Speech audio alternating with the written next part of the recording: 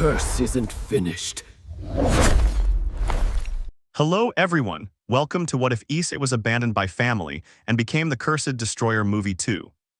Before we start, please go support John 354 for writing that awesome fanfic.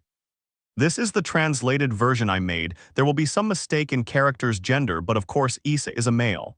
Season 2, Chapter 61. In the Mercenary Guild, everything was as usual until the doors were destroyed. Those present stood up to find out who was brave enough to try to cause trouble.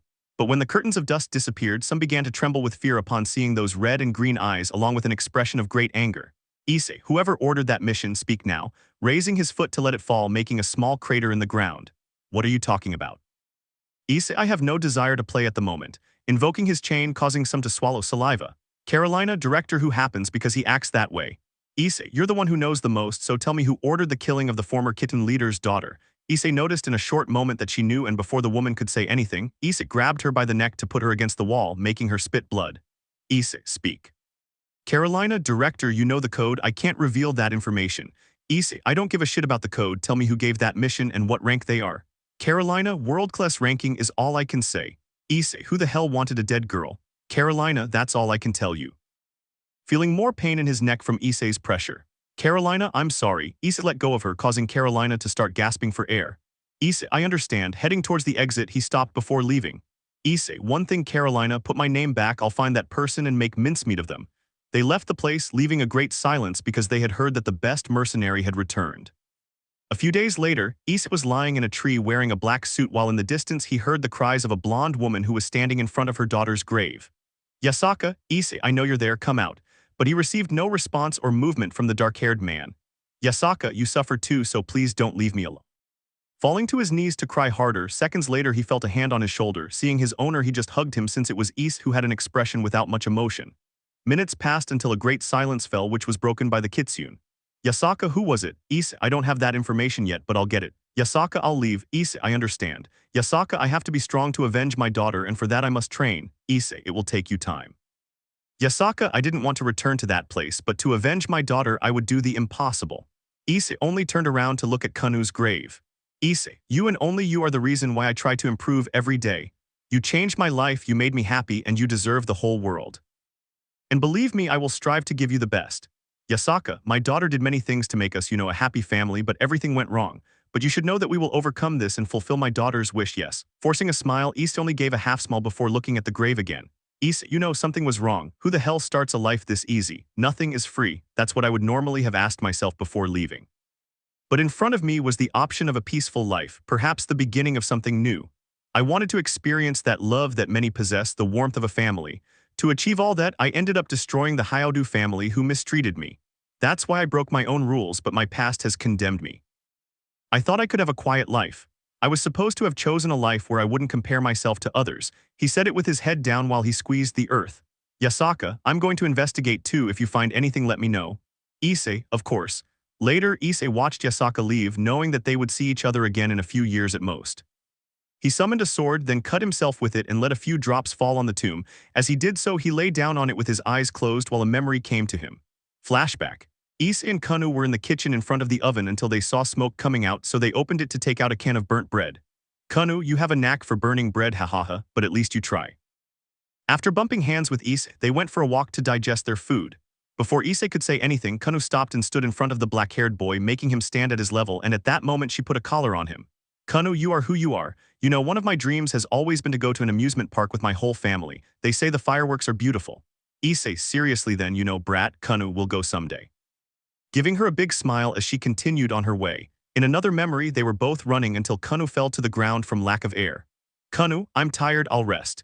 Issei, but we've only just started, and besides, you asked me to train you, and believe me, I wouldn't do this for just anyone. Kanu, yeah, and what about Rias and her friends?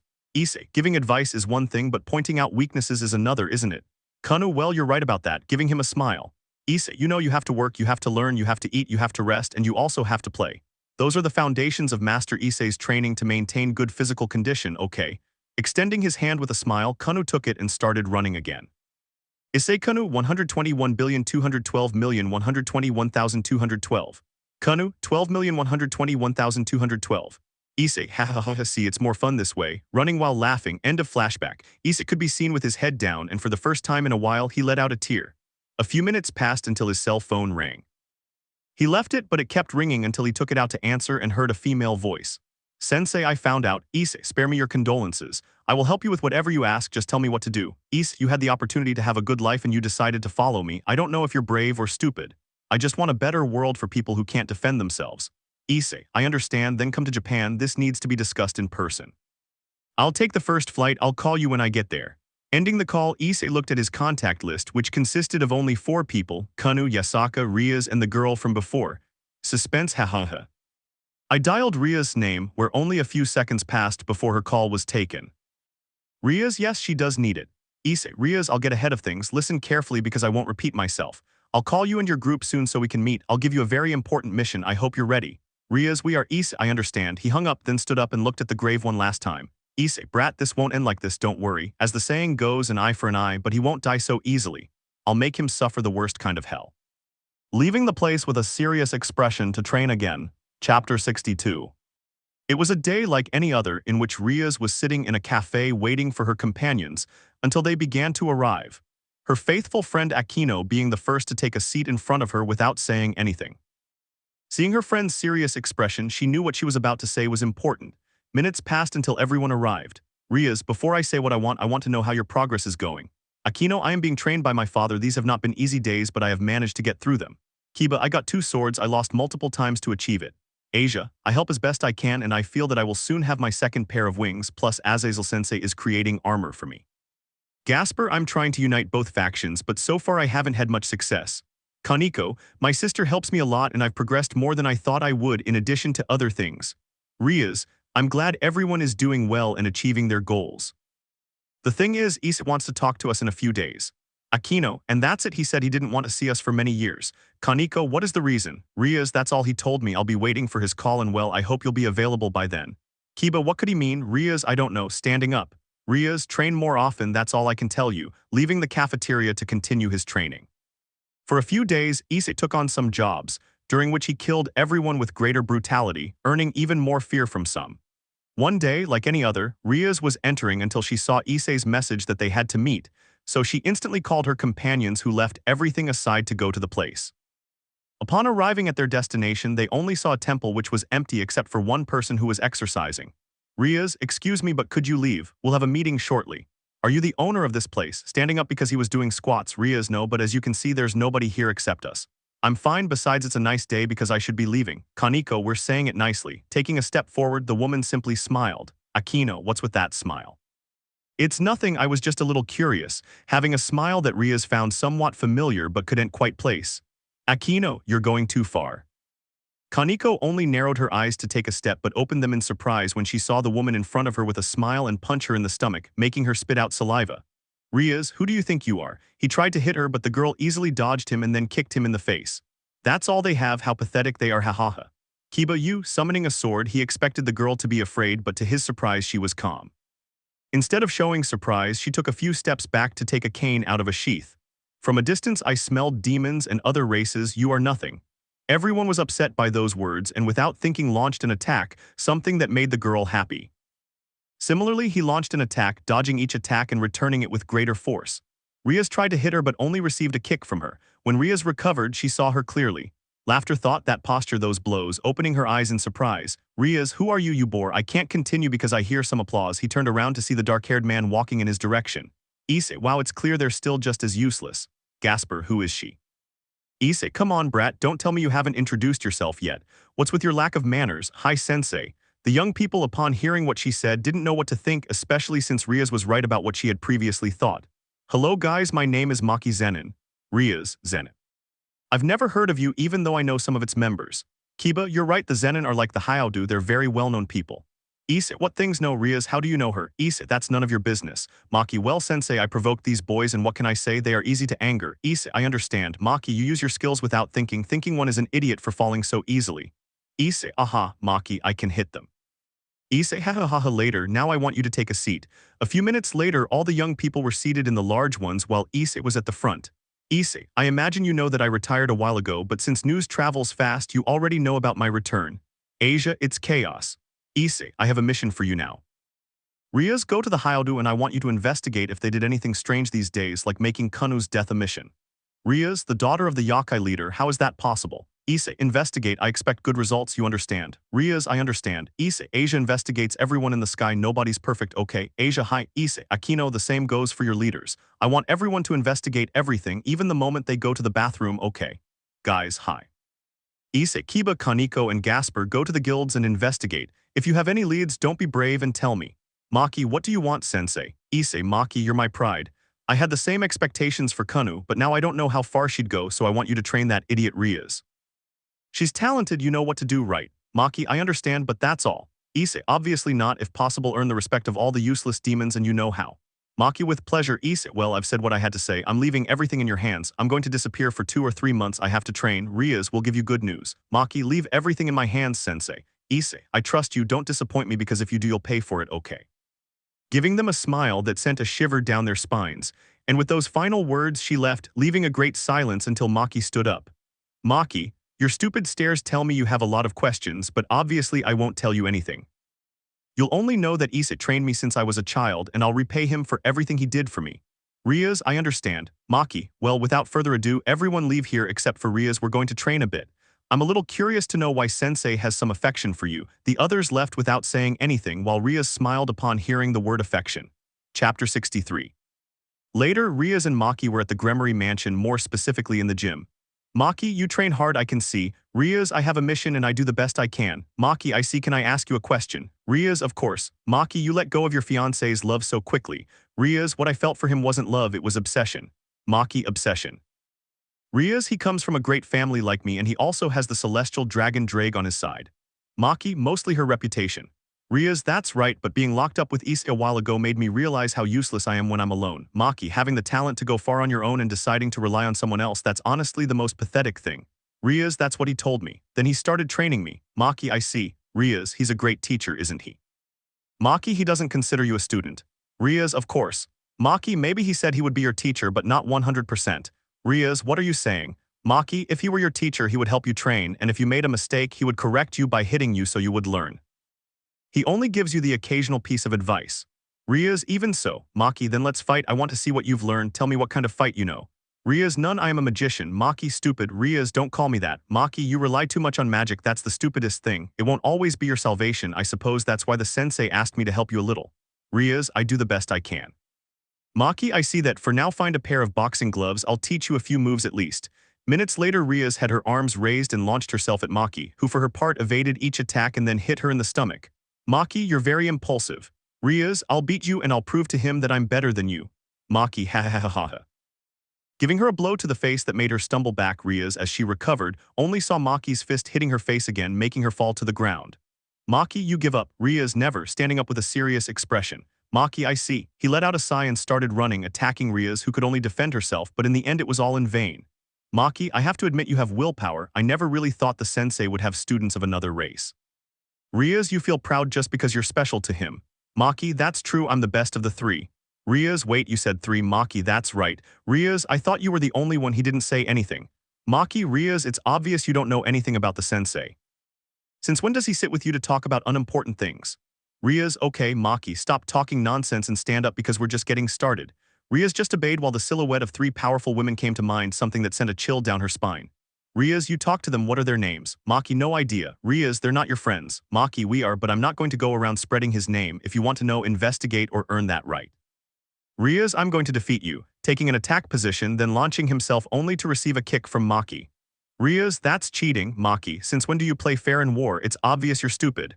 Rias jumped to her feet and lunged at Maki, only to be sent flying into the wall. At that moment, Toji opened the door and seeing this, frowned at the green-haired girl. Maki, anything to say? Toji, what right do you have to hurt him? Maki, so you're the famous Sekiryuutei. I don't see anything special about you. Toji, you want me to put you in your place. Rias, Toji, what are you doing here? Toji, I came to see you. It's been a while since we last saw each other, since what happened at the house. Rias, I've been busy training. I was planning to return soon so you can go. Toji, if you want to train, I can help you. Rias, I'm fine, you can go now. Toji, I'll see you then, leaving the room. Rias, we continue. Maki, of course, giving her a big smile. Elsewhere, a blonde woman stood in front of a large, luxurious temple.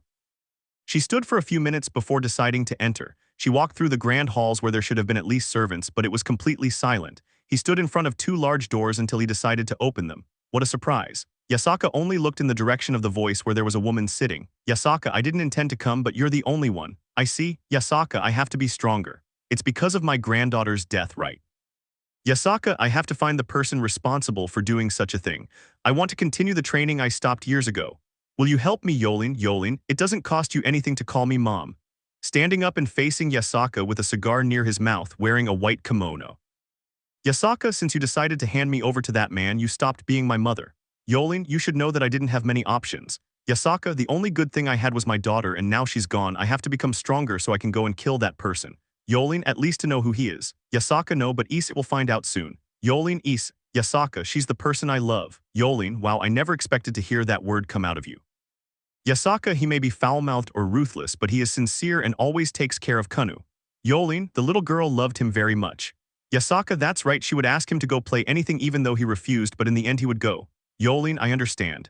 Yasaka, tell me how I get the last. Yolin, only our ancestor had 10 tails.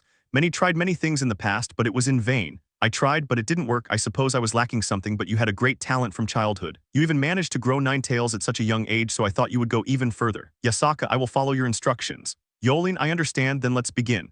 Yasaka, thank you. Yolin, believe it or not, I loved the little one. Yasaka, I know you thought I never knew where some of the gifts came from.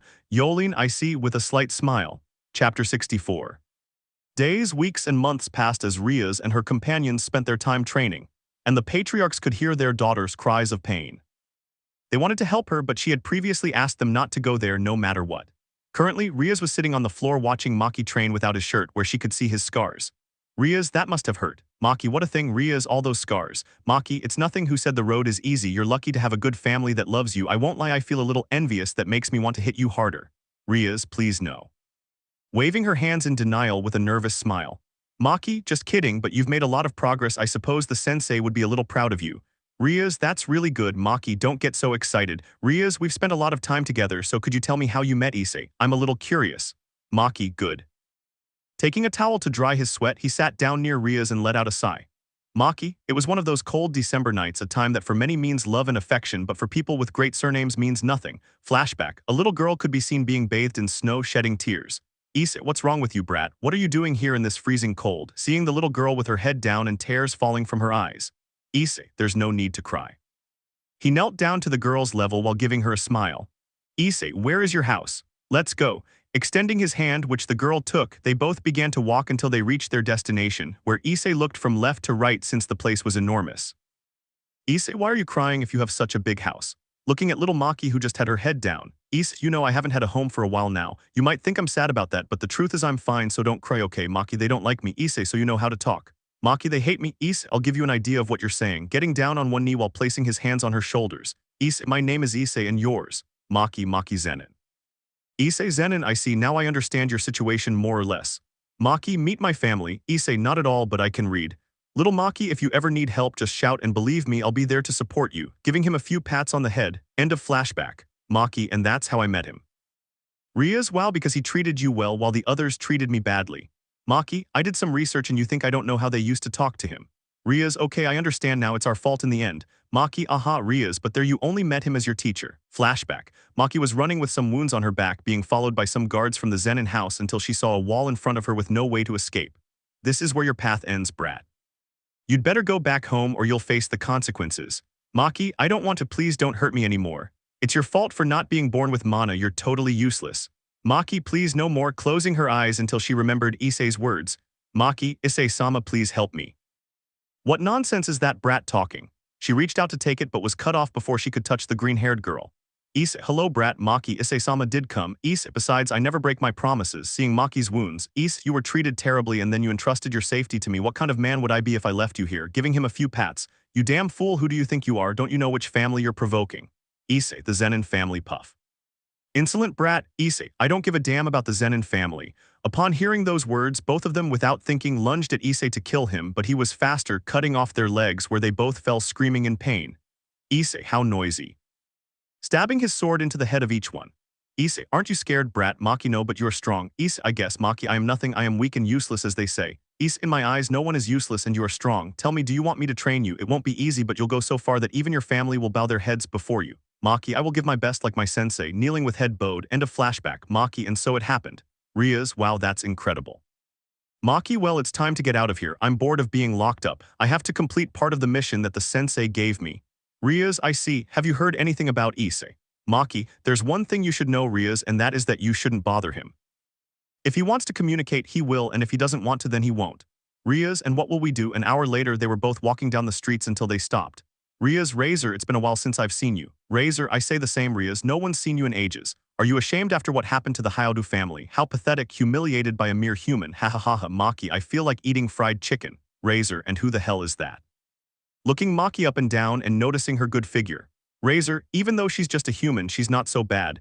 Maki, you can say whatever nonsense you want, but I won't let you insult my sensei. I guess I'll have to give you what you deserve. Razor, ha ha ha ha ha, and who does she think she is? But a second later, Maki was in front of him, punching him in the jaw and making him fall. Maki, your worst nightmare, roasted chicken. Before Ryaser could stand up, Maki launched himself at him and began hitting him with greater speed, causing Ryaser to regenerate as quickly as possible. He wanted to attack, but they wouldn't let him. Maki, I suppose you'll be the trigger for everyone to get to know me. Grabbing him by the neck to throw him away. Before launching herself at him, a magic circle was created in front of her from which Surzech emerged. Rias, Oniasama. Surzech, I was informed of a disturbance and have something to say about it. Maki, I just wanted to stretch my bones. Surzech, and who are you? Before she could hear the answer, she received a call. Both women noticed that something bad was happening because of his expression. Rias was about to ask, but Maki's phone rang. Maki, Sensei, Issei. Maki, go with Rias to the sky, it's being attacked, put her to the test. Maki, hi Sensei, ending the call. Maki, Rias, we're going to heaven, the place is under attack. Surzech, how do you know that? I've only just been informed. Maki, that doesn't interest her. Rias, I understand, let's go. Surzech, I'll see you there, I have to take some men. Rias, Maki, I'll call you. Maki, let's just go. Elsewhere, Issei was sitting on his bed with some bandages on his body. Issei, it's time to get back into action. Chapter 65. Upon arriving at their destination, the first thing both women saw was a war between angels and evil dragons. Maki, Rias, your mission is to show who you are. I haven't wasted my time training you, it's time for you to prove it was worth it. Rias, I'll do my best. Taking out a pair of wings to fly away, Maki took out her sword from its sheath as she passed. Maki, well, as the sensei said, it's time to work. They rushed off to begin the mission. As the minutes passed, reinforcements from the leaders began to arrive, along with Rias' comrades who joined the battle. Rias, Asia, what's the situation like? Asia, their mission is to reach the 7th floor, we have to stop them. Rias, I understand, we need to hurry. Wanting to go, they remained still upon sensing a great power. When they looked up, they saw a great dragon. Wow, this will be fun, where are the strongest ones, so the fun will be much better. Asia, who are you and what is your motive for attacking us? I'm just doing it for fun. Rias, you're Krom Kruish. Asia, he is the evil dragon who is on the same level as a celestial being, how is that possible? Rias, now you follow Rizvim's orders. Krom Kruish, they are stupid, I do this for fun and why don't we just get started? Going against both young women, they barely managed to evade the attack. Elsewhere, Maki was surrounded by several fallen angels. Maki, this is going to be a long day. Dropping his sword, he caused the fallen to form a smile, but they erased it instantly when they saw him summon a scythe. Maki, well, work is work. She lunged at the fallen, who also lunged at her, but every attack was in vain as she evaded them and attacked them. Since she's so strong and agile, kill that damn human, creating magic circles that he launched against Maki, but she evaded them, then cut off both of the fallen man's arms, making him scream in pain. Maki, pathetic. Cutting off his legs and then his head. Maki, your screaming gives me a headache. With a smile on their faces, their rivals, seeing that, simply spread their wings and began to fly. Maki, wow, you can tell how cowardly they are. Turning around, she saw an evil dragon standing in front of her. Hours passed with no one stopping, and Rias and Asia were the ones who had the most difficulty facing the strongest dragon. Rias, who was distracted for a second, received a blow to the abdomen that knocked the wind out of her. Asia, Rias Wanasama, going towards her to heal her. Rias, I'm fine. Krom Kruish, you've served me well to warm up, but I'm already bored, so I'll have to finish you off. Maki, Rias, you haven't done it yet. Rias turned around to see Maki with a cane on her shoulder and covered in blood. Rias, he is strong. Maki, I only hear excuses, but at least you're still alive, that's an achievement. Krom Kruish, more fun. Maki, you want to play lizard, then so be it, taking an attack position. Issei, let me play my best. Upon hearing that voice, the three women turned around only to see a dark-haired man with a well-built body walking in their direction. When he arrived and stood in front of the three girls, their mouths were open at the great change he had undergone. Issei, for his part, took out a cigarette, lit it, and let out a puff of smoke. Issei, what's wrong with you brats? Maki, Sensei, what happened to you? Issei, I just got serious. Rias, it's a complete change, although it looks much better this way, to be honest. Issei, leave your perverted side somewhere else, brat. Besides, I'm somewhat disappointed that you didn't finish off that lizard. Rias, sorry, Issei, what could I expect from you guys? Letting out a sigh. Rias, we're going to beat him, give us another chance if you please. Asia, we're going to win. Issei, I see, then I'll go say hello to a friend. I'm leaving it in your hands, Maki, and if they can't, just let life go on. Maki, I understand, sensei, watching Issei leave. Rias, it will be difficult. Asia, let's do our best. Rias Wanasama. Both had a serious expression before launching their attack. Issei walked through the place, which was in complete chaos, until he stopped. Issei, Risvim, it's been a while. Risvim, it's been a while since I've seen you, director, and it's clear you haven't lost touch. Issei, what can I say? When you're sad you do stupid things, and well, I started exercising, hahaha, what a thing, right?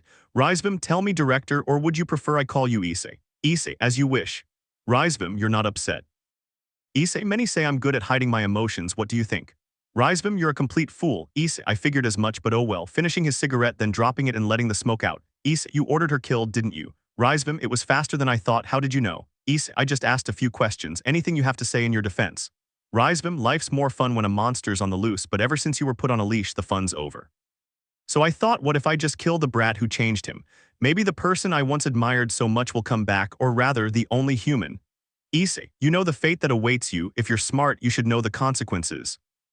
Risvim, it doesn't matter, in the end everything is more fun because you think that brat's father came back because I wanted him to. Issei, I see. Risvim, tell me one thing, was it really worth risking everything to experience that feeling? As you humans know it, oh yeah, love, was it worth the adventure just to experience a sensation you claim you've never felt before? Ha ha ha ha, and all for what? Tears for someone who isn't even breathing right now. Now answer me, was it really worth it? She had a big smile on her face while Issei had his head down. Issei, the answer is obvious, it was worth it since I got to experience what it's like to have a family. But let's put the sentimentality aside and get down to business, shall we? Drawing a sword. Issei, Risvim, I'll make you carry water. Risvim, I wanted to see that serious expression again, but you know I don't like fighting, so I'll leave for now so you can relax. Issei, no matter how fast you run, old man, I'll find you in the end, and believe me, I'll make you shit yourself. Risvim, I want to see, plus I have several surprises for you. I hope you're paying attention because you'll bleed, ha ha ha ha. Creating a magic circle before leaving, Issei just let out a sigh before turning around and seeing Maki dragging two girls away.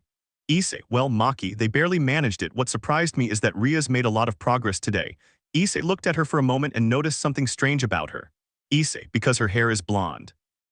Maki, no idea, first time I've seen it, maybe when I wake up I'll know the reason. Issei, I see the brat didn't do too badly. Maki-sensei, they want to see you. I spoke to you a few days ago and well, they want to know if they can come. Issei, of course, I haven't seen them in years, and when the time comes I want to see the progress of all three. Maki, we are not going to disappoint you, sensei. Issei, I hope so. Chapter 66. A few hours later, Issei was in the room in front of Maki. Issei, if you have something to say, just say it. Maki, her appearance changed a lot. Issei, what things? No, Maki, I couldn't fight some demons because I was busy training Rias. The truth is, she's lacking a lot. The only thing she has is her power, and everything else she's a disaster. Issei, and what else? Maki, despite how clumsy she is at fighting, she doesn't give up. It's clear she trusts you a lot. Issei, she's just a girl with raging hormones. You should know that from experience. Maki, don't make me remember those days. Issei, ha ha ha, anyway, when did you say those brats are coming? Maki, at least a week. Issei, go train Maki. As I said before, I want to know how much you have improved. Maki, I will give my best like my sensei. Standing up to leave, Issei sat for a few minutes until he stood up and walked to Rias' room. When I opened the door, I noticed she was awake with an expression of astonishment. Issei, something to confess. Rias, I thought I'd never get this far. She stood up to go and hug Issei, but he instinctively punched her in the stomach. Issei, you should have warned us first, now look at the consequences. Rias, sorry, I'm just happy to see him. Issei, that's exaggerated, and what's with that color? Rias, it's a sign that my power has reached further. I'm happy he doesn't like it. Issei, I don't care about the color. Rias, I'm getting closer and closer to completing the missions he gave me. Issei, congratulations. Rias, Issei, can I ask for a reward? Issei, you have the nerve to ask me like it's nothing, but speak up. Rias, she'll do it no matter what. Issei, maybe. Rias, I want to have something of his, something that will make me happy. I want a child. Issei, that dragon must have hit you hard if you're talking nonsense. Rias, I'm serious. Issei, the answer is no. Rias, but... Issei, I will grant you that wish when you are the strongest demon in the world. The day I see you sitting at the top, I will grant it. Rias, seriously. Issei, I never lie. Rias, you're the best. She formed a smile as her hair returned to normal. Rias, I'll have to train much harder. Issei, good luck. She put her hand on the doorknob, but her other hand was held down. Rias, this one he can do it with me. Issei, wow, your confidence is through the roof. Rias. Issei, the answer is no. I did it with someone yesterday and I don't feel like it right now. Rias, I see. Issei, tell me Gremory, how is the family, anything to say? Rias, they haven't shown up in days except for Toji who came a few days ago to ask me to return home but I told him I would come back later. Issei, aha. Rias, I also heard that they are training harder than before except for one person, Isabella, who is currently in a hospital. Issei, and that Rias, she's in a psychiatric hospital. Issei, phew, don't tell me I went crazy after what happened that time. Rias, I don't know much, they don't let anyone near that place. Issei, I understand, opening the door. Issei, I hope for good news, Gremory, closing the door to leave. Issei, I'll go visit my dear little sister, I suppose she wants to see me. Having a smile. Later in a room, Isabella was coloring while humming. Issei, I thought you'd be unwell but you look fine to me. Upon hearing that voice, Isabella turned around only to see her brother in the doorway holding a nurse by the neck, whom he then threw away. She then closed the door and took a chair. Isabella, I'll never forget that voice no matter how much your appearance changes. What do you want? Issei, I heard you were in the hospital so I came to bring you some flowers. Isabella, what do you want from me? You've already had your revenge, what more do you want? Please leave me in peace, please. Issei stood up to walk towards Isabella who just stood up and walked backwards until she hit the wall. Issei, I will never leave you in peace, little sister. You may have thought that everything would end there but it's not like that. You will have me in your lives forever. Isabella, you're a monster. Issei, you can call me whatever you want. Isabella, if you want to kill me, just do it. Issei, oh no, that would be very boring and don't worry if someone wants to hurt you, I'll be there to save you since I'm the only person who can torment you. Obviously this includes everyone else. Isabella could only fall to her knees.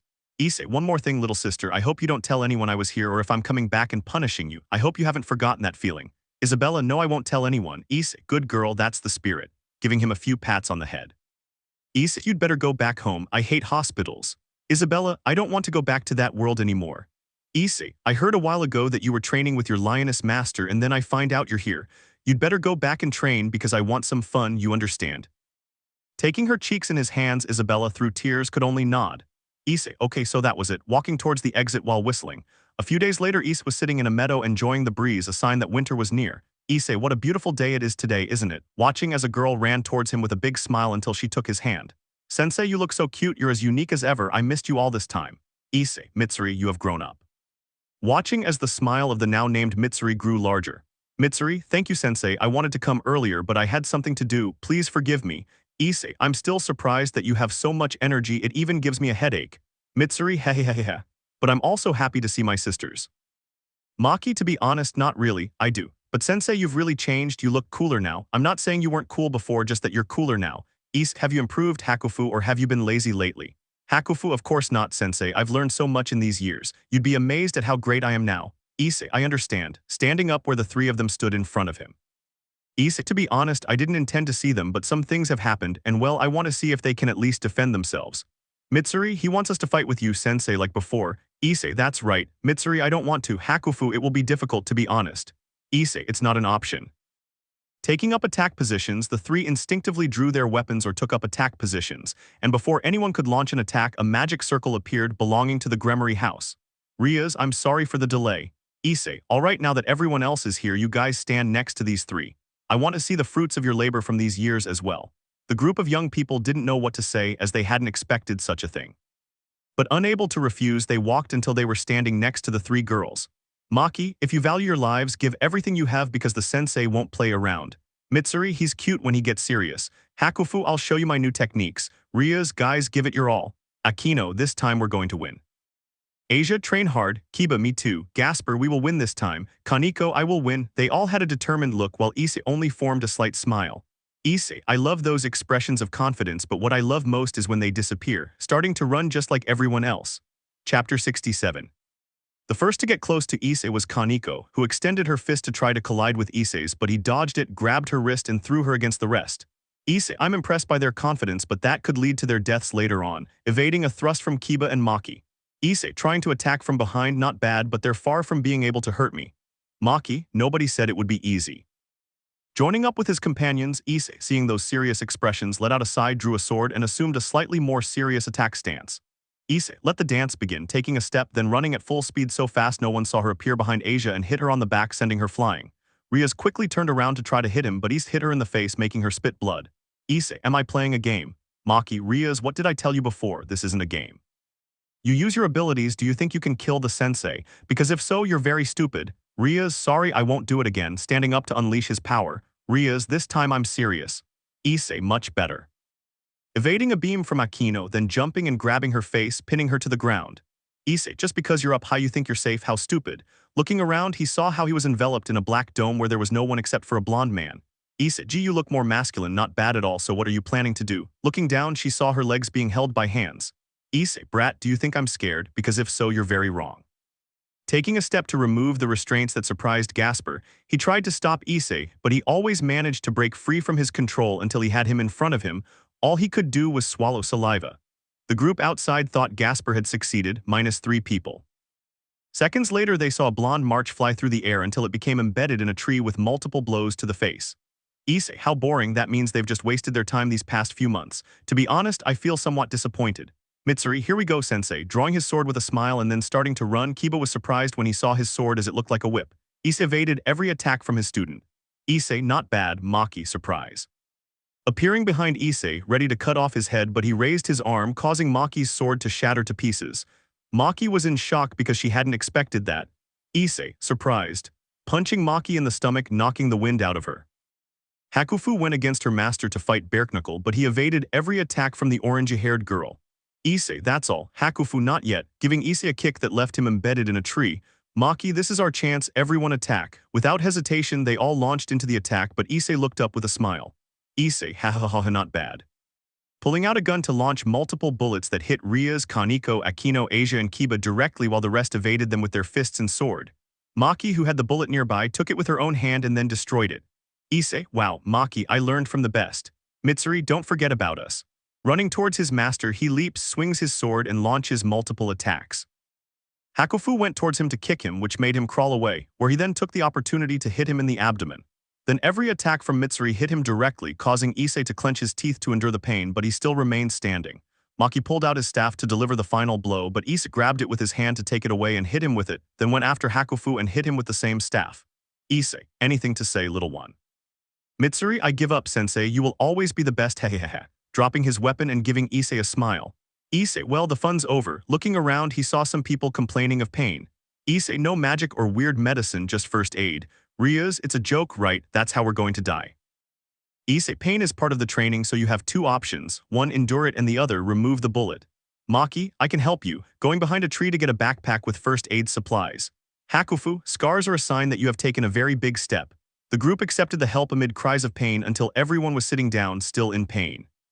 Issei, every pain makes us stronger, every betrayal makes us smarter, every disappointment makes us more skillful, and every experience gives us more wisdom. Rias will have to train harder. Issei, you didn't use your full power, Rias. If you do that stupid thing again, believe me, you'll die. Never get overconfident even if it's just training. Mitsuri, they will, sensei, since you are the best. Taking Issei's arm with a smile. Issei, I'm not used to saying this, but I have high hopes for you all. You have talent, you're just too overconfident and stupid. Kiba, we're trying to improve. Issei, sometimes I think about how life is, sometimes it's so unfair and ruthless, but it also teaches you who is by your side and who abandons you, who loves you and who hates you. From the lessons you learn the good and the bad, and that's something I value and will value until death. Aquino, that means. Issei, you guys are somewhat worthwhile, that's all I can say. Standing up. Issei, there's a village not far from here, I'll go get some drinks, you guys wait here. Mitsuri, I'll go with you, sensei, can you let me go? Issei, you have a lot of energy. Mitsuri, yep. Rias, what kind of training did he give you to be like that? Mitsuri closed her eyes to think until seconds later she opened them. Mitsuri, ooh, I remember now, my mind went bam and my arms boom, my heart was beating wildly and my ears were ringing and my strength multiplied. Everyone was silent because what they had just heard made no sense. Mitsuri, hehehe. Issei, ha, what did I do to deserve such a stupid brat? Mitsuri, oh, I don't know what's wrong with me, I wish the earth would swallow me up and spit me out far away. Issei, come with me before you say any more nonsense. Mitsuri, hi sensei, the group watched as they both left. Rias, how did they meet him? Hakufu, to be honest, ever since I was a child, all I've loved is training, so I studied many fighting styles. I won't lie, I thought I was invincible until he defeated me, and it happened many times. My mother told me that if I wanted to defeat him, what better way than to learn from him, and so I did.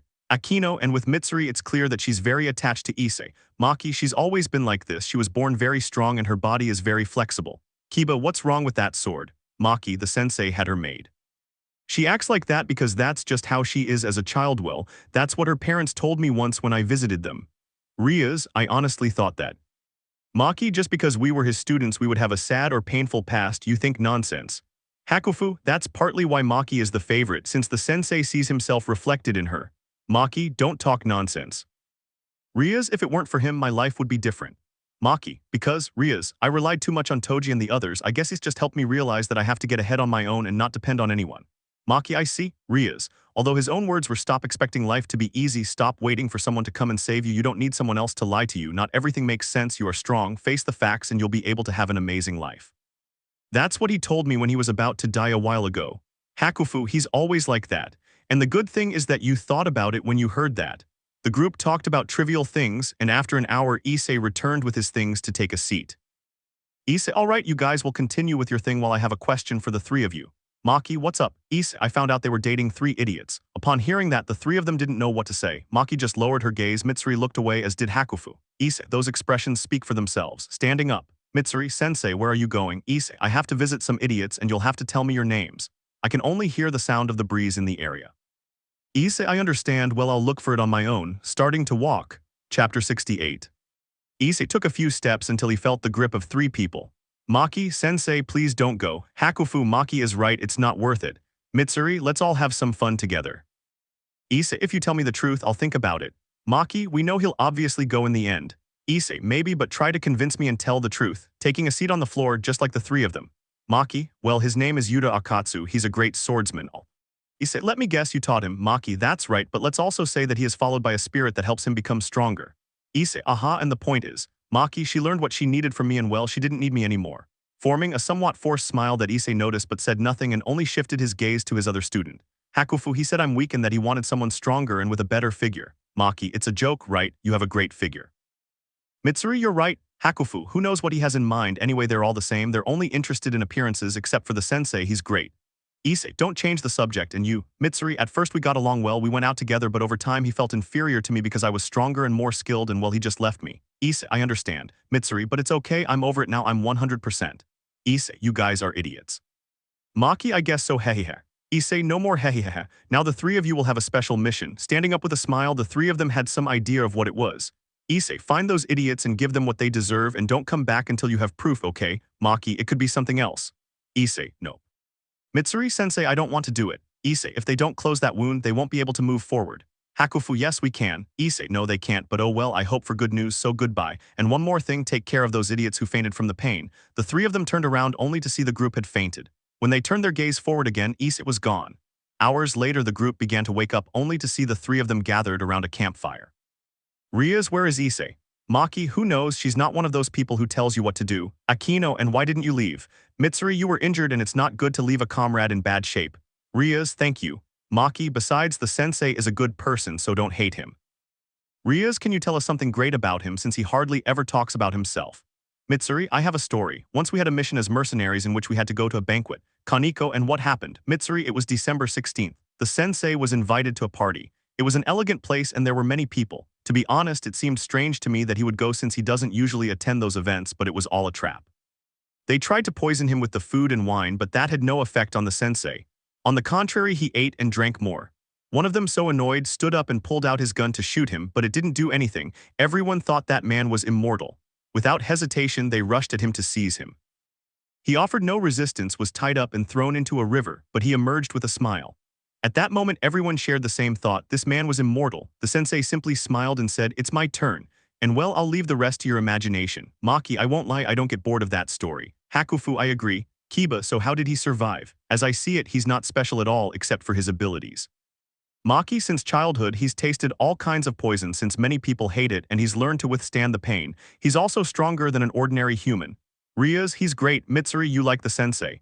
Rias, that's true. Asia, he is sincere and helped us a lot. Hakufu, they have good taste. And well, I wish them all the best, even though they don't have it easy, hahaha. Aquino, because Hakufu, didn't he ask them for something? Rias, he told me that first I have to be the most powerful demon and be in the top 10. Hakufu, that's what I mean. Maki, everything in its own time is fine. Mitsuri, I'll tell you the same words the sensei told me. It doesn't matter how many times you fall, what matters is that you get up once more. Every obstacle is an opportunity to grow, learn, and show what you're capable of. Don't compare yourself to others, everyone has their own path. Focus on yourself and your goals and work hard to achieve them. It doesn't matter how long it takes, what matters is to keep moving forward and not give up. Rias, I understand, those words motivate me to continue. Mitsuri, I know. Maki, since you're awake, eat something and then leave since you have your missions and so do we.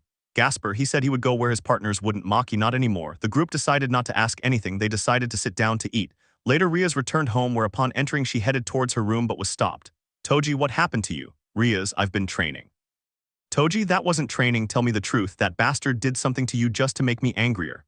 Rias, none of that. Venelana, daughter, what are all those wounds? Hyoudou, bring me a phoenix tear, wait if. Rias, it's not necessary, injuries are part of the training. Toji, what an idiot told you that. Rias, I don't want to argue now, I'm going to take a bath and then go to sleep, going up the stairs. Toji, Rias, the wedding will take place in 2 days. Rias, what? Hyoudou, daughter, we're at war and it's best to be prepared before something bad happens. That way you can be happy for a while until all this is over. Rias, it's better to wait. Right now I'm focusing on becoming stronger. Toji, I'm stronger now, so don't worry, I'll protect you. Rias, I want to defend myself. Toji, I know you're strong, but don't worry, everything will be alright later on. Rias, I'll think about it. Going up to her room, the patriarch smiled because their daughter was getting married. Toji, for his part, also smiled because he would have one of the most beautiful women in the underworld by his side. When Rias got to her room, she lay down on the bed to take out her cell phone and search for Issei's name until she found it.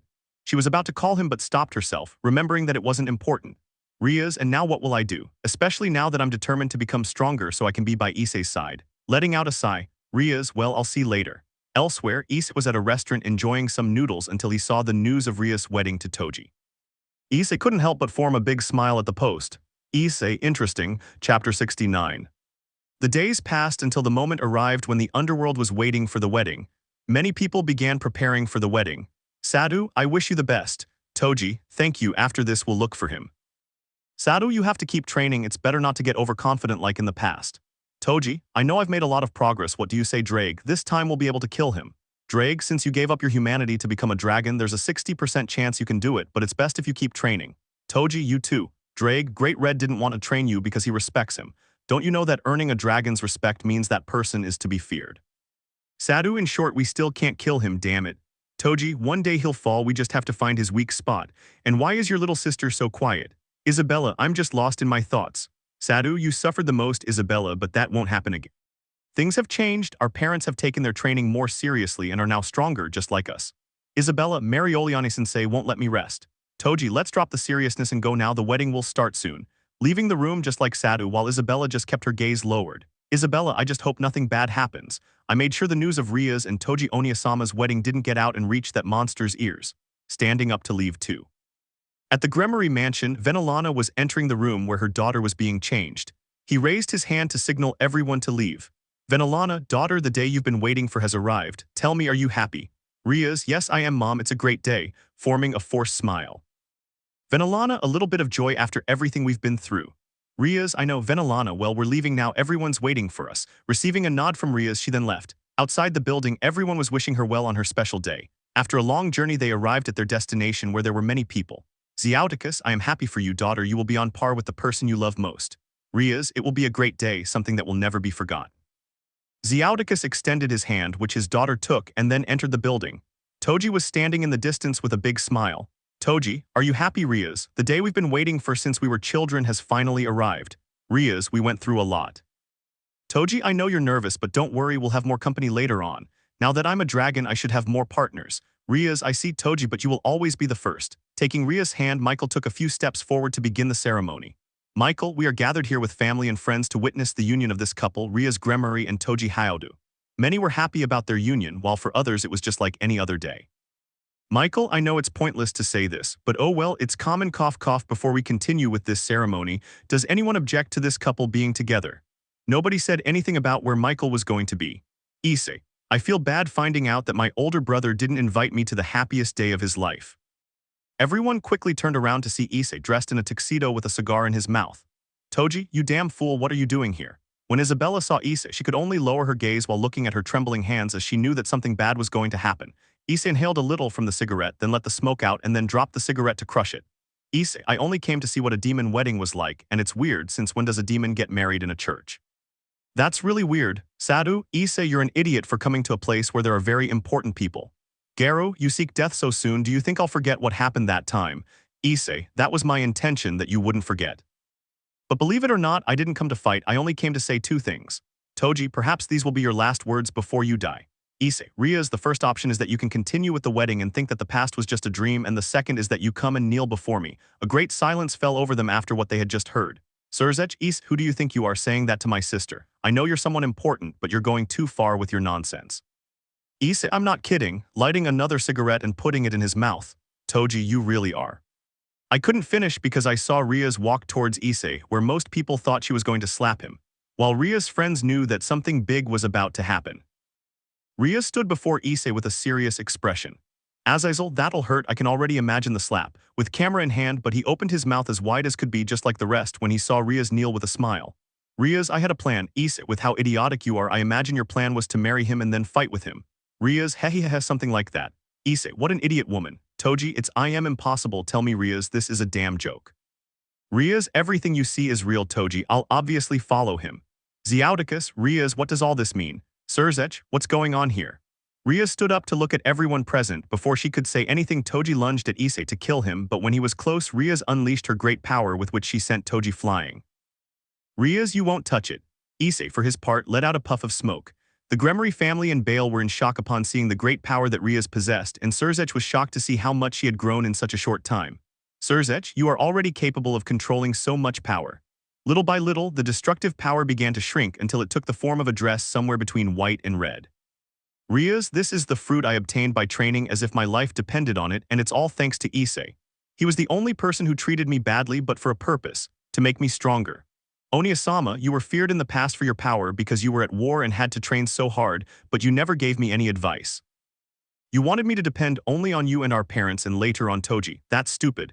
I want to defend myself and that's why I accepted everything. Xiaoticus, daughter, he is not a trustworthy person.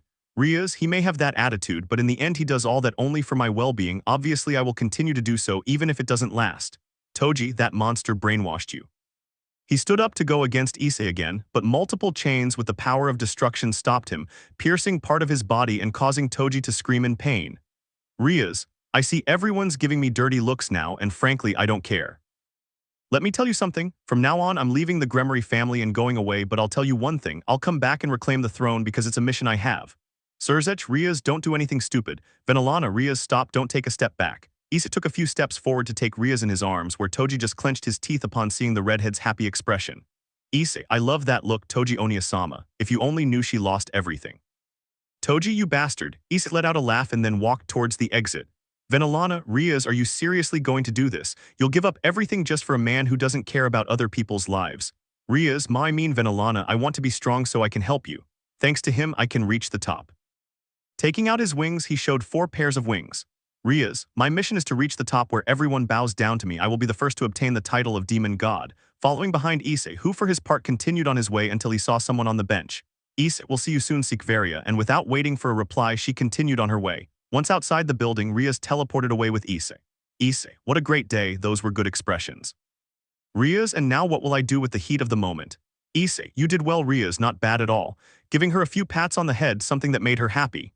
Issei, you'll go far. First you need to be recognized, so it's time for you to take missions in the guild so that your name inspires terror. Rias, that's how it will be. Issei, okay, but first we should enjoy the moment a little. We shouldn't waste the effort that everyone put into that outfit. Rias formed a smile as she removed part of her dress. Rias, I will always be by your side. Issei said nothing before pushing her onto the bed, thus beginning the action. The next day Rias woke up and when she opened her eyes she didn't see Issei, only a note which she took.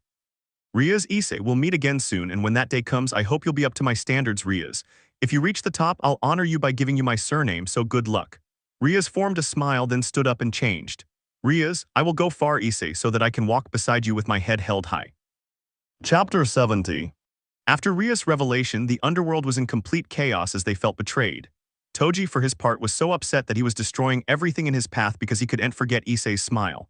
Mickey, you're feeling better now. Toji, no mom, I'll never feel right until the day I kill him with my own hands. Isabella, I still find it hard to believe that Rias went with him, but since when did they know each other so well? Sadu, it's a hypothesis, but I think all that happened when they were both locked up. Toji, that doesn't matter, they'll both pay for it. Garu, for that you need to be stronger. Toji, I'll do that, I'll go train with everyone, leaving the room. Sadu, I'll return to Asgard. I have to continue my training too, if we want to defeat him we have to become stronger. Mickey, good luck son. Garu, daughter, what will you do? Isabella, I'll return to the academy, I have to keep training. Mickey, take care and if anything happens call us. Isabella, goodbye, leaving the house. Garu, how will we finish him off? Mickey, I don't know, since when has killing someone without power been so difficult? Garu, they are his weapons. Mickey, but his body is mortal, one wound and it would be the end for him. Garo, he's a clever guy, we have to keep looking for a way to end this nightmare. Elsewhere, Issei was sitting on a bench when he heard his cell phone ring. Issei, you're still alive. Yasaka, have some manners, and obviously I am. Issei, what luck. Yasaka, I already heard the news. Issei, you weren't in the middle of nowhere. Yasaka, I have people. Issei, I understand. Yasaka, you could move the phone a little further away. As Issei did so, he saw Yasaka's smile and she was surprised by the change. Yasaka, what the hell happened to you? Issei, I did some exercise. Yasaka, you're joking, right? Yolin, so it's him. Issei, wow, who is she? Yasaka, she's my mother. Issei, they look like sisters, old but tasty. Yolin, ha ha ha ha, what a funny man. Yasaka, stop saying that. Issei, I'm just telling the truth. Now I don't know what to do, whether to be your stepfather or your son-in-law. Yasaka, Issei, that's enough. Yolin, ha ha ha ha ha. Yasaka, you should know one thing, Issei, I will always be first, not that brat. Issei, if you want that, you have to be stronger.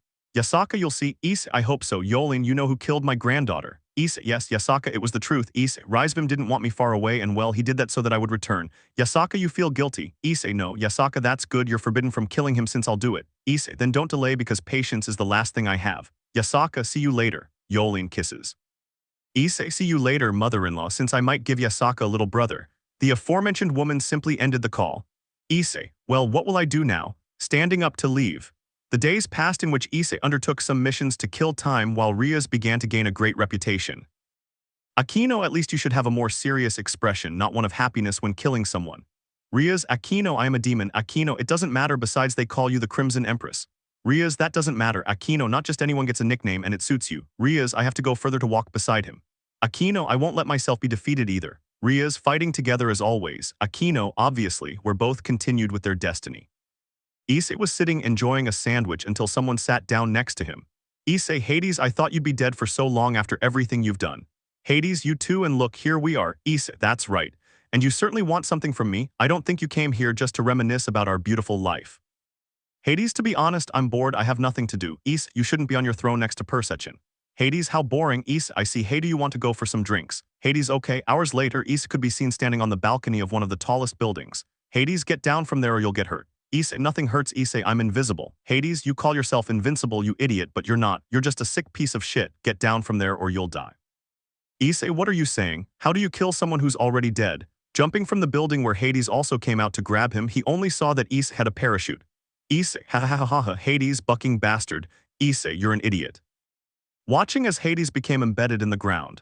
Later, Issei, that was crazy. Hades, you sure know how to deceive people. Issei, ha ha ha ha, it's not my fault, they're easy to manipulate. Hades, yes of course. Issei, anyway it was fun. Hades, a war will soon begin. Issei, aha, Hades, you know I work with Rizebim, right? Issei, aha, Hades, we created demons that will be able to kill you. Issei, yes, Hades, you know the reason why they never sent anyone to kill you. Issei, no idea. Hades, because they were watching you. Issei, I understand. Hades, those demons know everything about you as well as you fight with weapons and fists. Issei, interesting. And the reason you came is to say goodbye to your great friend, right? Hades, it was fun, Issei, but you know. Issei, yes, business is business. Hades, no matter how much you fight, you will never be able to kill them, leaving the place. Issei, so you're starting to move, Rizebim, starting to walk. Days later, Issei was sitting under a tree in the moonlight until he was surrounded by two people. Issei, it was slower than I expected, you know, I got bored of waiting. We've heard a lot about you, I hope you entertain me, hey. Issei, I say the same. You're not afraid, Issei, because I would be afraid of you. Ha ha ha ha, you'll soon have it when you realize you have no escape. Issei formed a smile and then drew a sword. Issei, what are we waiting for? Let's begin this dance. Chapter 71. Issei only saw one of his attackers move at great speed, where he barely managed to raise his sword to stop him and prevent his head from flying off. Issei, you're strong and fast, to be honest, I didn't expect that. That's all you'll say. Issei, maybe, but let's leave the words aside and let our swords do the talking. Starting to run to clash weapons with his rival, Issei raised an eyebrow upon noticing the style of his rival's weapon. I look up only to notice a smile from my rival. Before he could say anything, his enemy raised his other sword to give him a small scratch on his cheek, then jumped back with a smile. Issei moved his hand towards his cheek to see the wound. Issei, you're smart. I've heard a lot about you, but in the end it's nothing. Issei, ah yes. But before we continue, I'm curious what your name is.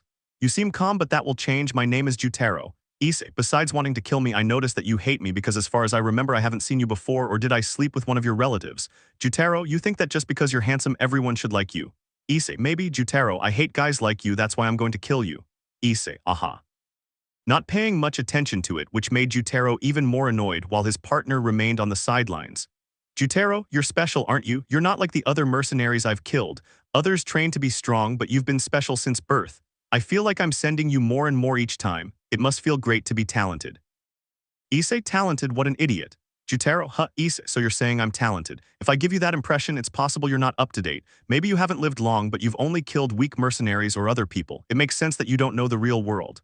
Jutaro, what do you know? Issei, I know him perfectly, and it seems you two don't know anything. You have no idea there are incredible people out there just like me.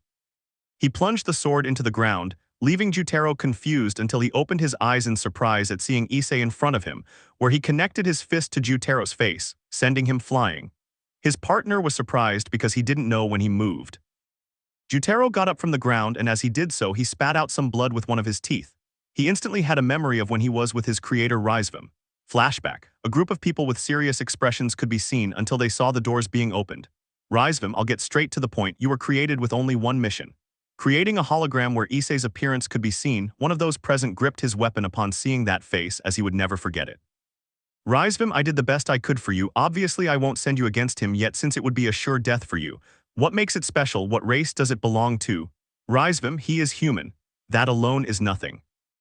Riasvim, you'll see later. For now we'll send you to kill one or two others so you can hone your skills. And if I go for him, what's his name and who the hell is he? Riasvim, Issei Fushiguro was born into the Hyoudou family and was considered a disappointment to his family.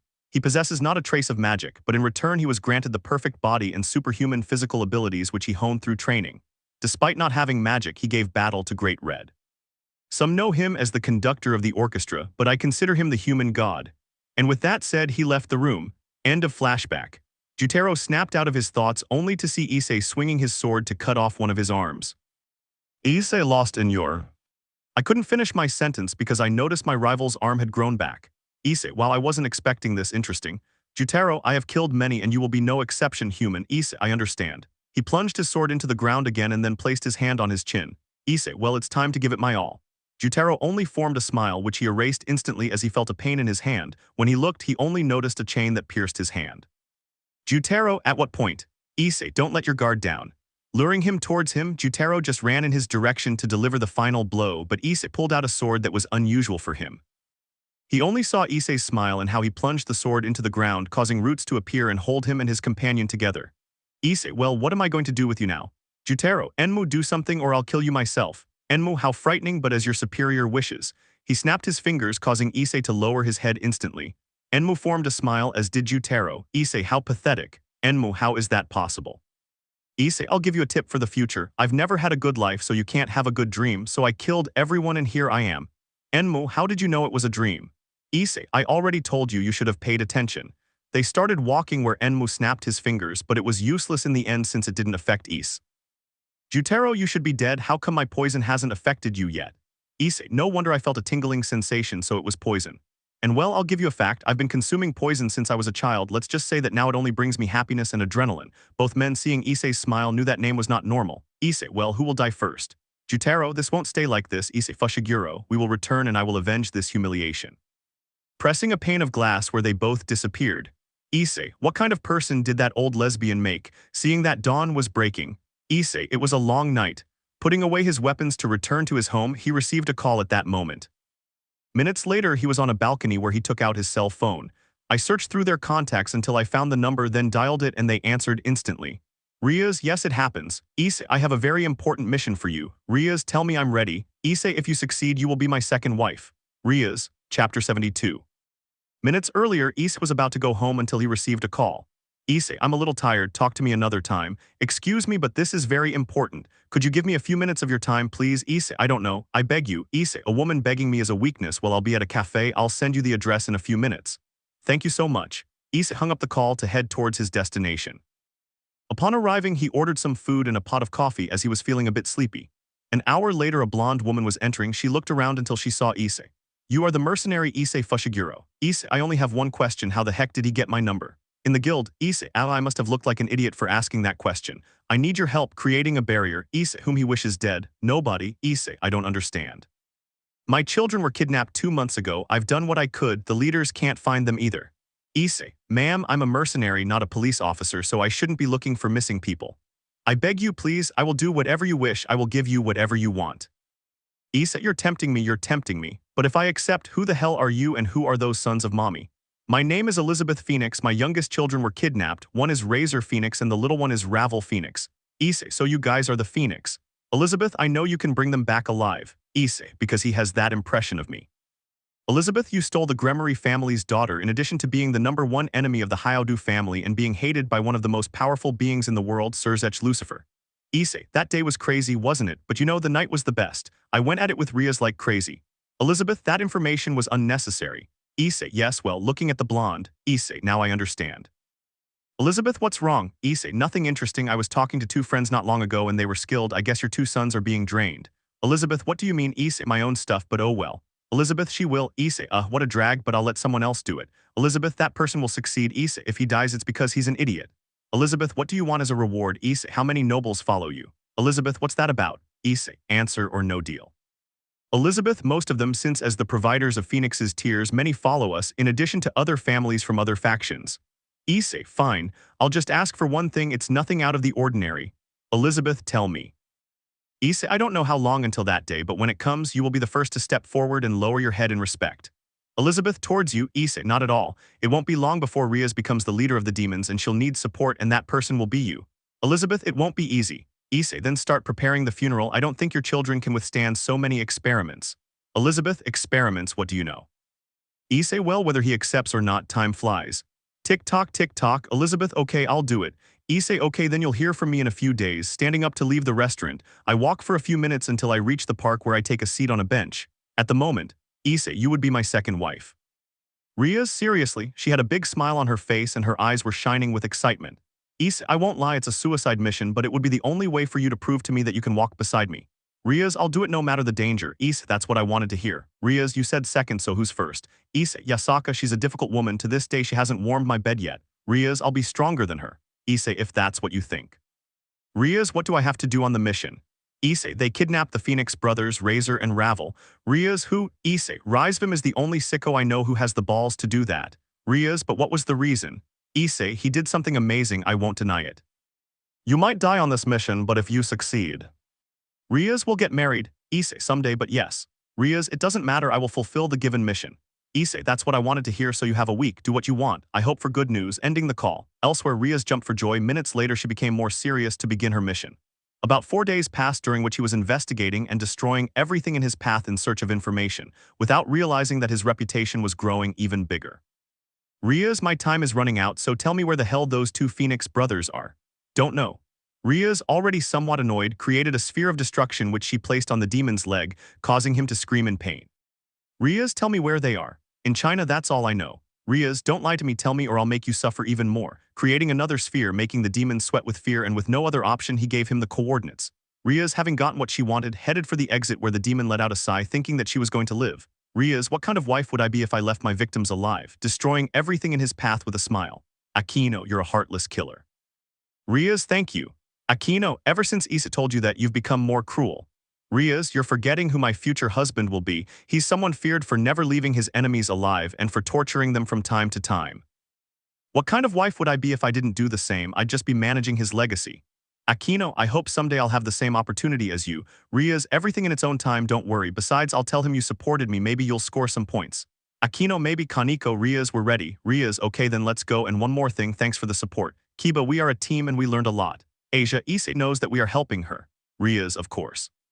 Besides, you're just observing while I do everything. And if anything happens, I'll give you time to go to Issei and tell him. Asia, she will not escape. Rias, why would I? If I run away, I'll just be rejected by Issei for being a coward. I'd rather die than that. Besides, he fought Great Red even knowing the difference in power. I have to live up to my future husband. She said it with a smile, then continued on her way. Chapter 73. While Rias was on her way to her final destination, a calm Issei could be seen drinking tea. Issei, what great weather, you can tell autumn is coming to an end. Smiling as he gazed at the sun until it was covered, and like everyone around him, he disappeared, becoming the product of a barrier. Issei looked back only to see the Gremory family and Hyoudou. Issei, well, if it isn't my future family and my old family, what can I do for you today? Sekiryuutei, damn it, where is my sister? Issei, he's working, he has to earn a living since he doesn't have a family to fulfill his every whim anymore. Garu, Issei, you've come a long way. Issei, you're right, I've come a long way. I managed to become a well-known mercenary and… Xiaodicus, don't play dumb, you know what you did. Issei, I only took something from my brother, isn't that always the case? They say brothers should share and Toji Oniasama was kind enough to give me his fiancé. Zeaudicus, you damned wretch, you think you're so funny. I'll make you suffer for all the humiliations and for corrupting my daughter. Issei, phew, I didn't do anything. I just showed her how cruel this rotten world is, where you just have to follow its rules, and that rule is the strong must trample the weak.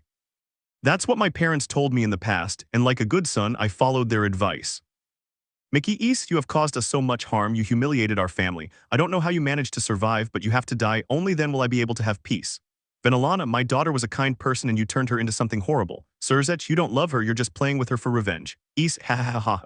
Surzech, what are you laughing at, you bastard? Venelana, you have no heart. Issei, I'll tell you the same thing I told my dear little sister, standing up. Issei, no, I have no heart, I feel no love or fear, I feel no joy, my pain is empty, hollow. Issei, Rias is just a toy to me, and when I get bored of her, I'll send you her remains in a box, ha ha ha ha. Upon hearing those words, everyone became so enraged that they unleashed their murderous intent. Issei, how easy they are to manipulate. Venelana, I won't let you hurt my daughter. Garo, you think you're so great. Issei, that's right, Dad, I think I'm so great, you know, it doesn't bother me when people talk badly about me. Usually a barking dog doesn't bite. Surzech, I will kill you. Of all the women that existed, you had to take my sister. Mickey, you're doing this just to get revenge, aren't you? Issei, the best revenge is no revenge at all. Sana, move on and don't be like those who hurt you. Time puts everything in its place. Surzech, I'm going to kill you. Issei, if I were you, I wouldn't take another step. If you hurt me and your little sister finds out, what do you think she'll do? I'll tell you she'll go to the underworld and destroy everything in her path until she gets your head. Venelana, you're lying, my daughter wouldn't do that. Issei, nobody ever told you that love makes you more of an idiot, but Rias took it to the extreme, ha ha ha. Surzech, you are worse than Rizvim. Issei, I don't really know how to answer that. I'll tell you one thing, Rias is currently on a mission, and to be honest, she has a 50% chance of making it out alive. Zeaudicus, where on earth did you send her? Issei, who knows, taking a seat again to continue drinking his tea. Garo, you think we won't do anything to you? Issei, if you wish to attack, you have every right to do so, but you must remember that I can defend myself as well. You hit me once and I'll hit you twice. Surzech, what do you want to make you leave Rias and get out of our lives? Issei, if you put it that way, the answer is easy, I want your mother and wife. Surzech and Zeaudicus gritted their teeth in fury. Zeaudicus, you bastard, I'm going to kill you right now. Issei, go ahead, old man, who's afraid? I don't give a damn about your words. Venelana, sooner or later you will receive your punishment.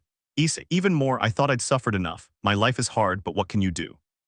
I'll give you some great advice. Taking a sip of her tea. Issei, if I were a mage like you, I'd be studying right now, trying to get into university. I'd be searching for a spell that would allow me to travel to the past and kill my enemy when they're weakest. Garo, you know nothing about magic. Issei, oh that's right, I was born without magic and never had the privilege of entering the library. How silly of me, sorry, Surzech. Sooner or later you will die, Issei, and no one will extend their hand to help you. Issei stood up and began walking aimlessly. Issei, I've been alone my whole life, since when have I needed someone's help? If I die, so be it, and if I live, so be it. Destroying the barrier to leave the place, leaving both families very upset. Elsewhere, Rias and company had arrived at their destination where, luckily for them, there were only low-level people. They searched the place until they found Razor and Ravel, who were in a very bad state due to the experiments. Asia, I'm going to heal them, everything will be all right. Rias, this was too easy, I don't like it. Aquino, there were many. Rias, even so, tell me, Aquino, did you see anyone giving them orders? The others realized this fact and began to hear applause. Euclid, you're not that stupid Gremory heiress. Rias, guys, you guys go away. Without saying anything, Kiba and Kaneko took the siblings and then left. Rias, first, I'm no longer a Gremory, and second, do you want revenge for what happened last time? Euclid, you've become very arrogant, brat, just because you beat me. Rias, as Issei says, if you're strong, you have the right to show off your strength. Euclid, what would happen if you died here? Tell me, Issei would feel bad. Rias, I'll tell you the truth, and that is that he wouldn't feel bad because if I die it will be because I'm weak or trusting. But if I get out of here, he'll see that I'm worthy of walking by his side. Euclid, you think you'll get out of here alive? I admire your confidence. Rias, I'll come out, you'll see. Euclid created a magic circle just like Rias, thus beginning a battle that destroyed everything in its path. Chapter 74. In the distance, Aquino and company were witnessing great explosions of destructive power and fragments of ice. Inside the building, Rias could be seen with some injuries. Euclid, not bad, brat, but that's all you've got. Rias, I'm just getting warmed up. Euclid, ha ha ha ha, that's what I wanted to hear. Watching as Rias created 2 spheres of destruction which she launched against him, Euclid created a defensive spell to stop the attack. When he stopped the attack, he didn't realize that Rias was in front of him with her fist extended, punching him in the face and sending him crashing into the wall. Euclid, you have learned something from him. Rias, I have someone who taught me, who told me that magic is not something I should trust. Euclid, that brat knew how to bring out your potential, but you should know that his days are numbered. Rias, you want me to get angry and kill you. Euclid, you're light years away from that. Rias, there are things that even Issei doesn't know, and since I want to return and receive praise from him, I'll kill you right now. Euclid, you have courage, brat. Watching Rias' outfit burn and her blue eyes turn red, as well as her ears growing longer, Euclid was surprised to see a pair of horns sprout from her, besides seeing him pull a trident out of a pocket dimension. Euclid, how is it possible that your power grew so quickly? Rias, I have a mission, and that is to become a demon god. Euclid, not since ancient times have demons with such pure blood emerged. Raisvim-sama will be delighted with you. Rias, you're not going anywhere. Swinging his weapon to launch himself at Euclid, something that surprised him with its speed, he managed to evade the attack that grazed part of his arm. Euclid thought, I have to leave here right now, this brat is on the level of a Mao. Opening her eyes in surprise as she saw her hair turning blonde and her power continuing to grow. Euclid, where does he get so much power? Rias, I want my reward. I will be known as Rias Fushiguro, wife of Issei Fushiguro. He said it with such determination that he enveloped his weapon in the power of destruction to go against Euclid, who tried to create a barrier but it was destroyed like paper where it pierced his shoulder, making Euclid scream in pain. Rias, I want that white dress. Euclid, you damn crazy bitch. Rias, yes, I'm crazy, but crazy in love, moving the spear to one side, causing Euclid to scream in pain. Raisvim's assistant witnessed Rias smiling broadly as she watched him suffer in pain. Euclid, this will not stay like this. Rias, no matter who comes next, I'm going to kill them because I want my reward. He drew his spear and then plunged it into Euclid's chest, causing him to spit blood. Euclid, he will kill you. Rias, I will be much stronger than Raisvim and I will kill him, and when I do I will see Issei congratulate me. Euclid, who spoke of him. With her last words before dying, Rias snapped her fingers, causing Euclid's body to be enveloped and completely burned. At the end, he fell to his knees to return to his normal form where he couldn't help but vomit blood. Rias, I need to train more, I still can't control so much power, seeing his hand covered in blood which he then squeezed. Rias, I'm going to marry Issei. What kind of dress should I wear? I'm so excited. She struggled to her feet to leave the building and rejoin her colleagues who were happy to see her. 2 days later, both siblings returned home where Rias wasted no time in going to find Issei, who was at home watching TV. Rias, Issei, I completed the mission. Issei, congratulations, taking a bite of an apple. Issei, this is good. Rias, about the reward. Issei, you forget that you'll be second. Rias, of course. Issei, you want to be the first. Upon hearing those words, Rias walked towards Issei, knelt down and looked him in the eyes, her face sparkling with excitement. Rias, what do I have to do? Issei, not long ago our families visited me. Rias, and that's it. Issei, they think I'm using something to control your stupid brain. Rias, that's nonsense. Issei, well, you know how parents are. Tell me what kind of father wants his beautiful daughter to go off with a delinquent. Rias, I see. Issei sat down to take Rias by the chin and pull her closer to him. Issei, Rias, go to your family and create chaos. Upon hearing those words, Rias opened her eyes in shock. Issei, prove that you are a real demon. Rias, you want me to kill them. Issei, oh no, what kind of monster would we be if you killed my in-laws and brother-in-law? Rias, so. Issei, prove that you're ready to be a leader. Rias, Issei, the truth, standing up to show him her new shape. Rias, changed. Issei, not bad, now you look like a real demon. Rias, I don't disgust you. Issei, to me you're still the same idiot as always, only with horns. Rias, then I'll go to the Gremory mansion and hurt both patriarchs. Issei, a better option. Rias, which one? Issei, do the same thing I did with my family, remember. Rias remembered when she saw Issei's broadcast of how he humiliated her entire family. Rias, I also have to fight Surzech, Grafia, and Milikas. Issei, you're so mean, leave the kid alone. Rias, sorry, Issei, the world is changing, Rias, and as Toji said, the strong rule. Don't you want to rule? Rias, yes, I want to. Issei, that's great, and don't worry, I did something for you. Rias, what a thing. Issei, you'll know in due time, so don't worry, giving him a few pats on the head. Issei, I'll tell you something, Rias, and the truth is that I don't feel anything for you. Rias, what? Issei, or rather, I don't feel anything for anyone. And you know why? Rias, no, Issei, because if I have any affection for you, just like for other women, I'll feel bad if you die. That's why I'm forcing you to be stronger so I don't have to feel bad. Rias, I understand. Then I'll do what you told me to be a leader and walk by your side. Issei, I'm glad you understand. If you want my love, you have to earn it, you understand. Rias, that's how it will be, standing up to leave the house. Issei, if I'm being honest, what the hell did those women see in me? Shaking his head. Issei, anyway, I'd better keep watching my series. Throwing himself onto the sofa. Chapter 75. Upon arriving in the underworld, Rias infiltrated the Gremory mansion to avoid attracting attention until she reached her nephew's room. Rias, militias like these. Milikas, auntie, I thought I was never going to come back after what happened. Rias, I have some matters to resolve. Milikas, everything he said on that occasion is true. Rias, that's right, I love Issei and I want to be by his side. Milikas, I see, but you'll always come to see me, won't you? Rias, of course, you're my cute nephew. Milikas, that's great. Rias, I also came to give you this. Taking out a ticket to give to him, Milikas, upon receiving it, formed a great smile. Milikas, it's to see a monster truck destruction. Rias, not only that, I did some things that will allow you to get into one of those cars. Milikas, really? Rias, that's right, so go have fun, take a servant with you. Milikas, you're the best, but what about my dad? Rias, don't worry, I'll tell him when he gets back. I'll be waiting for him just like I'm waiting for my parents. Milikas, then I'd better go. Changing her clothes quickly and then leaving the mansion, Rias, for her part, began walking to knock all the servants unconscious and then take them to a safe place. Later, Serzech and his family were arriving home after dinner, but they felt that something was wrong because it was very quiet.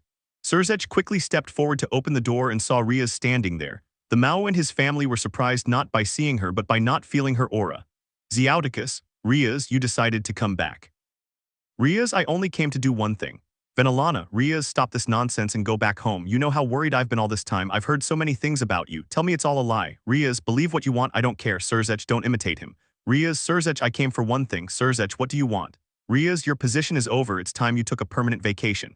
Serzech, you let yourself be influenced by him too much. Rias, only then will I feel that I'm within his reach. Venalana, Rias, wake up. He's just using you. He's not a good person. You have no future with him. That guy is a monster. Rias took a few steps to stand in front of her mother and then slapped her hard across the face. Rias, don't call him that. The three present didn't know what to say about that action. Hyoudou, Rias, what the hell is wrong with you? The woman took a few steps back to give them a smile. Rias, the main reason I came here is because I've come to fight you. Serzech, you're crazy, that will never happen. Rias, if you don't fight Serzech, you'll never know about Milikas. Grafia, where is he? What did you do to my son? Rias, who knows? Watching as the strongest queen of the underworld began to unleash her power. Serzech, you are not the sister I saw grow up. Rias, times change, it's time to show the fruits of my labor.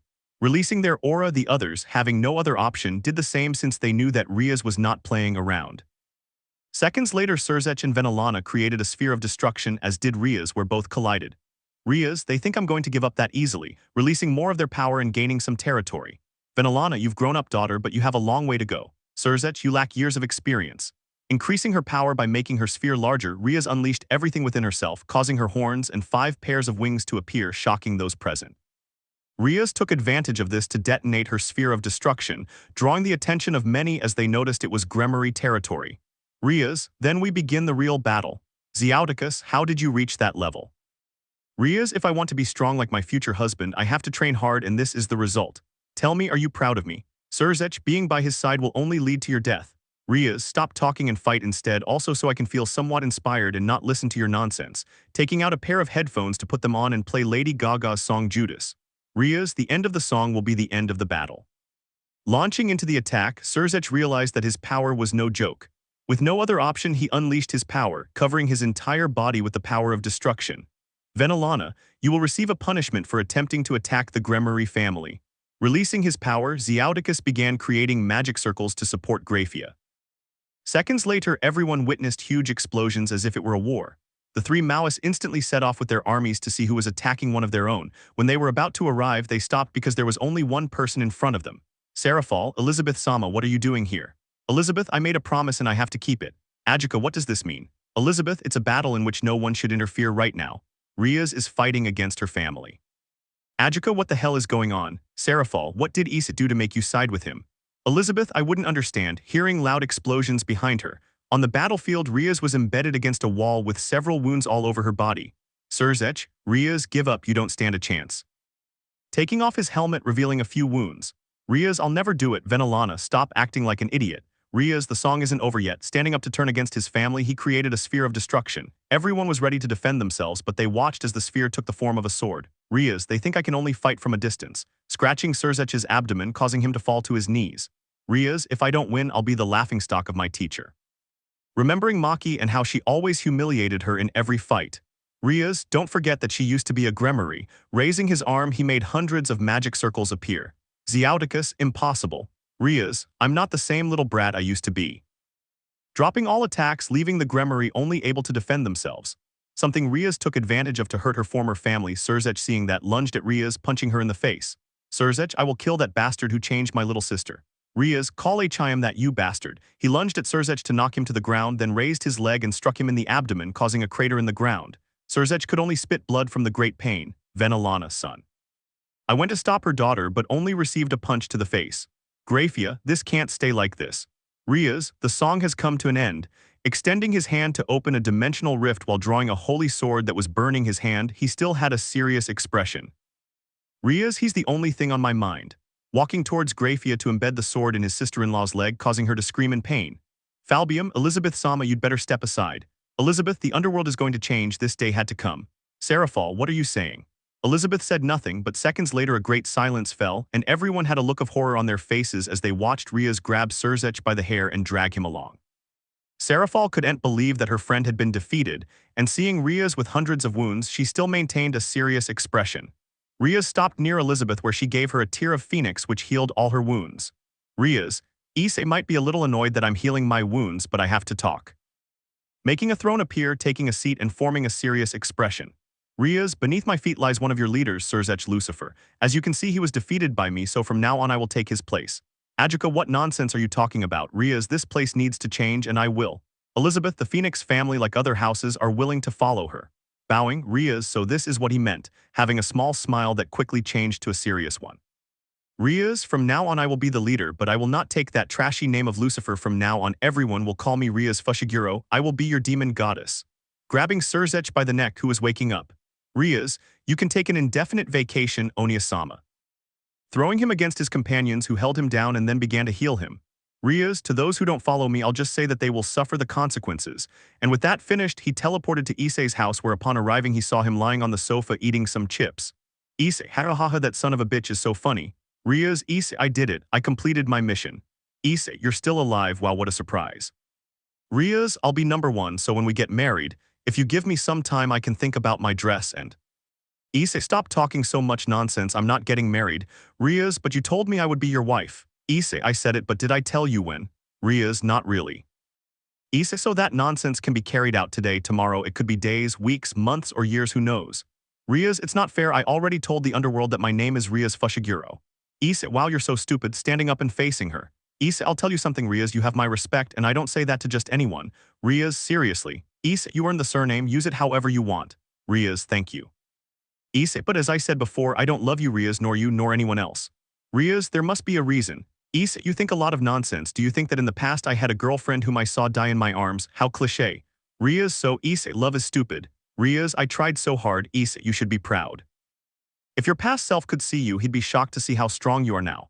If you continued living your old life, you never would have dreamed of reaching this level.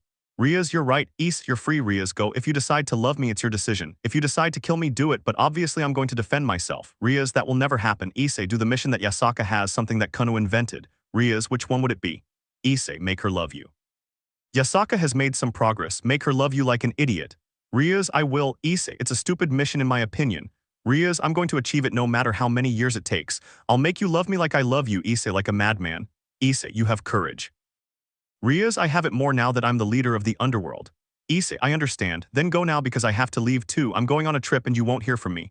Rias, where will he go? Issei, say cake. Rias, cake. Issei, what's it to you? Rias, long time no see. Issei, you'd better leave here. Rias let out a sigh and took a few steps but stopped to turn around and give Issei a smile. Rias, if the moon were made of diamond and the sun of gold, I would be your faithful lover and you my sweet treasure. And with that said, I return to the underworld. Issei, what a corny woman. Taking a seat on the sofa, he then pulled out the dagger which was made with Samuel's blood and the flesh of great red. Issei, what an interesting weapon, and to think you could do that. With a slash through the air, seconds later a dimensional rift opened. Issei, where will I end up? That would be interesting to see, forming a smile. Chapter 76. Issei was walking towards a building when he heard some screams. He looked to the side only to see a man yelling at a redhead. That piqued his curiosity, so he watched for a few minutes until he noticed the girl moving the car with her own hands to remove it. Issei, interesting. Smiling at the man's attitude, I left him there as I was more curious about what would happen next. Later, he was outside the building doing physical tests which he passed without any problems, coming in first place in all of them, leaving everyone behind by a large margin, being the center of attention for most of the participants. Minutes later, he was taken to another building where they were given suits which Issei, when he put them on, felt like they fit him perfectly. Issei, this outfit isn't so bad, I like it. What you're wearing right now are anti-kaiju suits from the Defense Corps. They're made from kaiju tissue and exponentially increase the wearer's combat power. There's no more effective equipment against the kaiju for you now. Now we will tell you the battle potential in the order in which you put on your suits. Rino Ikikawa battle potential 8%. Haruichi Izumo 18%. Izumo, I suspected as much. AI Kaguragi 15%. AI, I understand. Iharu Furuhashi 14%. Iharu, I expected more. Battle potential indicates how much power can be drawn from the suit. After training, it can reach up to 20%. Kikoru Shinomiya battle potential of 46%. Everyone was surprised by the huge difference between them and the others. Kafka Hibino battle potential 0%. Not everyone knew what to say, some held back their laughter. Issei, who was at a distance, held back his laughter at how he reacted. Issei Fushiguro, impossible, it must be a mistake. What's up? Wiping away tears from laughing so much, she went to the screen and opened her eyes in surprise. Issei Fushiguro battle potential 100%. All the applicants remained silent, finding it difficult to believe that he had great talent. Mostly Shinomiya, because I believed she had the best percentage. Issei, I expected more, but oh well, it doesn't matter. Later they were guided to the place where the test would take place. Okay, the test is to eliminate the main kaiju and the 36 remaining kaiju scattered around. You'll be using anti-kaiju weapons. Some of you might die, so good luck. As soon as he finished saying those words, everyone ran away except for Issei, who stayed standing there. You are Issei Fushiguro, the one with the highest battle percentage ever recorded. Issei, who are you? Sashiro Hoshina. Issei, I expected more from this test, taking his weapon to continue on his way. Sashiro, where did such tremendous talent come from? Minutes passed, during which some began to kill, most notably Shinomiya. As the minutes passed, everyone was doing their own thing except Issei, who was on top of a building watching every fight. Issei, it's an interesting world, a place full of monsters where only the strong survive. You could say it's paradise for battle addicts. Instantly a kaiju appeared behind him with its mouth open, ready to eat him. Issei, for his part, simply moved his head back to stop the kaiju's mouth with his own hands. Issei, although it's a shame that most of the kaiju I've encountered are weak. Applying a little pressure until the kaiju's mouth is completely opened, killing it. Minutes passed as Issei mostly watched Kafka giving his all to overcome the test, especially seeing how his friend was helping him. Issei, what a great will, not bad at all. She stood up to go to a better place until she arrived where Shinomiya was fighting against the larger kaiju. Issei, you can tell she trained a lot.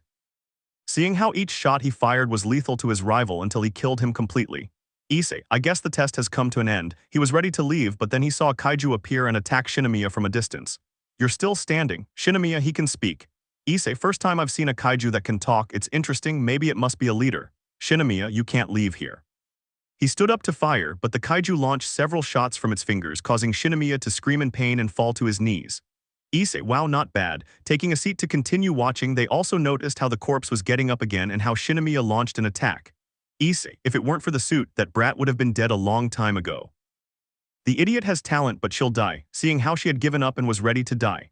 Issei, a person who accepts death so easily does not deserve to live. He was about to leave, but he saw Kafka arrive and how he changed his appearance to that of a kaiju. Issei, wow, this is incredible. Can people turn into those things too? After 2 months in this place, I finally see something interesting. Noticing Shinomiya's astonished expression, Issei began laughing seconds later as he watched Kafka kneel before him, pleading with him not to reveal his secret and deflect an attack with his bare hands. And as he was ready to kill the kaiju with his own fists. Issei, wow, that's some energy he's releasing, he must be someone strong. Watching as he tore the kaiju's body to pieces with his fist, leaving only its legs, Issei formed a smile and then stood up. Issei, I intended to leave this country, but I found something to keep me entertained. Kafka, you'll be a fun character to follow. Going to the main entrance and then returning home. As the days passed, the results were sent out and Issei formed a slight smile since he had been accepted. Issei, if I want to go further, I have to learn many things. I won't fall again, and I hope you're ready, Great Red, because one day I'll return for revenge and this time I'll make you eat dust. Ha ha ha ha ha. Chapter 77. In the underworld.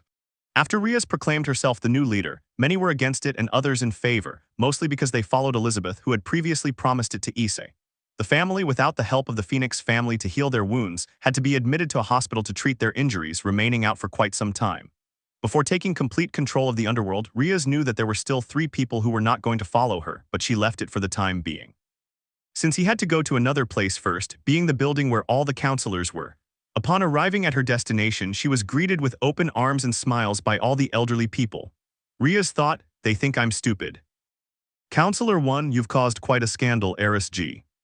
Rias, I'm not Gremory, I'm Fushiguro, you'd better keep that in mind, okay? Advisor 2, at the age of only 19 you have come so far, it shows the great talent you possess. Rias, get to the point, I have things to do. Advisor 5, we will help you rule the underworld, with our help everything will return to how it was. Rias, ha ha ha ha, Counselor 6, what are you laughing at? Rias, just because I'm young they think I'm the same stupid girl I used to be who was easily manipulated. If they think that, they're very wrong, releasing little of its power. Rias, I will rule this place as I wish, who knows if tomorrow I will get bored and destroy it. Advisor 3, don't get too clever, brat. Rias, that's how you talk to your goddess. releasing more power by having Counselor 3 put his face on the table. Rias, I came to kill them. Counselor 4, what the hell are you saying? Rias, nobody's going to miss them. I let them live for a few minutes to see what they do, but all that came out of their mouths was nonsense. Advisor 1, we can discuss it. Counselor 6, by our side the underworld will prosper, you will be a great leader and no one will be above you. Rias, I can do that on my own and only one person can be above me. Wait, I know that sounded bad but you know what I mean. Counselor 3, this won't end well for you, brat. Rias, really. He formed a wide smile as he raised his hand with a sphere of destruction which he then launched, slowly killing all the elderly people as he wanted to see them suffer a little. At the end, he destroyed the building as a sign that everyone had died. He returned to his new home, which was empty since he had not yet hired a servant. He went to his desk where there were papers which he quickly began to fill out, and when he was about to finish he saw a letter whose sender was Issei. She quickly opened it to read it with a smile, but just as quickly as it appeared, that smile vanished. Rias, I hate you, Issei, but I also love you. Standing up to open the window and get some fresh air to calm down. Rias, well, I have no other choice but to do it. Going to the exit again. A few hours later, in a room, a group of women could be seen talking amongst themselves until the doors were opened and Rias entered.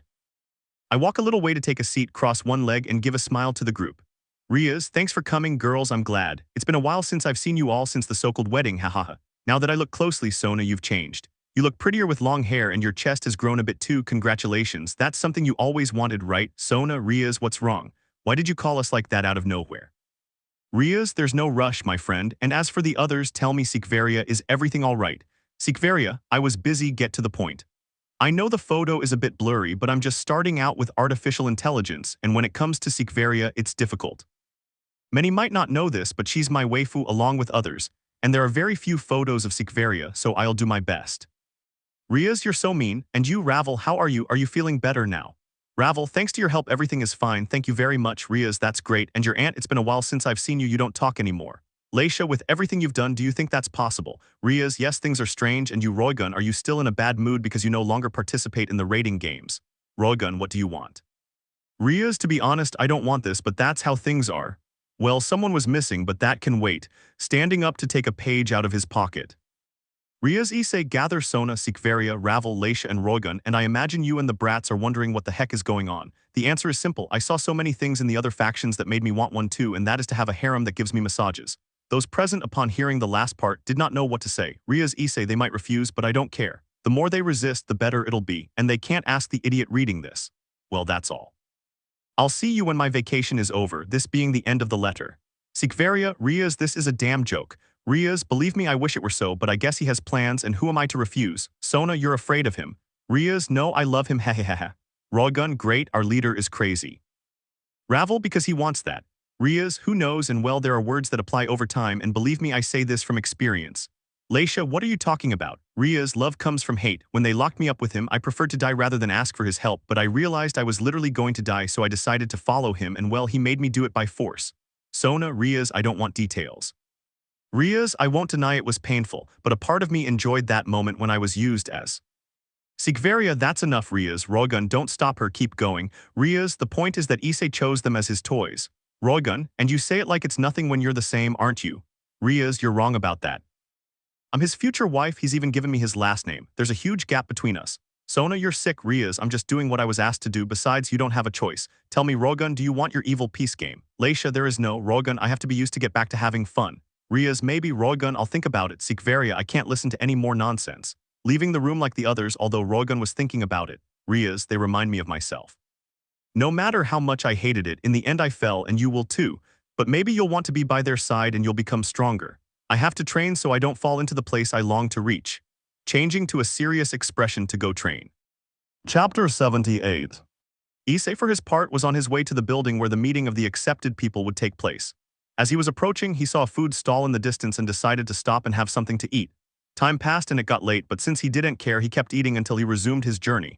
Upon arriving, he only saw Kafka doing squats. Issei, and what did he do now to be exercising? Nemea, you arrived late.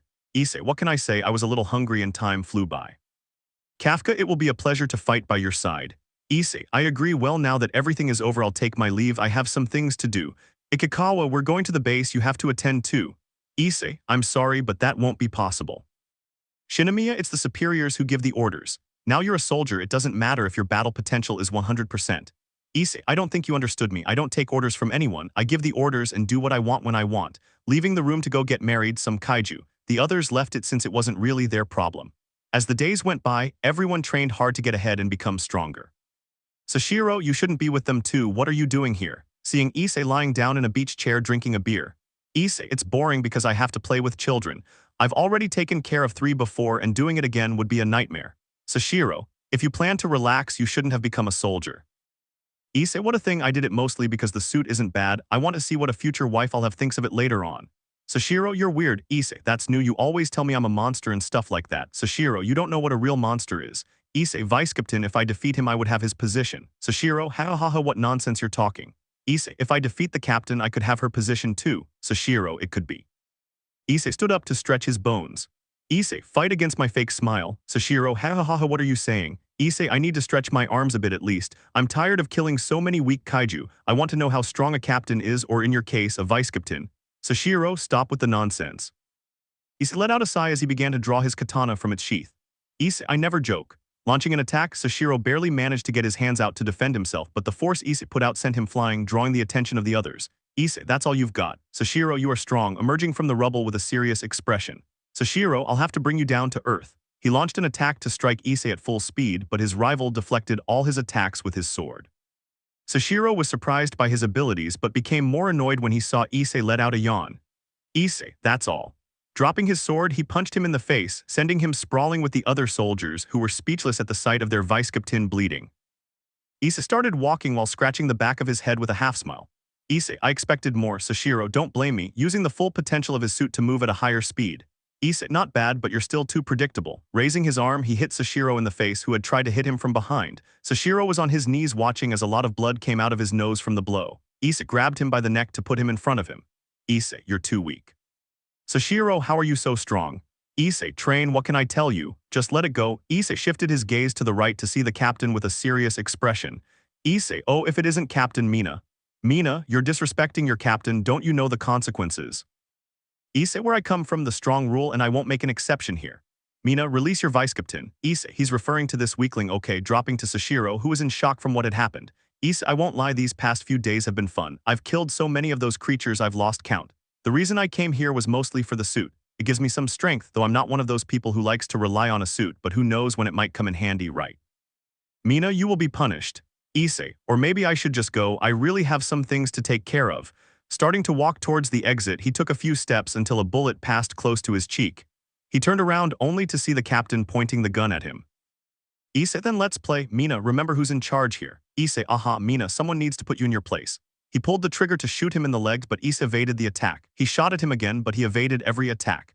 Issei, then I'll do it too. Taking out her weapon, Mina continued firing, where Issei also fired, causing the bullets to collide with each other. Nobody knew what to say about what they were seeing. Issei, I'm already bored, I don't really like guns. Firing at a higher speed until he hit Mina in the leg, causing her to fall to her knees. Issei, well, see you another time. Turning around to leave again, he took a few steps until he felt something on his arm. I lifted up only to see how one of the 3 spheres on its bracelet broke in half. Issei, damn it, drawing out his blade to open a dimensional rift and entering it, leaving silence in the place.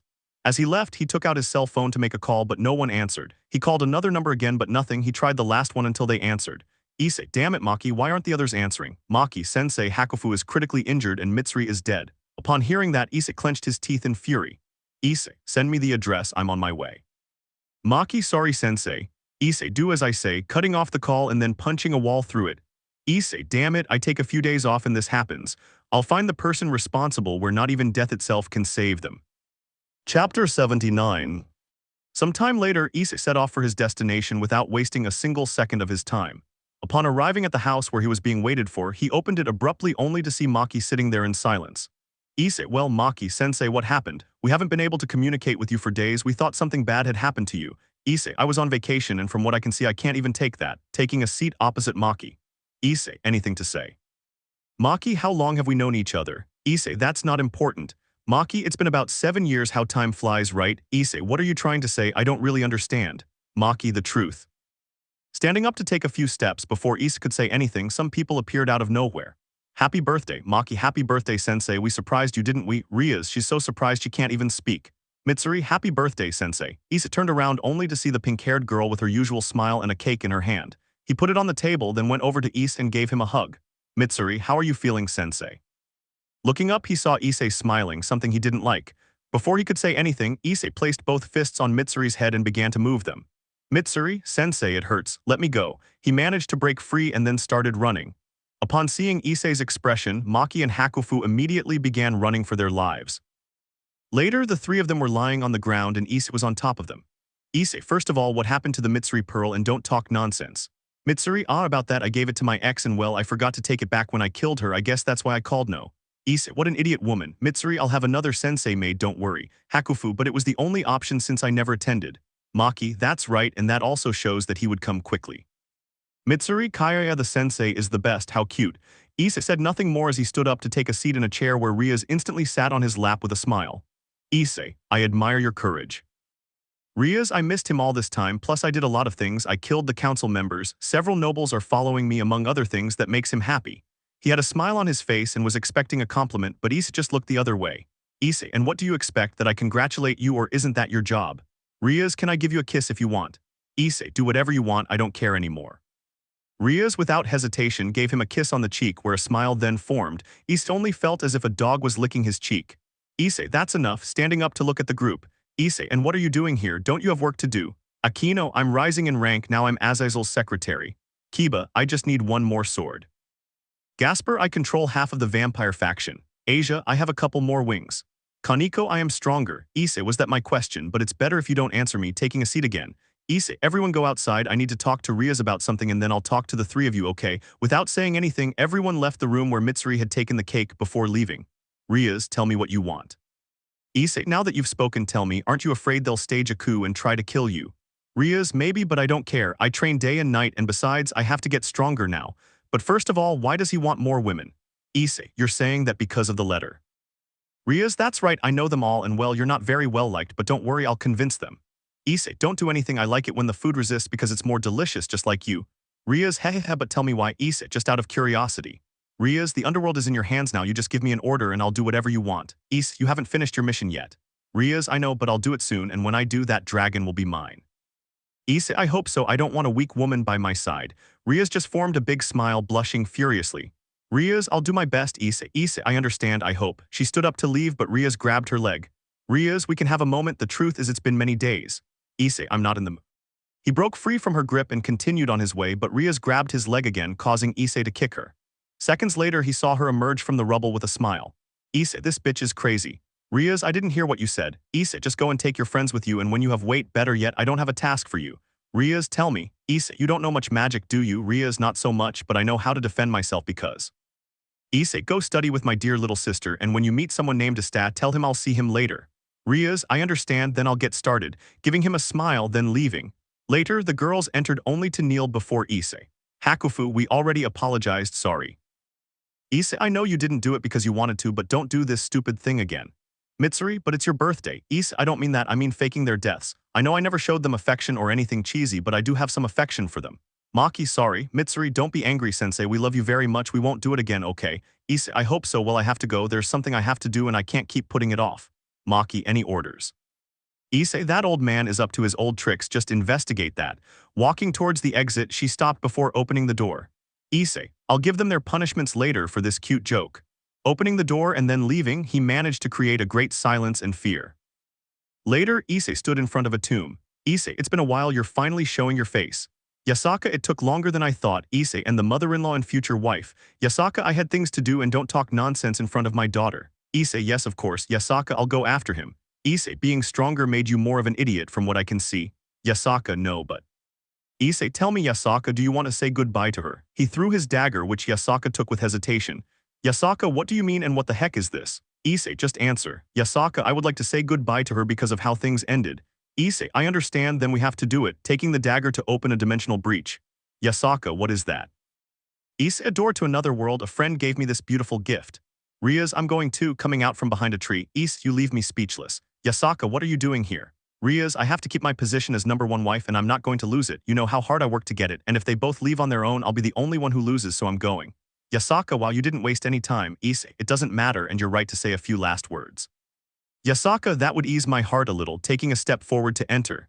Issei, come in quickly before I change my mind. Rias smiled when she heard that. Rias, when I get back I'll complete the mission, okay? Entering the portal where Issei entered later. Chapter 80. Upon exiting the portal, they looked around and Yasaka knew where they were. Issei, Rias, go away for a while. Rias, but Issei, I'll call you when the time is right. Go visit your double and see how weak you would be. Rias, I understand, leaving the place. Yasaka, we are in Hyoudou. Issei, yes, right now you are being held captive by the heroes. Yasaka, you won't do anything, will you? Issei, we came for a reason and you know what you have to do. Yasaka, I'm not that ready for that. Issei, just be yourself. Turning around to leave. Yasaka, you won't go. Issei, I'll find the right moment, you speak first. Yasaka inhaled a little air, then entered the mansion through a secret place and went into his daughter's room where she was crying. Upon hearing the doors open, he wiped away his tears, forming a smile and going to her to give her a hug that Yasaka received with all her strength. Kanu, Mom, you're back, I'm glad. Yasaka, I'm sorry for worrying you, daughter. Kanu, okay, now you're here. Yasaka, I managed to escape from them and besides, I'm not that weak. Kanu, hey, it's true you're very strong. Yasaka, so don't cry, okay. Kanu, Mom, can we sleep together? Yasaka, sure, and tell me, would you like me to tell you a story? Kanu, another time, Mom. They both went to bed to lie down. Yasaka, I'm happy to see you again, daughter. I like seeing your smile. Kanu, yours is pretty too. Yasaka, you have to go far in the future, grow up, find a partner, and give me a grandchild. Kanu, Mom, I'm not ready for that and you know it. Yasaka, I know I'm just talking nonsense, I just wanted to see you again. Kanu, Mom, I love you so much, never leave my side, hugging Yasaka who was holding back tears. Elsewhere, Issei was on a bridge smoking. Issei, since it's early morning I thought there wouldn't be anyone around. Azazel, that was the same idea I had, but you speak to me so casually, do we know each other? Issei, that's not my attitude at all. Azazel, I see. Issei, they are searching for the leader Yakai, no, feeling a prick in his neck from a spear that Azazel had summoned. Azazel, who are you? Issei, nobody, I just received the information and you want to know more. Azazel, where is he? Issei, in the forest, those kids aren't much to write home about. Azazel, for whom to work? Issei, I only came to say goodbye, nothing more, starting to walk. Issei, don't follow me or you might lose your other arm. Azazel, who the hell is that? Hours passed as Yasaka and Kanu talked about many things until the little girl fell asleep. Yasaka, now I feel calmer since I was able to say goodbye to my little one. Be happy, my daughter, giving her a kiss on the forehead and then erasing her memories. Yasaka, you won't say anything. Issei, another time, and whatever you want to do, I have to wait about 2 days until I can return. Yasaka, let's just go for a walk. Issei, at least change your appearance, the last thing I want is trouble, especially now that that idiot Azazel saw me. Yasaka, I don't want to know what you did. Leaving the cast. Elsewhere, Rias arrived at the Hyoudou mansion where she sensed the power of her double. Without hesitation, she entered the room to see herself sleeping, and without hesitation, she turned her over, making her fall. Who was? He couldn't finish because he couldn't believe what he was seeing. He rubbed his eyes to see if it was a hallucination, but there was nothing. He stood up to approach her and touch her cheek.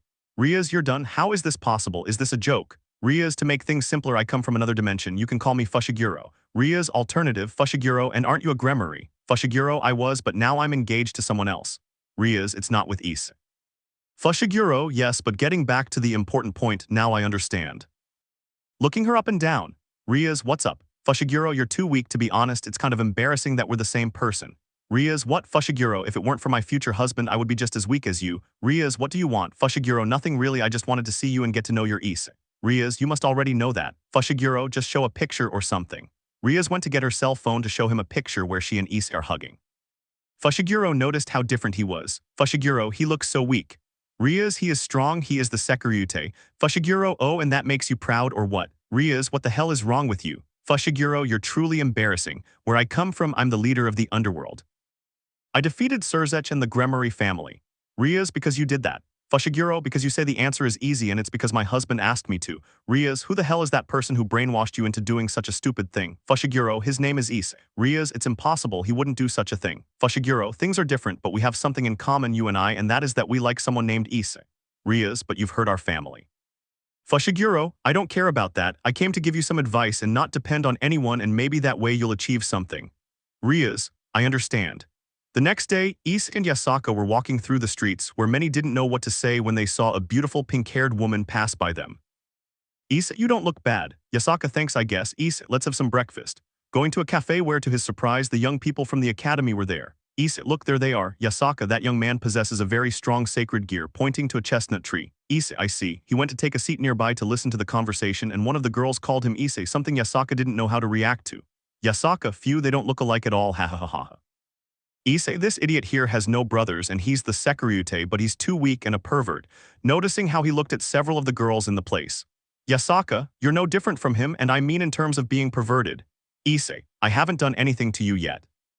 Aka, and it won't happen, my dear. Issei, I like that you resist, it only makes the moment better. Yasaka, you talk a lot of nonsense. Issei, I'll go for a walk, see you at the hotel. Leaving the cafeteria, I walk for a few minutes until I take a seat on a bench. Issei, and your parents, brat. Kanu, they're not here. Issei, I see, aren't you afraid of being kidnapped? Kanu, I know how to defend myself. Issei, what a brave little brat. Kanu, I'm not a brat, I have a name, my name is Kanu. Issei, as the brat says, watching as the little kitsune puffed out her cheeks. Kanu, you don't have children, although with that face it would be impossible. Issei, ha ha ha, you're funny. Kanu, he doesn't even have any friends. Issei, you're right, I don't have any friends. I used to have one, but he left. Kanu, I'm sorry. Issei, it doesn't matter now. Kanu, what was it like? Issei, it was really annoying. It wouldn't let me work, it was total chaos. Kanu, he must have been someone great, I guess. Issei, if I could forget her, if I could tear her memory from being screwed into my mind, if time could go back far back, maybe I would wish I had never met her, and perhaps I would not have compromised my friendship. I would surely avoid crossing her path at all costs. Or maybe I would fight for her like I have never fought for anything before, without pauses, without measures, without time, without reason, because now that I miss her so much, I am a lonely man. Kanu noticed a tear coming out of her eye, so she stood up to take out her handkerchief and wipe it away. It was the first time Issei had shed a tear for someone else, and also the first time he had let his feelings out. Kanu, that person must be in a better place now. Issei, I guess so, but you know, now that I've talked to you, brat, I feel better. I feel like a stone I had on my back has been shattered into pieces. Kanu, it's always good to talk to someone. Issei, you're right, but well, I'd better go. It was a pleasure talking to you, brat. Standing up to begin his journey, he turned around only to see Kanu waving goodbye with a smile. Issei, goodbye, my daughter, turning around to leave. Chapter 81. Issei was on his way to the cafeteria again, but stopped when he saw Yasaka standing there in front of him with a slight smile. Yasaka, you feel better now. Issei, like I said, I feel a weight lifted off my shoulders. Yasaka, Issei, I need you to do something for me. Issei, what? Yasaka, I want you to speak from the heart for 10 minutes and you know what I mean. Would you do me that favor? Taking Issei's hand to lead him away, where outside of civilization he returned to his true appearance. Yasaka, you will. Issei, I will grant you that wish. Yasaka, you miss Kanu. Issei, I've always been alone. My whole life I've seen many happy families walking the streets, and I've seen many children alone on the streets struggling for food. I work hard so that the children in orphanages can have the future I never had. Yasaka, continue. Issei, everyone who sees me is afraid, but Kanu extended her hand and smiled at me. I did many things to try to push her away, but she just kept getting closer. In the end, I decided to give up everything for her happiness, and well, I suffered the consequences. She left and you lost your daughter, taking a seat on the floor. Issei, none of the people I've loved have stayed by my side. I've tried to live thinking I don't need anyone, but I'm becoming selfish. What should I do now? Yasaka placed her hand on Issei's shoulder, happy that he was sincere. Issei, if I had the chance to go back to the past, I honestly wouldn't change anything. Yasaka, me neither, my daughter would be happy with my decision. Issei, I see. Yasaka, Issei, do you love me? Issei, yes, but we can't be together, there's so much to do and who knows if either of us will be able to do it. Yasaka, will fight together, furthermore I'll reclaim my rightful position as number one. You made Rias a fearsome girl just for you. Issei, I made her train so she could defend herself, but I think I ruined her, ha ha ha ha. Yasaka, don't leave her. Issei, yeah, well, your 10 minutes are up. Yasaka, lie. Issei, the walk counts so this won't happen again, okay? Yasaka, well, but at least I got to see a side of you that no one else will see, I feel lucky. Issei, anyway, you have something in mind. Yasaka, can we see how they will save me? I'm curious. Issei, you do it, I'll go see Rias. I have a feeling she's going to do something stupid. Yasaka, okay, see you in a while, giving her a kiss on the cheek and then leaving. One day later, Issei had arrived at his destination where he looked around and everything was similar until he arrived at the Hyoudou mansion. I hear some cries for help in the courtyard where I go inside only to see Rias training her clone. Issei, with that kind of training you won't achieve anything. Rias, who are you? Fushiguro, this is Issei and my future husband. Issei, you will kill her. Fushiguro, you did the same. Issei, don't be an idiot, I threw you towards death and that was the reason why you improved so quickly. Fushiguro, well, he's right. Rias, I'm tired. Issei, it would be good to show you what it would feel like to be in bed with two redheads. Fushiguro, it's a joke, right? Rias, you're crazy. Issei, I'm not hot. Picking up Fushiguro like a sack of potatoes and then taking Rias by the hand, who was in shock. Rias, let me go. Issei, no. Fushiguro, don't worry, everything will be alright, plus you'll get experience with your Issei. Rias, you're crazy. Issei, less talk, more action, throwing both women onto the bed. A day later, Rias could be seen hugging her legs, unable to believe what had happened. Issei, I feel better now. Rias, what should I tell Issei and my parents now? Issei, the truth, but tell me who's going to believe you, ha ha ha ha. Rias, you're a monster, how could you possibly want it? Fushiguro, well, you don't see what I see. Issei, let's do a copycat thing, how about I fight my cheap copy? If I defeat him, you'll accept what happened here, and if he beats me, you can kill me however you want. Rias, okay, I'll wait for him to come back. Issei, you'll beg for mercy for him, ha ha ha ha. Leaving the room. Fushiguro, it's not a good idea, he won't be able to do anything to him, especially if he's the Sekiryuutei, since where we come from he couldn't do anything to him. Rias, I don't sense any mana in him, much less a sacred gear. Where does he get so much strength from? Fushiguro, who knows anyway, let's train. Rias, my body hurts, no thanks. Fushiguro, okay, I'll give you a break, see you later. Leaving the room in search of Issei, he found him in the courtyard where he was smoking. Fushiguro, because he does this. Issei, I guess I'd like to, and maybe it'll help that idiot understand how weak he is, although right now he's in Hyoudou looking for Yasaka. Fushiguro, I see. Issei, when you get back you have a lot to do and you'd better not waste any time. Fushiguro, I know and I'm sorry. Issei, don't go too far, Rias, or you'll know the consequences later, I hope that's clear. Fushiguro, sorry. Issei, things will change, Rias, and I hope you're ready. This senseless war is about to end. You and your friends need to be ready so you know what you have to do. Fushiguro, I know when I return I will go for him and obtain Toji's power. Issei, that's what I wanted to hear.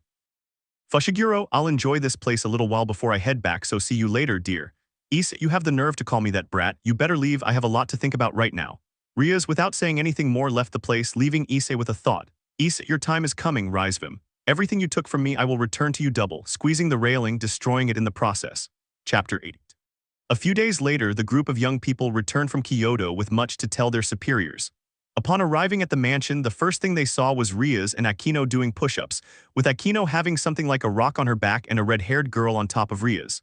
Hyoudou, Butchu, what's happening? Who is she? Fushiguro, they returned from their trip. Hello everyone, my name is Fushiguro, how are you? Rias, guys, she's a friend of mine, she's helping me train. Hyoudou, I see, but who is he? Pointing in another direction, he saw Issei lying down, sunbathing with a magazine on his face as he was asleep. Fushiguro, he is my husband. Rias, I'm fine, you can leave.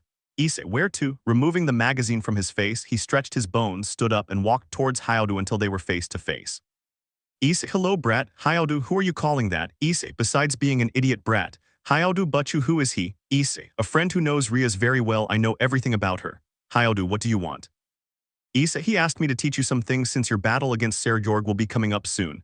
Hyoudou, that's right, Issei, but the truth is that you are too weak and you know why. Hyoudou, I don't train Issei partly and also because you haven't enjoyed life. Tell me, have you slept with any women? Hyoudou, what does that have to do with anything? Issei, answer. Hyoudou, no. Issei, how pathetic, you have so many women around you and you haven't taken any of their virginity. Don't tell me you're still traumatized just because that fallen angel lied to you, ha ha ha ha, how pathetic. Hyoudou, how do you know that? Issei, besides being weak, you're stupid, I already told you. Rias told me everything. Hyoudou, what do you want? Issei, I'll help you before your battle starts so you can go in with more confidence. Snapping his fingers, Fushiguro stood up, causing Rias to fall to the ground from exhaustion. Issei, I won't train a virgin, so go up to your room with all these virgins and well, be happy. Hyoudou, I won't do that, having a slight blush. Issei, it's not an option, you'll do it and you'll like it. Fushiguro at that moment created a magic circle that dropped a powder on everyone, causing their pheromones to increase. Issei, if you don't go to your room quickly, you won't get anywhere here and well, the neighbors will see you. Seeing how red Hyoudou was, just like the rest of the girls, he didn't hesitate to take Rias in his arms while the others followed. Fushiguro, the effect will last 2 days. Issei, good, drawing his dagger to open a dimensional rift. Issei, you two go back. Yasaka, I've barely arrived and you already want me to leave. Issei, there are things to do, you know who to call when you get back. Yasaka, I understand, entering the breach. Fushiguro, I don't want to leave. Issei, you have a task, Rias, and you'd better complete it. I want to see you with that glove. Fushiguro, if I succeed you'll give me a reward. Issei, less a ring or a child. Fushiguro, how boring. Issei, what? Fushiguro, nothing, well, I want a date, but a normal one like a couple, yeah. I want you to treat me with affection and all that you can. She said it with some embarrassment. Issei, spending so much time with your stupid doppelganger made you stupid, but if that's what you want, fine, go away. Fushiguro formed a smile before entering the gap where it instantly closed. Issei, for his part, walked back to the chair to lie down and continue his dream. Back at home, Rias looked around and saw Yasaka there on the sofa. Rias, something's happening. Yasaka, before I leave, I wanted to talk to you. Rias, about what? At that moment, he felt a great pressure where he could not stand up and fell to his knees. Yasaka, we hardly know each other, Rias Gremory. Rias, I'm not Gremory. Yasaka, I know you love Issei as much as I do. Rias, few, I can tell you haven't even kissed him and neither have they. Yasaka, he respects me and we'll get there in time. The point is that later on we'll have to get along, you understand.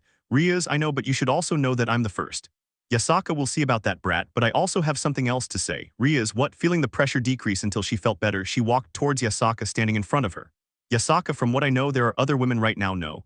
Rias, I know he made me look for them himself. Yasaka, I'm going to convince him to drop that nonsense, okay? Rias, that's great. Yasaka, don't let anyone else get near her and if someone tries, well, do what you want. Rias, and they told me I was crazy. Yasaka, you have talent, although it's all thanks to Issei, so do things right.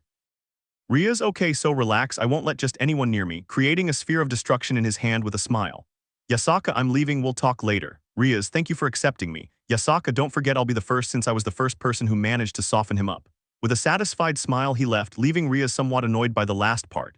Rias, I'm going to achieve it too, you'll see, taking the path to begin their mission at the Magic Academy. A few days later he arrived at his destination. Obviously he was the center of attention because of everything he had done previously. Isabella, what are you doing here? Rias, sister-in-law. Isabella, I'm not your sister-in-law, you betrayed my brother. Rias, but I'm dating Issei, so you're my sister-in-law. Isabella, that's not my brother, he's a monster in human form.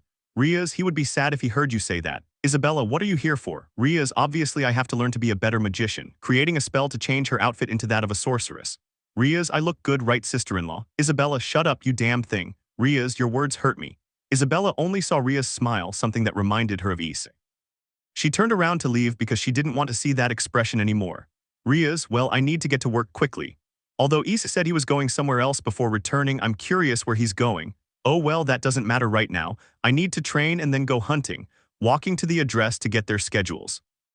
Chapter 83. 2 days later, Hyoudou and company were leaving the house with a blush on their cheeks, especially the women. Meanwhile, the chestnut-haired man felt like a new man. Issei, now you're a real man. I can just imagine what would have happened if I hadn't come. The answer is simple, you'd still be the virgin you've always been. Hyoudou, I'm ready to fight. Activating the armor with great confidence as he felt he was going to win. And without saying anything, he launched his attack, and when he was about to hit Issei, his armor disappeared and he felt a great pain in his stomach as he had received a blow. Issei, that's easy. He kneed him in the face, breaking his nose in the process. Before he could recover, Issei grabbed him by the hair and began to beat him mercilessly. Issei, you're a man when it comes to women, but in combat you're still the same idiot you've always been. Hyoudou, how are you so strong? Issei, like my vegetables, throwing the chestnut tree where the girls were, Asia without hesitation began to heal him. Issei, I wasted 2 days. Oh well, this is what I get for having some hope in you. It's time for me to go, we'll never see each other again, weakling. Walking towards the exit where Rias only let out a sigh since she would never see him again. A little further away, Issei took out his dagger. Issei, I'm kind of bored, I want some action, blood without any problems. Tell me, do you know any place like that? And if so, take me there. Opening a dimensional breach in order to then enter. At the Magic Academy, Rias was already adapting to her new home and was only focused on improving so that she could kill Toji. Rias, my dear sister-in-law, how are you? Isabella, don't call me that, damn it, I've told you many times already. Rias, you're still in a bad mood, I just wish we could go back to doing things like we used to. Isabella, rot in hell. Rias, I see. Taking a few steps until he was standing in front of Isabella, he punched her in the stomach. Rias, I'm bored and want some action, so from now on you'll be my punching bag since I forgot mine at home. Isabella, I'm going to kill you, you damn bitch. Creating magic circles that she launched against Rias, who created some so that they would collide with each other. Rias, how easy it is to make you angry. Isabella, why don't you die? Rias, because I don't want to and also because I have a date with Issei. Tell me, do you want to go shopping with me for some clothes? Isabella, launching more attacks that Rias just evaded with a smile. Elsewhere, a group of young people were defending themselves against a group that was cornering them. Issei, hey guys, if you don't do something you're going to die. Upon hearing that voice, everyone searched for its source until they saw Issei leaning against a wall with a cigarette in his mouth. Hey, can't you see the situation we're in? You're just standing there smoking like nothing's wrong. Issei, yes, they don't want a little. It's a joke, right? Issei, I arrived a few hours ago and I find this. I never thought I'd say this, but I love this dagger, ha ha ha ha. There's no crazy person. Watching as Issei made his way through and dropped a chain with a dagger at the end, then began to spin it and go on the attack, cutting off the heads of everyone who crossed his path. All the young people were in shock as they watched Issei massacre everyone with great speed. Issei, ha ha ha ha, a world full of zombies, is it my birthday? Pulling out a gun to start shooting and hitting every enemy in the head. He may be crazy, but he's good. He's great, he hasn't missed a single shot. Is he someone from the Special Forces? Watching Issei with admiration, a few minutes passed until all the zombies present were on the ground without their heads. Issei, wow, I feel like a new person, that was fun. Who are you? But thank you for your help anyway. My name is Takashi Kimuro and these are my friends. Rei Miyamoto, Siko Busujima, Seiya Takagi, Kota Hirano, Alice Mersato, and this is my dog Zeke. Shizuka Marikawa. Issei, okay, I didn't actually ask your names. Siko, you are a soldier, judging by your clothes if you are. Issei, not at all, I'm just a civilian. One day I just arrived and bam, I ran into those zombies. Shizuka, what's her name? Issei Fushiguro. Takashi, if it weren't for you, who knows what would have happened. Issei, they might have thought of something. Siko, she possesses an incredible weapon. Issei, you're good with that sword, I admit. But anyway, I have to go, I have to keep playing. Ray, for you what's happening right now is a game. Issei, of course there are no rules, I can kill without any problem, plus there's money. Shizuka, that's no use now, wouldn't it be better to stay with us as long as possible, forming a smile. Issei, she's fine, she looks like the oldest in the group but she has a dumb face. Shizuka, hey, I'm also a doctor. Issei, aha, then congratulations. Hirano, I don't miss a single shot, it's great. Issei, you have a lot to learn, brat, but you have talent, just lose some weight. Hirano, hi sensei. Seiya, doesn't he have any manners? Issei, you're the party pooper of the group, aren't you? Seiya, as he told me. Issei, I'd better go, walking in another direction while Seiya confronted him. Now some distance away, Issei let out a sigh. Issei, I finally got away from those brats, but that doctor wasn't so bad. If we meet again, I'll take her to bed, hahaha, right, buddy? He had a zombie by the neck that wanted to bite him, but Issei stabbed it in the forehead with a dagger. Issei, well, it's just time to have fun during this vacation because when I get back I have so many things to do. Stretching our bones to go have fun. Chapter 84. A few days later, Issei was leaving a supermarket with a chocolate bar in his hand, but when he looked ahead he saw many zombies heading in his direction. Issei, come on guys, why don't you let me eat a little? Although I like to see blood, that doesn't mean I have to do it every minute, right? Noticing how everyone started running in his direction, the dark-haired man summoned his sword and plunged it into the ground where several roots killed all the zombies in an instant. Issei, well, I'm done, it's time to eat something. He wanted to take a bite of the chocolate, but a bullet grazed his cheek. Looking ahead, I notice a group of smiling, armed men along with some women running around like dogs. Issei, and that was because you possess a very interesting weapon, if you would be so kind as to give it to me, pointing his gun at him just like his colleagues. Issei, of course, taking the sword from his waist to throw it, it stuck in the ground when it fell. You did well, but people so weak shouldn't live in this new world. Issei, you're absolutely right. Finally taking a bite of the chocolate, the man ignored Issei's words and walked to the sword, wanting to take it, but just by touching it, a shard pierced his arm, splitting it in two. The man could only scream in pain. Issei, oh yeah, I forgot one thing, no one except the owner can touch it. I forgot that little detail, sorry, kill that bastard. Without hesitation, the group began firing, at which point Issei drew his katana to deflect the bullets or split them in half. What the hell, who is this bastard? It's best if we leave here. Issei, you already said it, no, the weak don't deserve to be in this world, moving at great speed to cut off one's leg and the arms of the others. The women were in shock as they watched Issei wipe them all out as if it were nothing. Issei, you're the boss, right? Let me go, I'll give you whatever you want. Issei, I want your life, but I'm too lazy, so I'll leave it to them. The man saw the zombies heading in his direction in the distance. Issei just started walking, but they stopped him. When he looked down, he saw 3 women holding his legs. You're cute, take us with you, we'll do whatever you want. Whatever you wish. Issei, I don't use used things, besides I have my own tastes. Grabbing one by the neck to throw her against the zombies who began to eat her. The other 2, seeing that, were frightened. They wanted to escape, but it was too late as the same fate awaited them. Issei, goodbye everyone, forming a smile as he listened to everyone's cries of agony. Hours later, already far away, he continued on his way until a car stopped in front of him. Issei, something's happening. It's good that you're alive. I have a camp not far away. Would you like to come? You'll have somewhere to eat and sleep. Issei, sounds good. Get on. Issei, how things change. One day you're working and the next day you're cutting off heads. That's how things are now. We have to move on. Issei, he's right. Upon arriving at his destination, Issei looked around and noticed many people as well as other things which he found amusing. After getting off, he started walking around until he stopped. Issei, well, look who we have here. It's none other than the party pooper. Seiya, you're still alive. Issei, what can I say? Seiya, don't do anything stupid. This is my house and my parents are in charge. Issei, I see, and what's going on here is quite clear. Seiya, nothing. Issei, this place won't last long. Seiya, what nonsense are you talking about? Issei, one of the reasons is food, another is that people will start wanting everything since there are no rules. Seiya, that's a lie, you're just talking nonsense.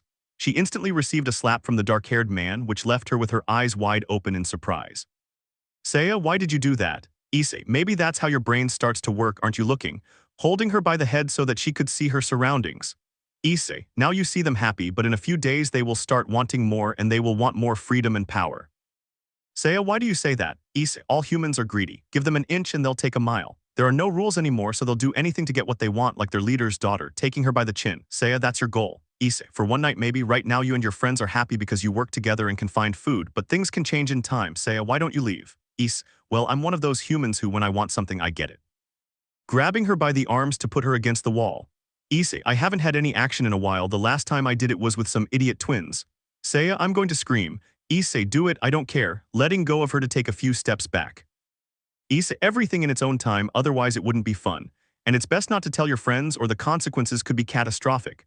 Seiya, you're a monster. Issei, tell me something I don't know. Leaving the place, they left Seiya frightened by what had happened. Issei, soon this place will be a lot of fun, ha ha ha ha ha. Elsewhere, Rias was walking through the city streets until she stopped.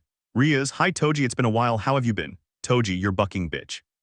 Rias, hey, that hurts more if my brother-in-law says it. Toji, stop talking nonsense. And I thought you had class, but I see you have a taste for trash. Rias, what can I say? Love changes you. Besides, he's way better than you, and I don't mean that in terms of power, but in other ways. I saw you once and wow, how embarrassing. Did you think you were going to satisfy me with that rice? My pinky finger is bigger than that. Upon hearing all that, Toji couldn't help but get angry and clenched his teeth in fury. Toji, you damned girl, you'll see, I'll make you suffer and then. Rias, and then don't tell me you're trying to make me yours, ha ha ha ha, you're crazy, all this belongs to Issei. Toji, bitch, activating his armor but not before activating a barrier. Upon seeing all of that, Rias formed a smile to change her outfit and reveal her full power. Toji, seeing that, was somewhat surprised because he noticed that he was stronger than before. Rias, you're surprised, aren't you? I'm a real demon now and it's all thanks to Issei. If it weren't for him, I'd be just another failure by your side. Thank you and your family for sending me to this place. You're the best, dear brother-in-law. Toji couldn't stand it anymore and without hesitation launched his attack. Chapter 85. A few seconds passed where both Rias and Toji launched a sphere of power which, upon impact, caused a great explosion that destroyed everything around it. But without wasting any time, both launched an attack, thus engaging in hand-to-hand combat.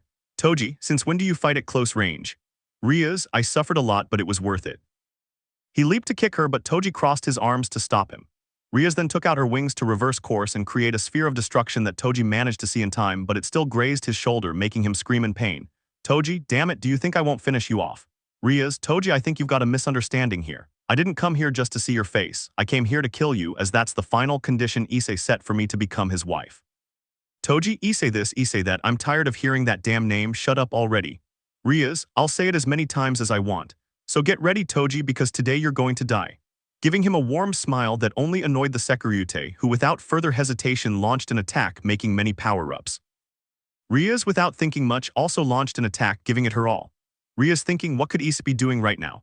Meanwhile, Issei was watching the sunrise. Issei, what a great day. There are so many people to kill and others to torture. Oh God, am I in paradise? The only bad thing is that I get bored quickly if there isn't much action. He let out a sigh because although he liked killing zombies, he was bored knowing that there were no people to fight since they were all normal. She went inside the house to walk around a bit until she stopped in front of a chestnut-haired girl's room where she couldn't help but smile. Without knocking, he went inside just to see Rei lying there. Issei, it still hurts. Rei, Issei, how is it that? Issei, I was bored and I saw you, plus most people are sleeping. Rei, I see, but you shouldn't be here, Takashi could. Issei, to misunderstand. Rei, that's right. Issei, someone told me that in the past you hated him and were interested in another boy, but he became a zombie and well, Takashi killed him, right? Rei, yes, but Issei, the interesting thing is that from that moment on you didn't distance yourself from Takashi. I suppose you're afraid of being alone, isn't that pathetic? Rei, Issei, silence speaks louder than 1,000 words. Poor Rei, she's completely useless, approaching her to take her by the chin. Rei, what do you want? Issei, I already told you I'm bored and I want some fun, lowering his hand until he cupped her breast. Rei, you're disgusting, a monster. Issei, thank you for the compliment. Rei, you won't tell Takashi anything and we'll never see each other again. Issei, that depends on how you relieve my boredom during this time. Rei bit her lip, then removed some of her clothes and lay down on the bed. Rei, do whatever you want. He forced a smile, something that amused Issei, but he still enjoyed the moment. Later, he was walking through the corridors until he crossed paths with the group. Issei, hello everyone. Takashi without hesitation lunged at Issei, wanting to hit him, but Issei was faster and sent him back to his friends. Issei, what's wrong with them? Takashi, you bastard, how dare you do that to Rei? Issei, it was faster than I thought. Siko, you're just like everyone else, they only take advantage of one's vulnerability. Issei, who told him to be so weak-minded? Seiya, didn't your parents teach you any values? Issei, not at all, I created my own values and rules. Besides, when I return, I'll kill those two old men. Koda, don't you have any heart left when you say you're going to kill your parents? Issei, there are many things you haven't seen, kid. Shizuka, it's best if you leave. Issei, you're right, and the fun will begin soon. Takashi, I'm going to kill you. Issei, Takashi, you're too weak for that. No matter how many years pass, you'll never touch me. Takashi, not even the gods will forgive you. Issei, the gods come to me. Siko, just go. Issei, well, I'll go. At first, it was fun killing so many zombies without any problem, but it's boring. I also want people to fight back so I can see their expressions of fear and agony. Takashi, go away, you damned monster, get out of here. Issei, well, I just wish you luck in your apocalypse. It might be fun now, but later on, every day will be a nightmare. Turning around to leave, he pulled out his dagger further away. Issei, it would be nice to go back, but I don't feel like seeing those old people yet. I'd better find some action, looking at the dagger and then opening a dimensional rift. On the battlefield, both Rias and Toji had multiple injuries. Toji fell to his knees, spitting blood from his internal wounds. Toji, how is it possible that that bitch is so strong? Drake, it's incredible that in such a short time he will achieve such great potential. Toji, I will not die at her hands, standing up to increase their power and move forward. Rias, thanks to the academy I learned new things. I hope you'll be a good target for this experiment. Releasing her aura, she stopped Toji, who only saw Rias' clothing change to blood red before she created a spear with her power. Toji felt as if his power was much greater than before. Rias twirled her weapon multiple times before launching herself at Toji, causing him several wounds that left the brunette screaming in pain. Noticing the great pain he felt, he tried to escape, but Rias formed a smile and then cut off Toji's leg, who only screamed even louder. Once on the ground, he took out his wings to try to leave, but they were destroyed by Rias. He tried to teleport, but it was useless. Finally, realizing he had no escape, he turned around only to see Rias smile. Before he could say anything, the redhead spoke first. Rias, Red Emperor, Drake, Gremory, Rias, don't call me that, my name is Rias Fushiguro. Drake, what do you want? Rias, Drake, I want you to be my partner. Drake, what are you saying? Don't you know what will happen? Rias, that was the condition Issei imposed on me, and that is that I have to be the new Sekiryuutei. Drake, you will die. Rias, I won't do it because love conquers all. I promise you one thing, by being on my side, I will greatly elevate your status. Your name will inspire fear. We will be the strongest, past, present, and future. With a smile, Drake began to think about the words that had been said to him. Toji, partner, don't do it, I'll die, I'll be stronger, so let's stay together, being a little desperate. Drake, I will. Rias, great, raising his spear. Toji, don't do it. Rias, goodbye, dear brother-in-law. He plunged the spear into Toji's chest, who screamed in pain and begged for help while spitting blood, but it was all in vain. Seconds passed as the armor dissipated and a green sphere emerged from her body. Rias instantly grabbed it and placed it on her chest. Just doing so caused him to feel great pain, and he fell to his knees, but he clenched his teeth to unleash his power and help himself.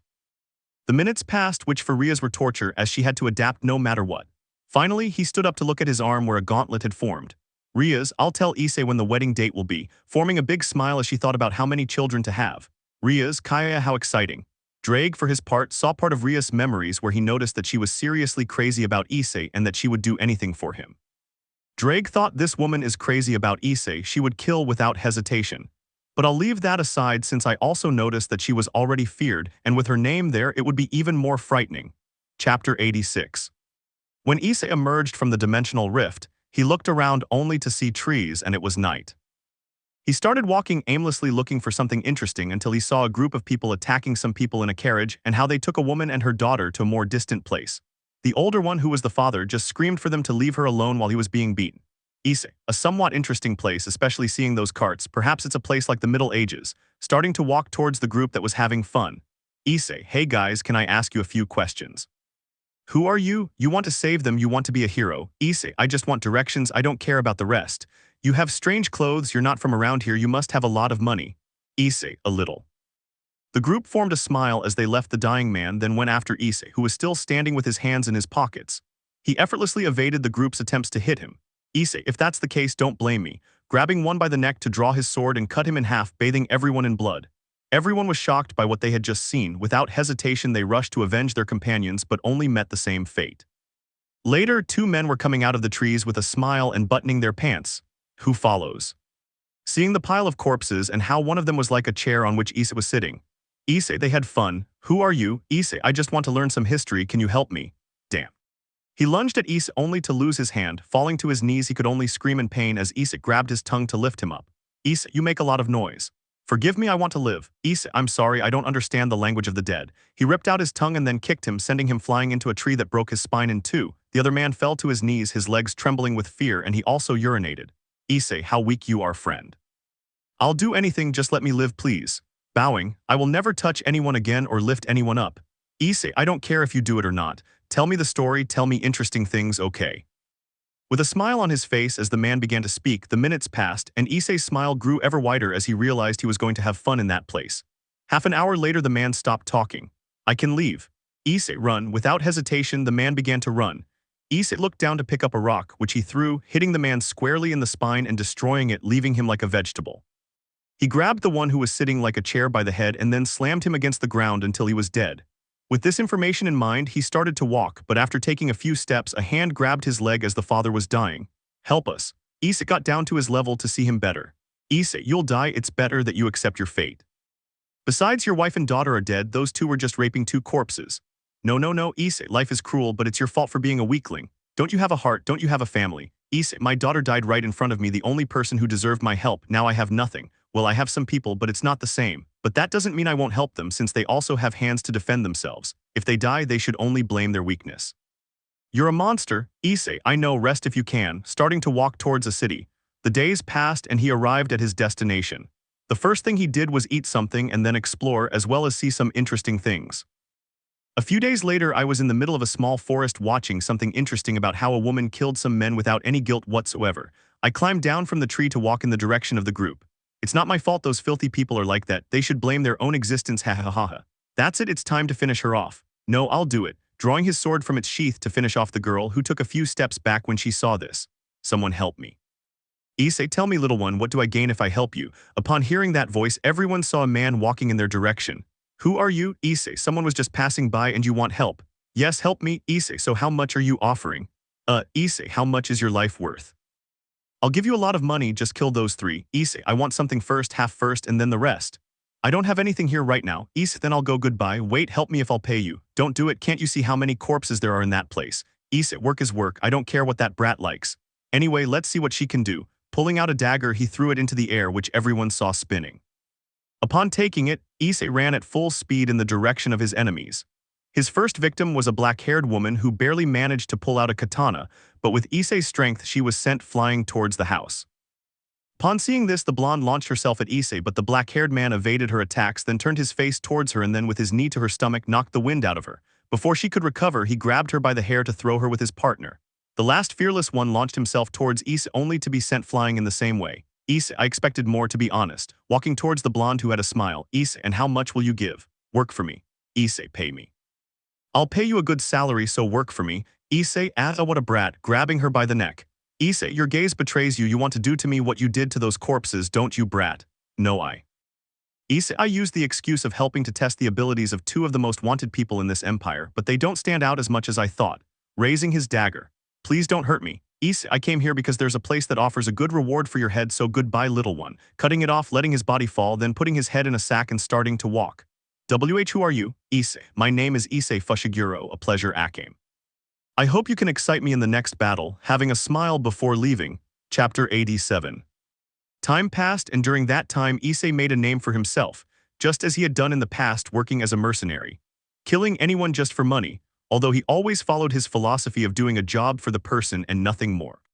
Some tried to take advantage of him and threatened him, but everyone who tried lost their minds, making it clear that he was not someone to joke around with. Akame's group, upon hearing about Issei, knew he would be dangerous without them. With few options, they began searching for him so they could work with him. Currently, Issei was in a tavern drinking a beer and eating something at the same time. Issei, and the young lady certainly desires it. Akame, join night raid. Issei, don't tell me you're that group of people who rebelled against the Empire trying to help others in the shadows or something like that, right? Akame, you will join. Issei, I'm sorry, but I'll have to refuse. I like freedom, and besides, I don't like taking orders from others. Akame, if you continue like this, the Empire will find out about you and then you'll have no way out. Issei, I thought that being so serious you'd be a bit silly, but you're not, taking his mug to drink all the beer in one go. Issei, you see, Akame, that is my purpose.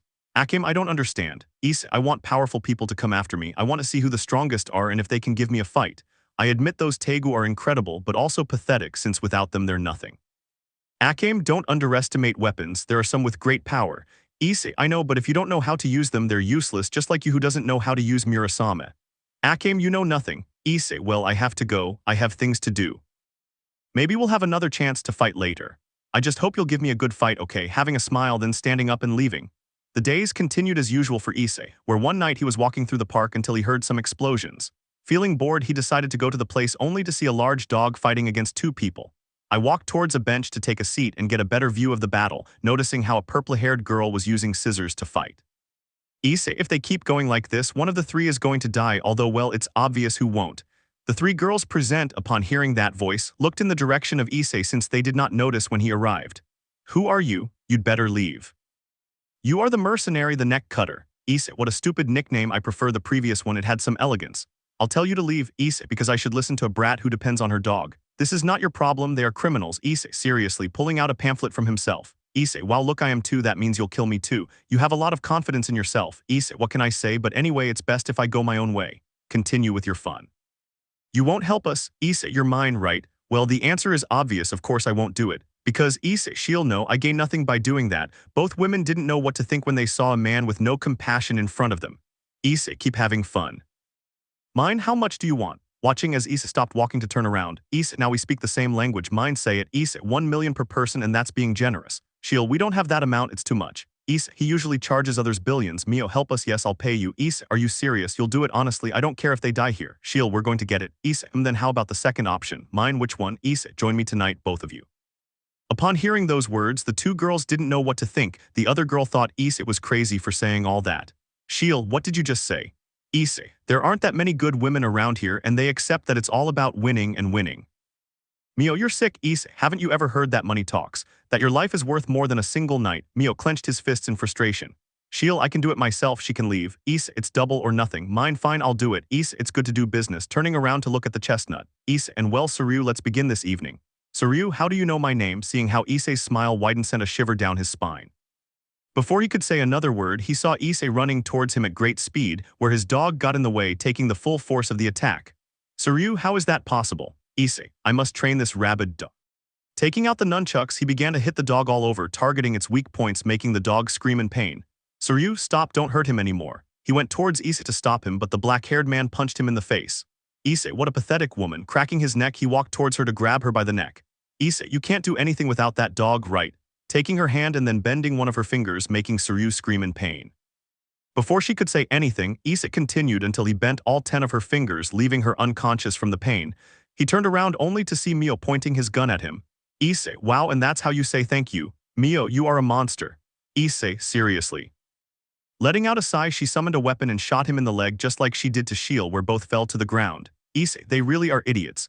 Walking towards them to take their weapons and put them away and then carrying them around like a sack of potatoes. Mio, you, what will you do? Issei, well, what else can I do? I'm going to collect my reward. Mine, let me go, hitting his captor on the back. Issei, he likes it when food resists. Continuing on his way, he arrived at the inn where the owner, upon seeing him, said nothing since he was used to seeing Issei arrive with women. Once in the room, I threw them both onto the beds. Issei, they thought I'd just leave like that. Shield, you have no conscience, think about what you will do.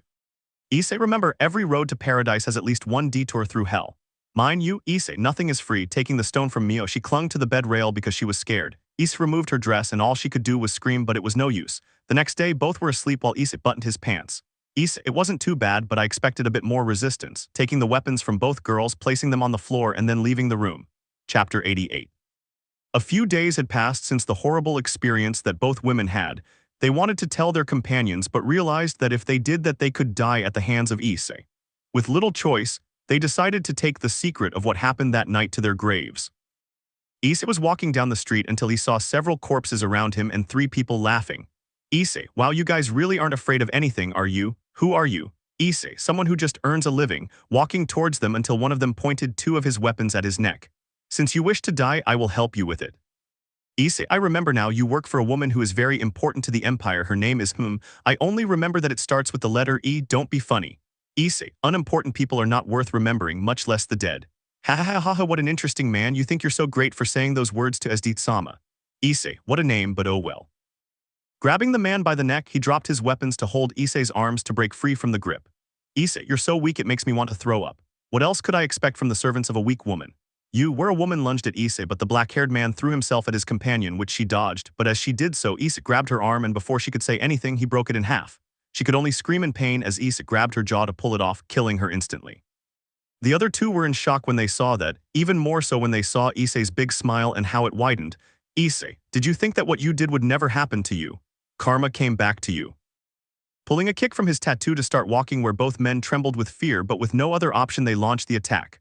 5 minutes later, one of them was headless, while the other, being the older one, was on his knees in front of his executioner. Issei, for his part, grabbed the head to throw it into the air and hit it with a piece of wood, sending it flying. Issei, home run, ha ha ha ha, awesome, right? What will he do to me? Issei, what's your name? Liver. Issei, what a horrible name, but oh well, what could I expect from such an idiotic leader? Liver, don't talk about her like that. Issei, I've heard some of her stories and she's not bad at all. She has some skill, take me to her. Liver, okay. He had a smile on his face inside as he could see Issei die at the hands of his leader. He stood up to lead the way while Issei thought about when to return home since he had so many things to do. After a long journey, they were both entering a garden where Liver was about to say something, but Issei cut off his head and kicked him, which fell in front of Esdeth, who had a smile on her face. Esdeth, who are you? Issei, no one to highlight. You see your followers tried to act smart, but oh well, there you have the result. Esdeet, this is the first time someone has spoken like this without fear. Issei, they're weak, that's the reason. Esdeet, what do you desire? Issei, my intention was to kill you and put your head on a stake, but I changed my mind. Esdeet, the reason. Issei, you're not bad at all. Esdeath, what a stupid man. Standing up to take a step, he caused several stakes to appear around Issei, only one of which grazed his cheek. Esdeet, not bad. Issei, ice magic, how boring. Esdeet, ha ha ha ha, I've never met anyone like you. Issei, what if we leave the introductions for later and just go to bed? Esdeath began attacking Issei, who destroyed every attack to go after her. Upon seeing this, Esdeet took steps back to maintain her distance, but she noticed Issei's speed and decided to be more serious. Issei, you act this way because you've never fought anyone stronger than you, that's for sure. Well, it's time for you to experience death. Moving faster to get in front of her and punch her in the stomach, knocking the wind out of her. He grabbed her by the hair to hit her face and then with his knee in her stomach again, making her fall to her knees. Issei, how boring, I expected more from the most feared person, but what a disappointment. Esdeet, you. She let out a groan as Issei grabbed her hair to bring her down to his height. Issei, you are weak, the weak do not deserve to live. Upon hearing those words, Esdeet remembered everything she had done in the past and how she had said similar words. Issei, seeing your eyes, I see you remembered some things. That usually happens when you're about to die. Esdeath, who are you? Where did you come from? Issei, from hell, you know, not even death wants me in its home. Isn't that sad? Esdeet, just do what you wanted. Issei, how boring. Lands Nadola far away where it crashed into a wall. Issei, get stronger during this time and give me some fun. Since you were overconfident this time, I'll let you live. You must have a unique ability, right? I'll have you practice these next few days, so good luck. Turning to leave. Esdeath slowly closed her eyes as she watched Issei's silhouette waving goodbye from a distance. Hours later, the blue-haired girl woke up suddenly, looking around and noticing that she was in a hospital bed. Esdeet, what happened? We found her unconscious in the yard with many wounds and broken bones. What happened to her? Esdeet instantly remembered everything Issei had done to her in addition to his big, satisfied smile. Esdeet, go away. But Esdeet, go away now. The nurse, terrified, ran out of the room. Esdeet had her head down. Many would think she was upset by the humiliation she had suffered, but on the contrary, she had a big smile. Esdeath, I found my future husband. Chapter 89. A time passed in which Esdeath sent everyone under her command in search of Issei. Everyone thought she wanted to have him in front of her to torture him for what had happened previously, but it was quite the opposite. Night Raid was also looking for Issei, especially their leader, to join the group, but two people refused to help because they didn't want to see that smile again. Issei, meanwhile, was on a small island sunbathing. Issei, Rias must have already completed her task. If so, that would be incredible. To think that just months ago she was a stupid little girl. She's grown a bit at least. Standing up to stretch his arms, he walked to the boat and began rowing back to his job. Upon reaching his destination, he walked a little way and began to notice that many people were looking at him. He realized it was one of those looks that wouldn't leave him alone. Issei, tell me guys who asked for my head. Instantly, many people rushed towards Issei to capture him.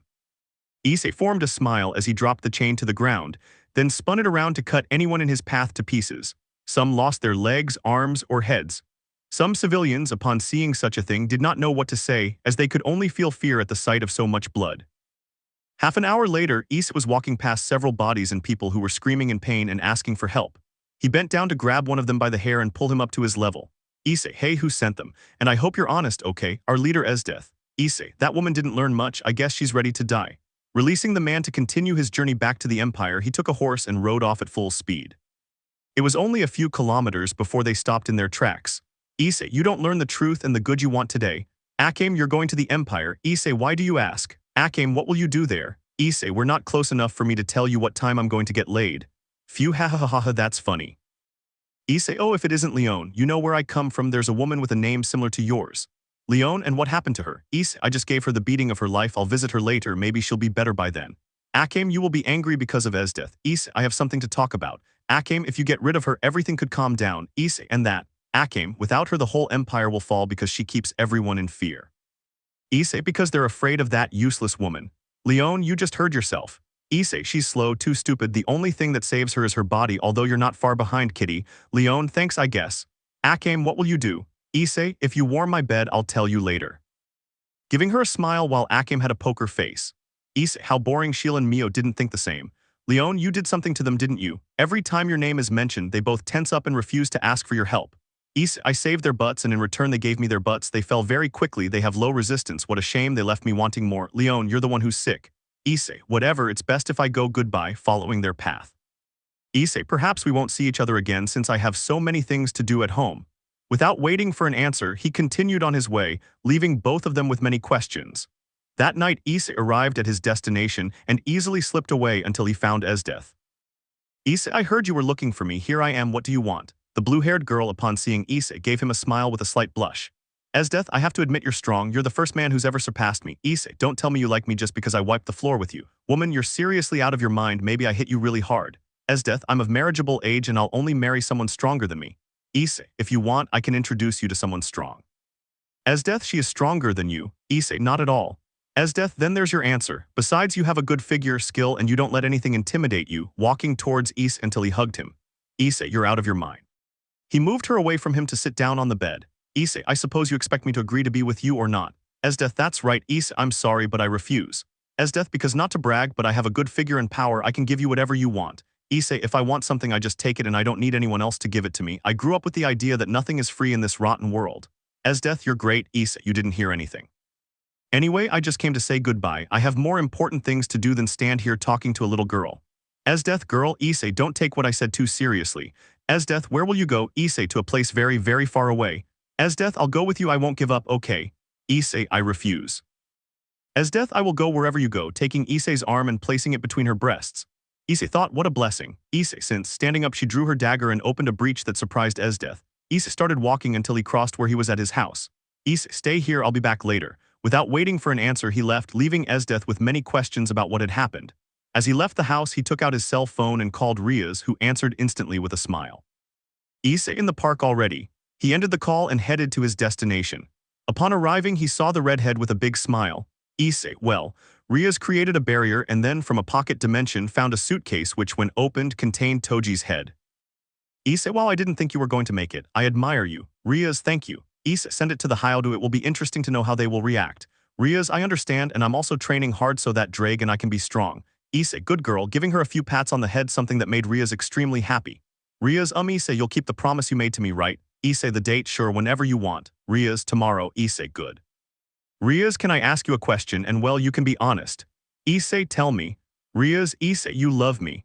Issei opened his mouth to give his answer, causing Rias to release some of her power as she was somewhat disappointed by that response. Then he looked at him with a serious expression, while Issei continued with the same calm expression. Chapter 90. Rias, Issei, you love me. Issei, no, Rias, what? Because I've done so much for you. Issei, that doesn't mean I love you, you idiot. Rias, I fought against people I never even dreamed of and I did it all for you. Issei, for motivation, I suppose. Rias, not a little. Issei, Rias, I grew up without any affection for people. How do you expect me to suddenly love someone? That would be stupid. Rias, I killed people for you. I fought against my family for you. I've done everything for you. Issei, tell me something. Rias, you loved Toji. Rias, what's that about? Issei, answer. Rias, yes, at the beginning, yes. Issei, because.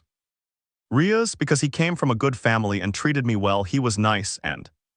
Issei, what a stupid thing to say, and now tell me why you love me. Rias, you made me see reality. You treat me as an equal. Issei, the reason why I don't love anyone is because right now my mind is on other matters. Rias, because she shed a few tears as she clenched her fist and released her power out of frustration. Issei just stood there calmly, knowing that this was going to happen sooner or later. He let out a sigh, knowing he was going to regret what he was about to say. Issei, when everything is over, we can start a relationship. Upon hearing those words, Rias stopped expelling her power and raised her gaze, which in an instant went from sadness to happiness. Rias, really? Issei, yes.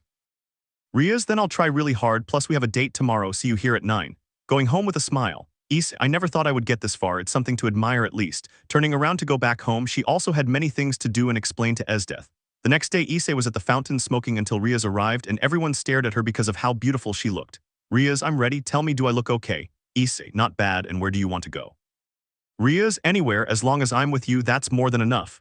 Issei, good. Starting to walk, after taking a few steps he noticed that she wasn't following him. He turned around only to see her still standing there. Issei, what are you doing? Rias, we're on a date, so you have to give me your hand. Issei thought, what a troublesome woman. Extending her hand, Rias took it with a smile. Issei, you sent the gift to my parents. Rias, yep, I did it this morning. Issei could only imagine what kind of expression they would make. At the Hyoudou mansion, one of the maids brought the package to the couple, who upon opening it dropped the box, causing their son's head to roll. This caused the maid to scream at what she was seeing, causing the guards and others to arrive just to witness such a scene. Sadhu, who was also in the house, arrived only to fall to his knees upon seeing his dead brother. Sadhu, impossible, tell me it's a lie. Mickey, my son, my baby, because, Goro, where did this come from? I don't know, sir, but this letter came. Handing it over fearfully, Goro, upon opening it, unleashed all his fury, causing his servants to fall to their knees from the pressure. Sadhu stood up to look at the letter, only to clench his teeth in fury. Mickey, what are you saying? Sadhu, hello dear family, I hope you enjoyed my gift. There are 5 in total, so I'm missing 4. See you later. With love, Issei. Mickey, that damned person. Goro, I don't care about anything anymore, I have to finish off that monster. Summon all our allies and gather my troops, it's time to end it. Sadhu, I'll call my teachers. Mickey, I'll call Isabella, she said she has a stronger teacher. Goro, it's time for that bastard to die, I'll make sure he suffers. Mickey, my baby. Shedding a few tears as the rest went to receive orders from their leader and ask for help from the few allies they had left. Issei and Rias were in the park where Rias took out a basket with some sandwiches.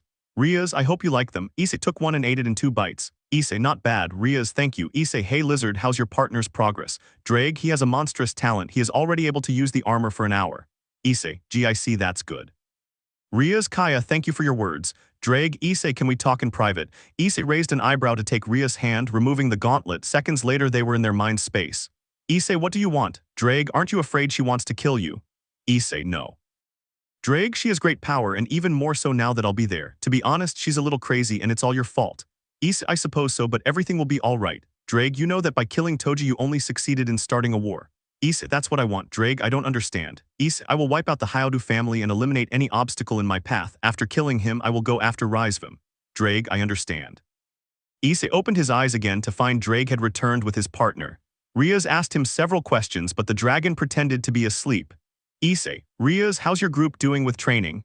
Rias, Gasper is able to control his full power and almost rules everything. Kaneko fights very well and has improved a lot. Kiba has already obtained all the swords and now only trains. Asia is getting closer and closer to her goal and now possesses the power of the dragon Fafnir, and Akino is not far behind. Everyone has improved thanks to you. Issei, it was faster than I thought, not bad at all. Well, tell them there's going to be a war soon and I'm going to need them. Rias, I understand. Issei, it will be a bloody battle and perhaps some of your family will die in the process. Rias, we severed ties the day of that battle. The demons aren't going to get involved in the battle since they accepted me as their leader. You want me to reunite them as well? Issei, with your help and your group it's more than enough. Yasaka is already on her way and someone else will also help. Rias, who? Issei, you'll see her later. Now that this is over, it's best if you go and get ready. Rias, I understand. I really want all this to be over so you can love me. Giving him a smile before going to train and sharing the news with his friends. Issei, the Hyoudou clan's days are numbered. It's time for it to disappear. Ha ha ha ha. Chapter 91. Dawn was breaking where Issei was on a hill watching as the sun rose to begin a new day. Little by little he began to hear the footsteps of people walking until they stopped.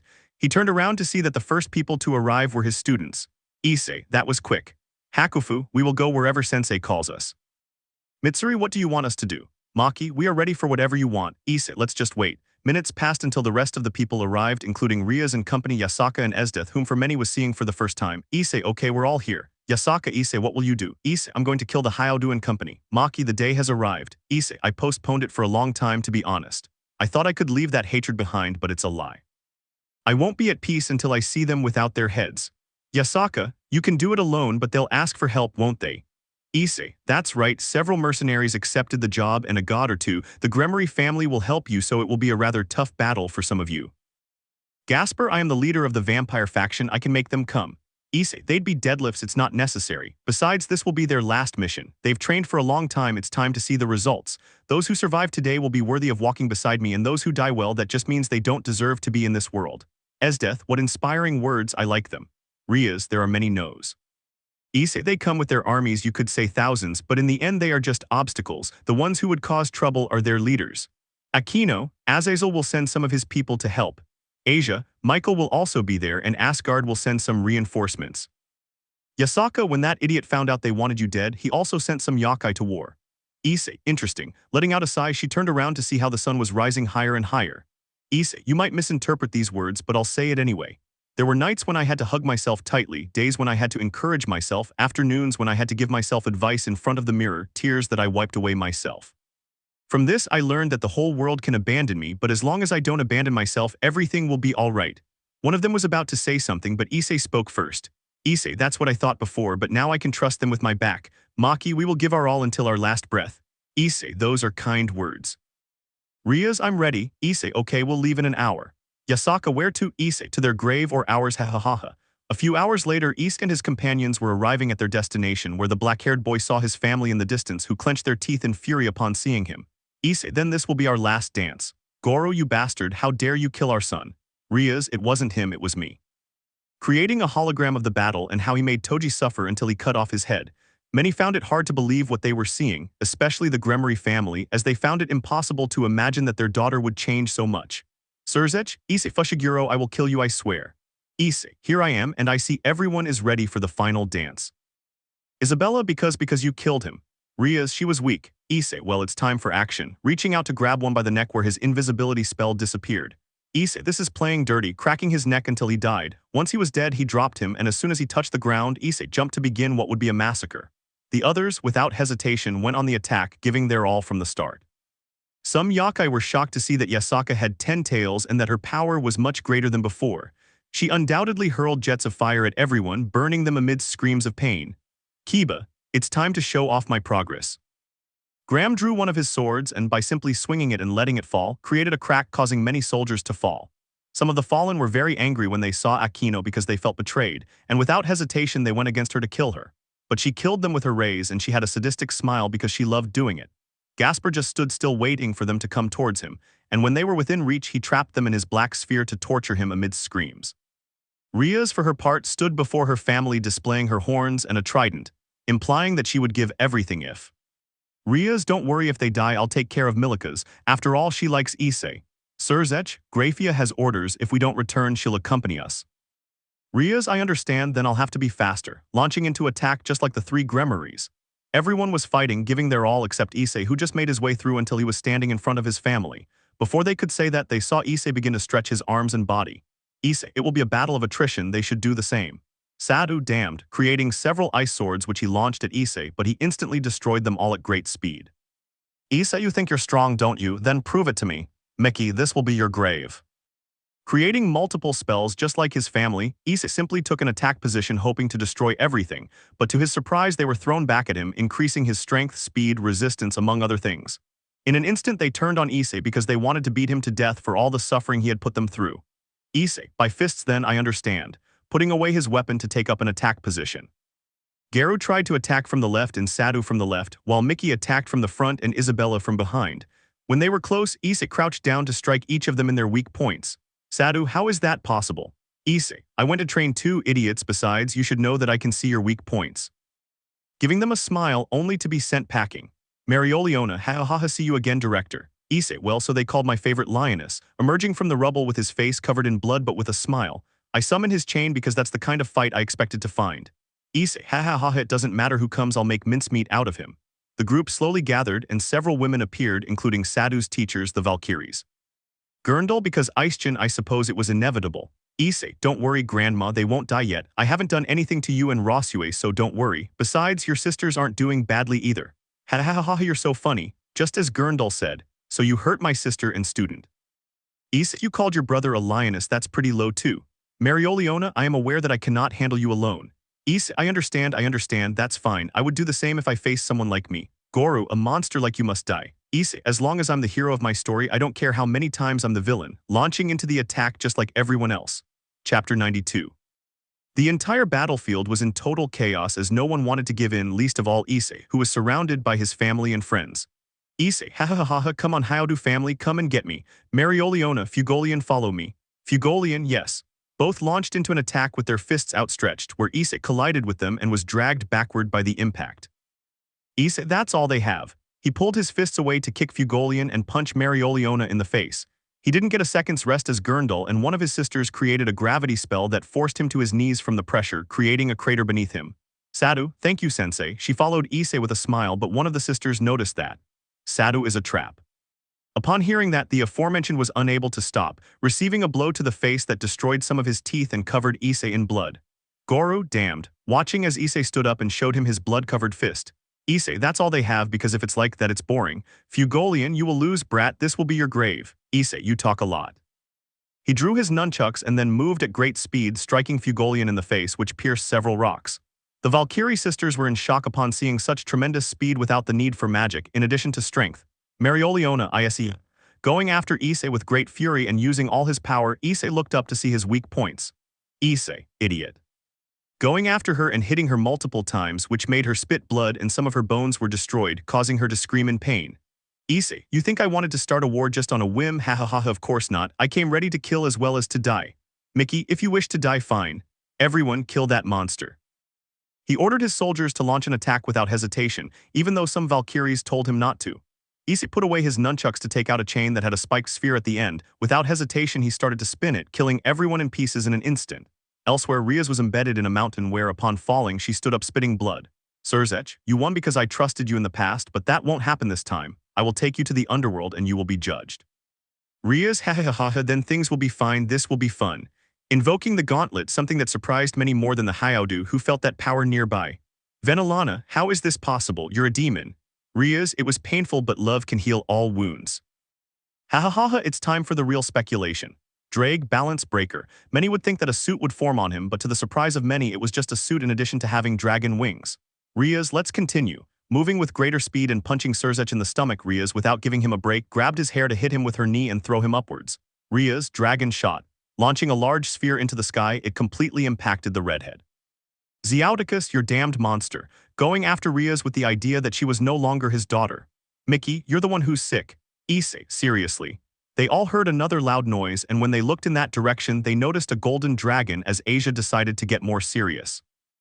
Issei, I don't want dead weight on my team. He smiled as he moved his dagger from side to side. Issei, well, how about we continue? He started running to continue to where he appeared in front of Isabella, who created a barrier that Issei destroyed, then punched her and grabbed her by the neck. He then struck him multiple times, causing several teeth to fly out. Upon seeing this scene, the others rushed towards Issei, who drew his sword, and upon stabbing it, several roots emerged from the ground, grabbing some and killing others. Isabella, Momon monster. Issei, you're right, little sister, I am a monster, but you should know that a monster isn't born, it's made. He squeezed her arm where Isabella screamed in pain, but her scream increased even more when Issei began to stretch her arm until he ripped it off. Both the couple and her brother were horrified by the scene in front of them, especially when they saw her screaming on the floor. Isabella looked up only to see Issei's gaze without a single spark of guilt. Before she could say anything, Issei kicked her in the stomach, sending her flying and embedded in a mountain. Goro, you bastard, how dare you do that to my daughter? I'll kill you.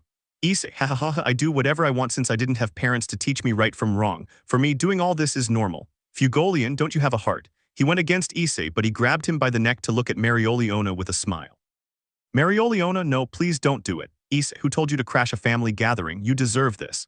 He ripped off Fugolian's arm, who screamed in pain. Issei, how noisy, throwing it towards Marioliona, who upon taking it began to heal him. You Issei, you're the oldest Brunilda, right? If you value your life and your sister's lives, it's best they stay out of this or they'll die. This is a grudge I've held for years. No matter how much time passes, it will never disappear. Brunilda, you would do the same if you had a student you saw grow up. Issei, you're right, sorry for saying such a stupid thing. Taking a step, but as soon as he did so, he crossed his arms in an X and went flying, crashing through several rocks in the process. As he emerged from the rubble, he was cracking his neck. Issei, what a surprise, you'll be joining the party too, Red. Great Red, I didn't mean to do this, but you're a danger. I respect you, Issei, so don't worry, I'll give you a dignified death. Issei, I appreciate those words, but things are different now. I won't die to anyone no matter what. Drawing his sword to assume an attack stance. He was instantly facing Great Red. The dragon created a sword to begin clashing with Issei's, destroying everything in their path. Big Red, they have great talent. Issei, not everyone thinks the same. Great Red, I truly didn't want this day to come and it's all the Hyoudu's fault. Those mentioned upon hearing that did not know what to say. Issei, it's in the past now. Receiving a punch from Big Red that threw him far away, in addition to the sisters joining the battle causing him more injuries. Great Red, accept your destiny, Issei, you deserve to be in this world, your presence will only cause pain. Issei, I had never lost in my life until you killed me. At that moment I swore I would never lose to anyone again. He stood up to continue, but Big Red kicked him in the stomach, causing him to vomit blood. When the smoke cleared, Issei could be seen lying on a rock. Great Red, you're strong and have unique abilities, but in the end you're still human. If we had fought from scratch, you would have put up more of a fight, but you were already tired. Issei could barely hear the words and also saw Garu and Mickey preparing a spell. Issei thought, I won't give up here, I won't die at their hands, I won't give them that satisfaction. Wanting to stand up where they both launched their attacks, when he was about to hit someone, he stood in front of Issei, completely destroying him. For a moment, Issei closed his eyes just to see himself as a crying child. Issei, Jr., I am weak. Issei, we are not. Issei, Jr., we'll never win. Issei, maybe in the past we were alone, but now it's different, so just watch. Walking towards the light, when he opened his eyes, he saw a gray-haired man with a smile. Issei, you took your time. Estes, sorry for the delay, brother, don't worry, I'm here to help you. You did it in the past, and now it's my turn. Issei formed a smile as he stood up. Issei, you'd better come or I'd punch you later. Estelle ha ha ha ha ha. In an instant, both launched into attack to continue the battle. Chapter 93. Both young men launched into the attack, as did Big Red and the rest. Estelle, brother, you take care of him and I'll take care of the rest. Issei, don't disappoint me. Estelle, ha ha ha, I've trained a lot for this moment, the moment when I can be of help to you. Pulling out a pair of black wings to go faster. Issei and Great Red clashed fists, causing Issei to take a few steps back, but he still did not give up and put in more effort, making the dragon retreat, something that surprised him. Big Red, you still have the will, it's better if you give up. Issei, I'll never do it because I realized many things when I was almost unconscious. Big Red, and that would be it. Issei, at first I felt bad for not having been born without any magic, but now I understand things better and I feel blessed. He punched Gran Rojo in the face, but he quickly recovered to return the blow to his rival. Issei, I'll tell you a few words and I hope you understand. I cried when I had no shoes, but I stopped crying when I saw a man without legs. Big Red, I understand what you mean. It's time for you to go to sleep just like your companions. Issei, it will never happen. Drawing their swords from the chaos, they leaped towards Great Red, who managed to dodge their attack. The Hyoudou, seeing that Issei was distracted, began to create magic circles to kill him, but Issei ran towards them, destroying all their attacks. Issei, you guys never learn, do you? He cut off Goro's leg, who fell to the ground screaming in pain. Then he saw Mickey, who created a shield, but it was no use since Issei cut off her arm and then grabbed her hair to try to hit her, but a redhead jumped on him. Issei, Surzech, you will not kill them, you bastard. Issei, and your useless sister, did you already kill her? Surzech, she's busy. I'll kill you with my own hands for destroying my family. He punched him in the face with all his might until Issei stopped his fists. Issei, you've tired me out, Gremory. He punched him in the face to push him away, then stood up and kicked him in the stomach, making him fall to the ground. Surzech, it's impossible. Issei, if you wish to die, fine, I'll help you with that. He plunged the holy sword into Surzech's leg, causing him to scream in pain. Before he could react, he grabbed him by the hair and began to beat him with all his might. Seeing that he was still conscious, he kicked him in the stomach, destroying his bones. A few seconds later, the parents and Rias arrived, only to see Issei holding Surzech's hair in a horrible state. Issei, take your trash, you better not stop playing Rias. Rias, I'm sorry, Xiaoticus, cursed. He lunged at Issei, but Rias stopped him.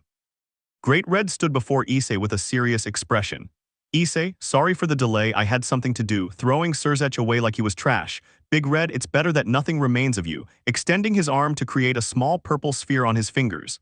Issei, Estelle, I understand. Throwing his sword, Issei took it and started running towards Great Red, who launched the attack, destroying everything in his path. Issei raised his sword to try and destroy the attack.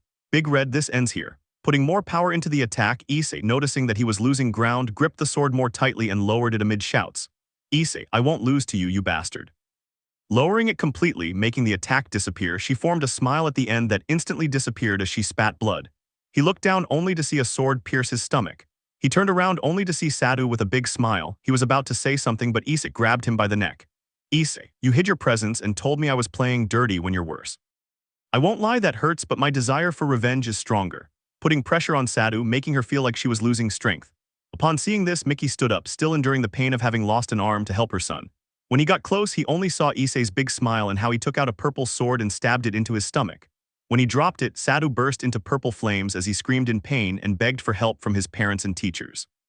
Issei simply turned around to look at Great Red and remove his sword.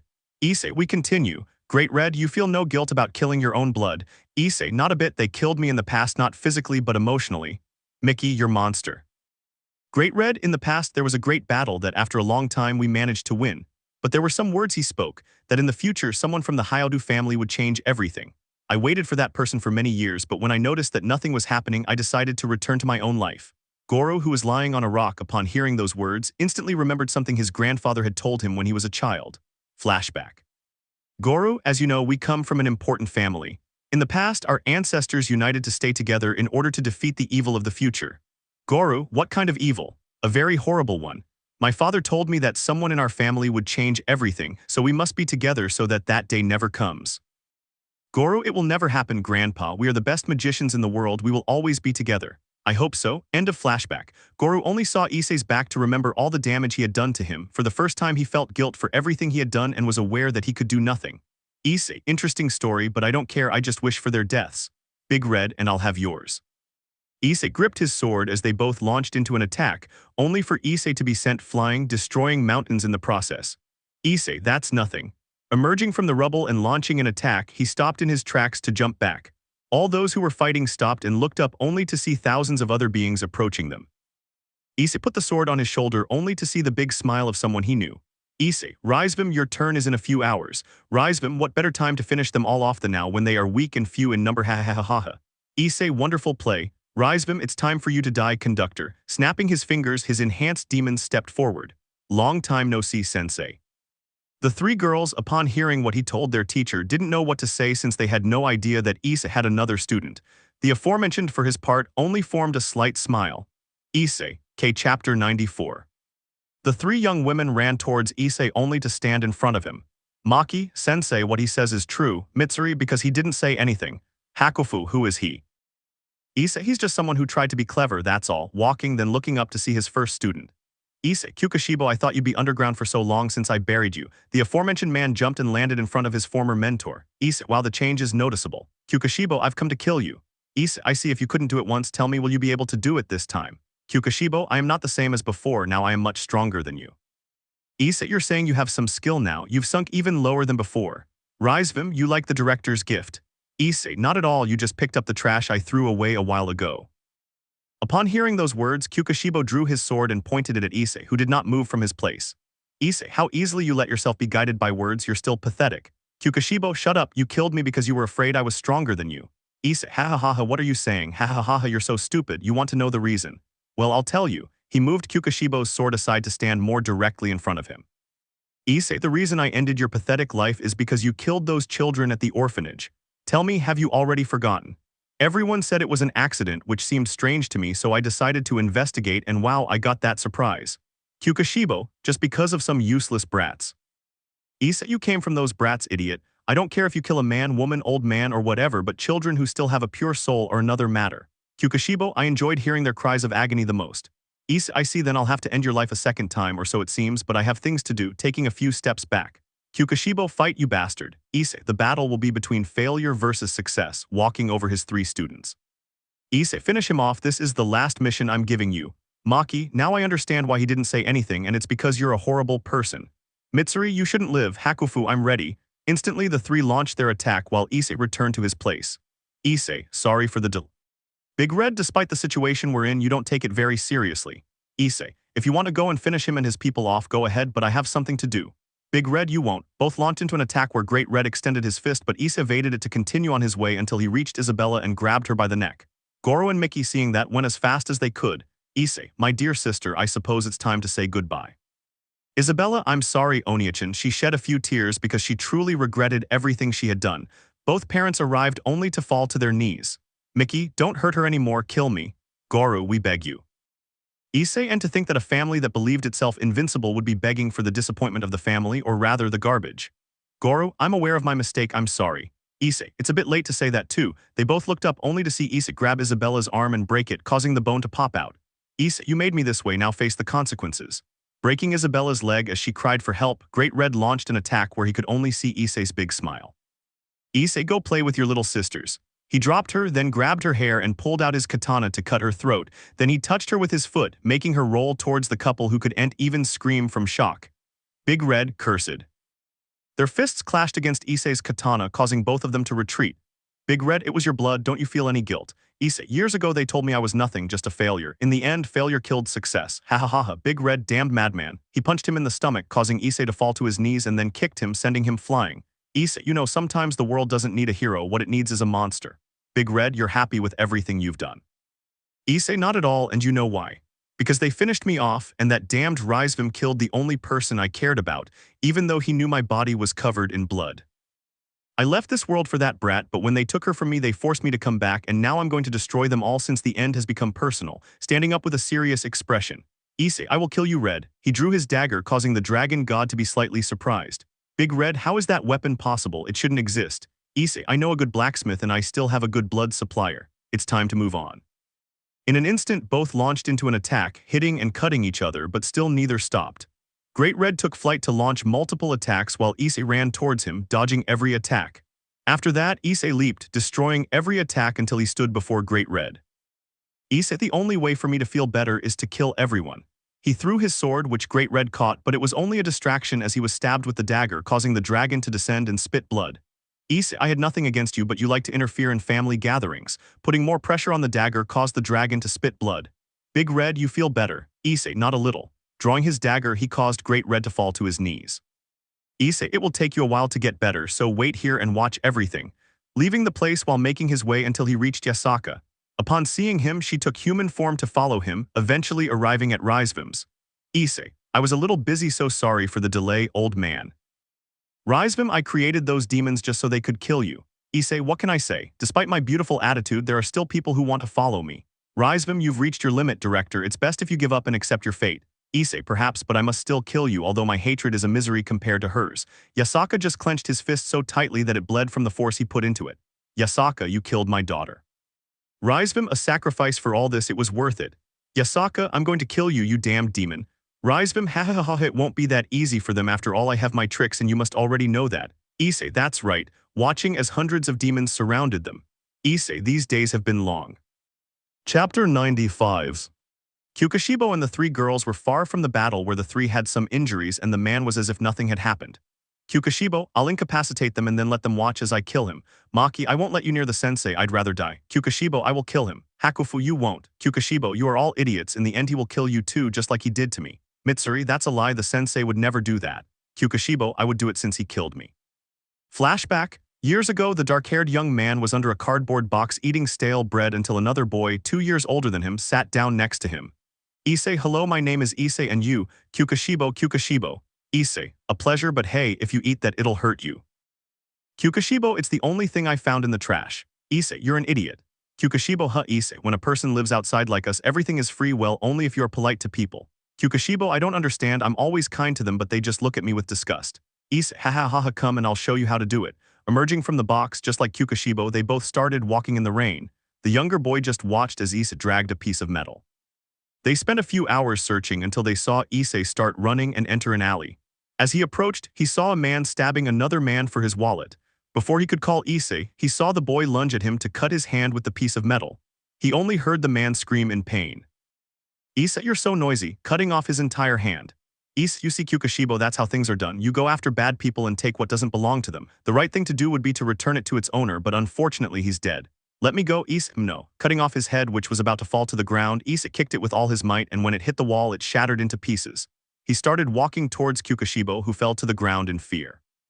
Issei, you know this is a cruel but beautiful world at the same time. Kyokushibo, cute. Issei, it's nice because it's free, one can do whatever one wants. So tell me, Kyokushibo, would you like to walk beside me? It would be interesting to have someone like that by my side.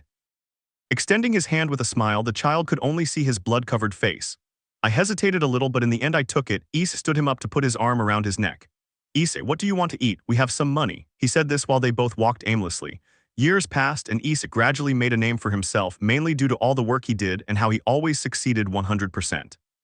Kyokushibo did everything he could to improve, but he felt he was getting further and further away. Kyokushibo, Issei, can you train me please? I want to be as strong as you or even stronger if possible. Issei, of course you'll be my first disciple, ha ha ha ha ha. Kyokushibo, I'll get higher, you'll see. With a smile that Issei returned, they then began the training, which was very painful for the young man, but he still endured it. Little by little the man gained a reputation, something that made him happy, but when he learned that his brother and teacher was more famous, he couldn't bear to feel envious. Kyokushibo decided to distance himself a little from Issei, who accepted without saying anything. A year later, Issei was on a mission as usual. When he arrived at his destination, he saw Kyokushibo, who had a person hanging who had signs of torture, and in the end he removed all of his organs. Issei, wow, so you changed your name, now you're the butcher. Kyokushibo, I was always below you no matter how many times I tried, I would take 1 step and you would take 10. Issei, I see. Kyokushibo, and the only way for everyone to take me seriously is if I kill you and show your head. Issei, for his part, simply took out a cigarette, lit it, and then let out a puff of smoke. Issei, Sauka, Kyokushibo, you don't take me seriously. Issei, hey Kyokushibo, what do you want me to say? Do you want me to apologize for being stronger or what? You should be happy because thanks to me you're not living under a bridge eating soggy bread. Kyokushibo, you. Issei, I feel somewhat disappointed in myself for having accepted you as a disciple, since in the end you did not meet my expectations. Letting out a sigh of disappointment, Kyokushibo clenched his teeth and soared in frustration upon hearing that. Without hesitation, he lunged at Issei to kill him, but the man evaded everything with extreme ease. Issei, in the end you use what I taught you, that's even more pathetic, grabbing him by the neck to deliver multiple blows. At the end I brought him closer where Kyokushibo just spat in his face. Issei just smiled at him before clenching his fist and punching him in the stomach, causing Kyokushibo to fall to his knees and vomit everything in his stomach.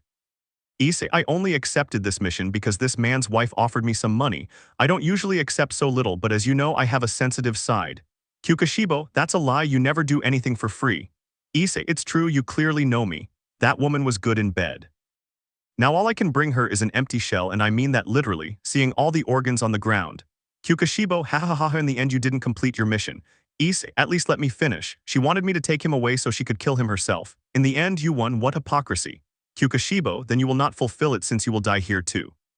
Taking his sword with both hands to go against Issei, who took his sword out of its sheath to also go on the attack, clashing swords at great speed.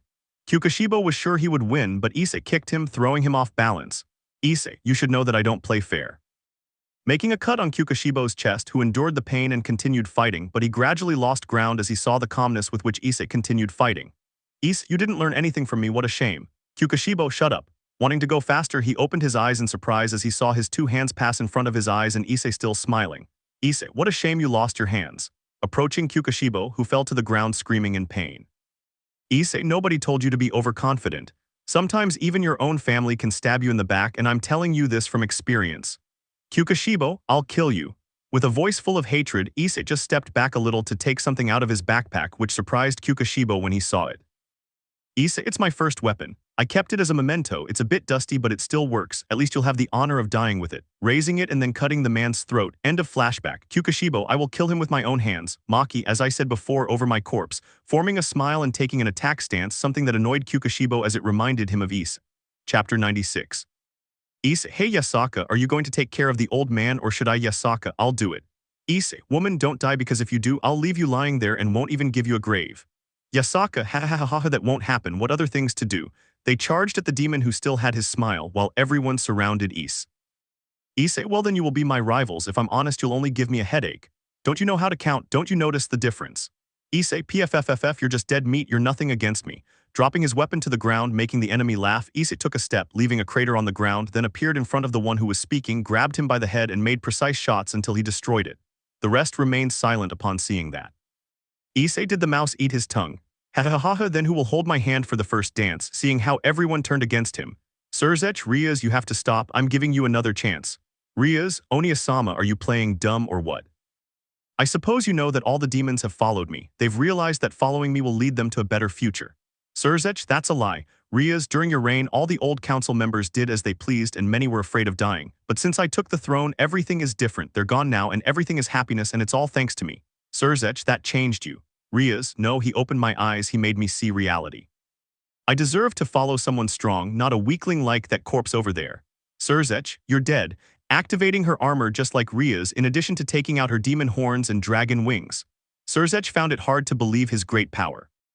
Rias, you see all of this is thanks to Issei, so I'll do anything for him, and if that means killing my former family, I'll do it gladly. Giving her a quality smile that made the redhead even more angry, he went against his sister where they both clashed fists, destroying everything in their path. Great Red was waking up only to see the great battle that was taking place, mostly with enemies who wanted Issei dead. I try to heal his wound, but I notice it will take some time. I look for his rival only to see him tearing his enemies apart with a big smile. They both exchanged glances, only for Issei to give him a smile, further angering the dragon who stood up to go against him, killing anyone who crossed his path. Issei, Sleeping Beauty, woke up. Good morning. Great Red, Issei, stop this, many people are dying. Issei, phew, ha ha ha ha ha. Big Red, what are you laughing at? Issei, what you just said is funny because you killed several people recently when you were coming towards me. Big Red, those were not innocent. Issei, to me no one is innocent, everyone deserves to die, after all they're all my toys in this park. Big Red, you are sick, Issei, and whose fault is it all? But let's drop the subject and get back to the fun. Big Red, we speak the same language. Issei, Rias, come here now. At that moment the redhead fell beside him. Rias, what's up? Issei, you haven't finished off your brother yet, or don't you want to kill him? Rias, almost there, and don't worry, I'll kill him, then Xiaoticus and Venelana. Issei, Grafia had her own merits, but she's no use to me. I'll finish her off too, I know Milikas will forget this quickly. Rias, I understand. Issei, I called you because I need your armor. Placing his hand on Rias' shoulder, he made her armor disappear. Issei, it bothers you. Rias, not at all, if it helps you that's fine and good luck. Giving her a kiss on the cheek and then leaving. Issei, well how about we continue? Activating the armor to its full glory. Drake, the truth is, only with you am I able to use my full power. Issei, I don't like weak weapons, grabbing a fallen angel by the neck to cut him in half. Great Red, without further thought, launched himself against Issei, thus beginning a second assault. Yasaka was on her knees spitting out a little blood. Rizvim, you're useless. Yasaka, this isn't over. You ruined my life. Rizvim, who told you to fall in love with him? If you hadn't, none of this would have happened. Well, maybe it would have, but your brat would still be alive. Yasaka, you want to know something? I don't regret anything. Standing up to clean the blood off. Rizvim, what an annoying woman. I suppose it's time to finish you off. Yasaka, you're right about something. Clenching his fists, he then made celestial flames appear in them and went against Rizvim, hitting him in the face and burning part of his cheek. Rizvim, damn bitch, I'll kill you. Seeing his opponent's smile made him even more annoyed. Maki, you give up. Kukashibo, not until I kill that damn traitor. Maki, you were the one who betrayed him. Don't talk nonsense, idiot. Mitsuri, let's finish this quickly. We have to help the boss. Maki, you're right, taking a spear from the ground, twisting it around multiple times and pointing it at Kukashibo. Maki, despite his arrogant attitude, he's also someone who cares about his own. He saved us in the past and now it's time to return the favor, seeing her friends who gave her a smile to go against him. Maki tried to hit him with his spear, but Kukashibo evaded his attack with his katana, but he felt a great pain in his abdomen as Hakufu kicked him with his leg. Mitsuri, die you damn traitor, cutting off his arm, making the demon scream. Maki, for all the deaths you have caused, piercing his heart with his spear, causing him to spit blood. Hakufu, I hope you rot wherever you end up, turning around to kick him in the head, cutting it off. Maki, it's not time to rest, we have to keep going. Mitsuri, and who do we help now? Hakufu, to anyone who tries to interrupt Issei's battle. Maki, let's charge then, receiving a settlement from both to continue. Issei, you know Red, you'd be fine where you were, but you like to meddle where you're not wanted. Great Red, only by finishing you off will this end, seeing how Issei just smiled at him. Chapter 97. Rizvim was on his knees staring at the blood-covered palm of his hand. He looked up in fury only to see Yasaka walking towards him with a more serious expression than usual. I called on my people to stop her, but unfortunately they couldn't, as she was burning them slowly so they would suffer more, making Rizvim understand that their death would be much more painful. He looked away only to see Great Red flying off, destroying mountains in the process. He looked up only to see Issei descending with a big smile that only made him angrier. Rizvim thought, I thought that with the arrival of the Alliance and my people, I could finally kill that damn director, but in the end that idiot has great people around him who support him. Looking in the direction of Rias, she punched Xiaoticus, burying him in the ground. Rizvim thought, that brat's power is no joke. If I win this war, she'll have my offspring. Forming a smile, he stood up and took out his wings to leave. Yasaka, seeing this, began to follow him. Later, Rizvim descended, standing before Great Red, who merely frowned at him. Big Red, what do you want? Rizvim, we both have to accept it and that we can't kill that monster separately. Big Red, get to the point. Rizvim, let's make a small alliance, and when that idiot and his people die, everything can go back to normal. Extending his hand with a smile, Great Red thought for a few seconds before finally taking it, because if Issei continued to live in the future, there would only be more problems. Furthermore, he knew that he could kill Rizvim at any moment. Issei, for his part, only saw the interaction between dragon and demon. Drag, they will form an alliance, this is bad. Issei, that's what happens when you run out of options. Ha ha ha ha, how pathetic. Seeing how Great Red shouted at the top of his lungs to deliver the news, something that surprised everyone but they said nothing, Rizvim only sent an order to his people not to attack his new companions. Little by little everyone began to surround Issei and company, who began to gather together until they were a single group. Asia, this is bad, what's the plan? Mitsuri, not to be negative, but there are a lot of them and I'm honestly a bit tired. Maki, Sensei, what's the plan? Yasaka, that damned person. Rias, I know what we do. Issei simply deactivated his suit, causing him to return to Rias, something that surprised her. Issei, wow, and to think that the most powerful being in the world would team up with a great enemy. You know, I'm grateful because thanks to me you all became friends. Big Red, just finish this, everything will go back to normal. Issei, as many know you didn't join the alliance and well, the answer is simple, I collected so many favors. Rizvim, and the point is, Issei, there's a favor I've been holding on to and I hope it's worth it. Although I haven't fully fulfilled my promise yet, I'll ask for it in advance. And before anyone could say anything, everyone saw a dimensional rift open from which a great black dragon emerged, surprising many. Great Red, Aphes. The aforementioned descended to stand beside Issei in her human form, even with those lifeless eyes. Issei, Aphes takes out all the trash while my group and I take care of the special trash. Aphes, I understand. Returning to its dragon form, it let out a great roar that frightened the weakest. Issei, Rias, end your game right now. Rias, I understand. Issei, the rest of you carry on with your own thing while I play with the main characters, cracking his neck to summon a katana that released purple flames. Before anyone could say anything, Issei was the first to launch an attack, standing in front of Great Red and cutting his abdomen, which made him scream at the top of his lungs. Rizvim created several magic circles, but Issei moved faster and cut off his hand, causing the demon to scream in pain, mostly from the flames. Many rushed against Issei to protect their leader Rizvim, but Issei's students stood in front to kill them. Rizvim, damn it, aren't you tired yet? Issei, I exercise every day. I'll give you a tip, Hex accomplishes many things, hahaha. Big Red, stop joking around, you bastard. Issei, it's nicer knowing they'll die soon. Rizvim, I have no other choice if this is how it's going to be, so at least make it fun. Forming a smile, then calling his people and giving them the signal. Before anyone could say anything, everyone stopped as a crack opened in the sky, frightening everyone except Great Red and Offeyes since they knew who it was. Big Red, what did you just do? Rizvim, one monster killing another monster, this will be fun, hahaha. Little by little the great creature began to emerge, and when it did so completely some fainted from its great power, others fled in fear. Rizvim, hahaha, this is your end director, tell me what your last words will be. Looking in the direction of Trihexa, who hadn't said anything, Rizvim was about to say something until he saw the beast of the apocalypse start to laugh. Big Red, what are you laughing at? Trihexa, before they sealed me, I told them no, that I was going to come back. Big Red, I know, but... Trihexa, seeing this, I can tell their goal is to kill someone, right? Just like I told you, hahaha. I told you someone would be born who would kill you, hahaha. Rizvim, finish him off. Issei, and to think they would unleash the beast of the apocalypse, how interesting but also regrettable since they had to resort to this. He started walking until he was below Trihexa, who lowered his gaze. Issei, hey Trihexa, not to brag, but my body is perfect. You don't want to control it, you'll end up destroying everything. Everyone who heard that was amazed and scared, especially the girls who loved Issei. Trihexa, I'm so excited. Issei, see expressions of terror. Trihexa, it's interesting. Issei, become a sacred gear and I'll give you control. Trihexa, ha, you will see the people you love most die. I will enjoy seeing your expression of terror when you find out the stupidity you did. And before anyone could say anything, Trihexa's entire body began to glow.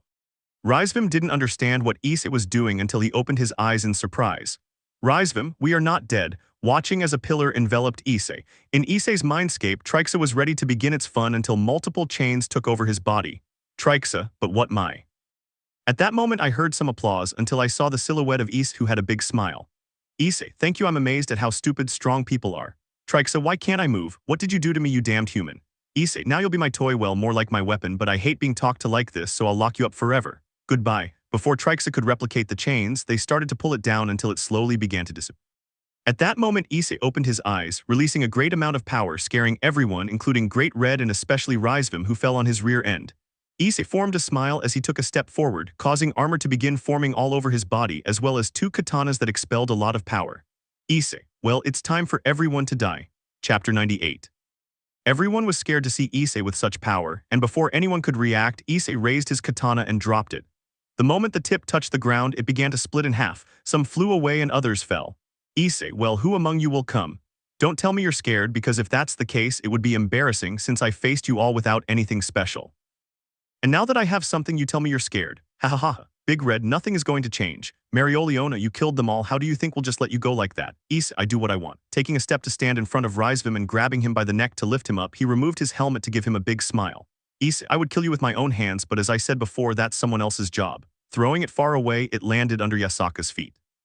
Issei, and you, Red, you interfered where you weren't wanted and now you'll suffer the consequences. Big Red, they were all talented and they were also your family. Issei, if they were the talented ones, where did I fit in? Marioliona, things.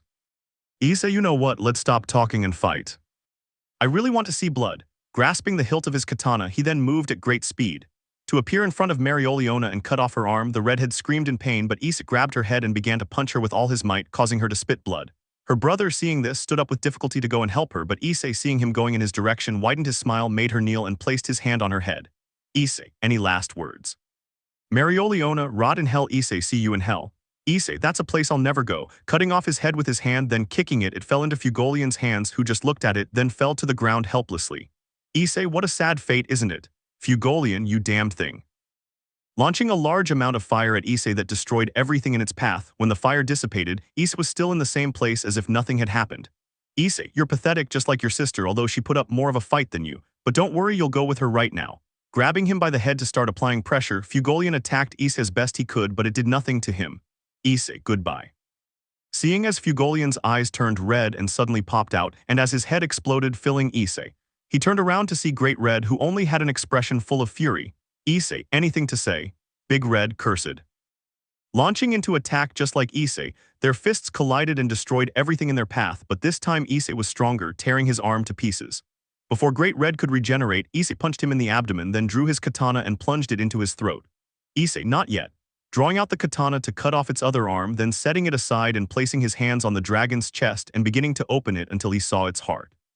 He took it in his hand while listening to the screams of the dragon god until Issei took it off completely. Issei formed a smile, brought it to his mouth and ate it. Issei, it wasn't that bad. Big Red, you're Issei, well, it's time to say goodbye, my friend.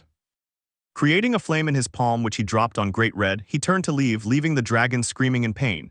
Elsewhere, Rias had her mother by the neck. Xiaoticus, don't do it, she's your mother. Rias, she was, but because she didn't follow Issei's ideals, she's nothing now, just my enemy. I'll do whatever Issei wants.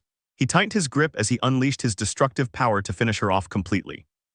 Both Xiaoticus and Serzech went in her direction, where Rias just walked towards them, instantly creating a sword with her power to cut them in half. Rias, don't worry, Serzech, I'll make sure Milikas is very loyal to Issei. You can go in peace, your wife will be joining you soon since Issei isn't interested and that's a good thing. Serzech, take care of it. Closing her eyes, Rias drops a sphere of her power, destroying the bodies of Serzech and Xiaoticus.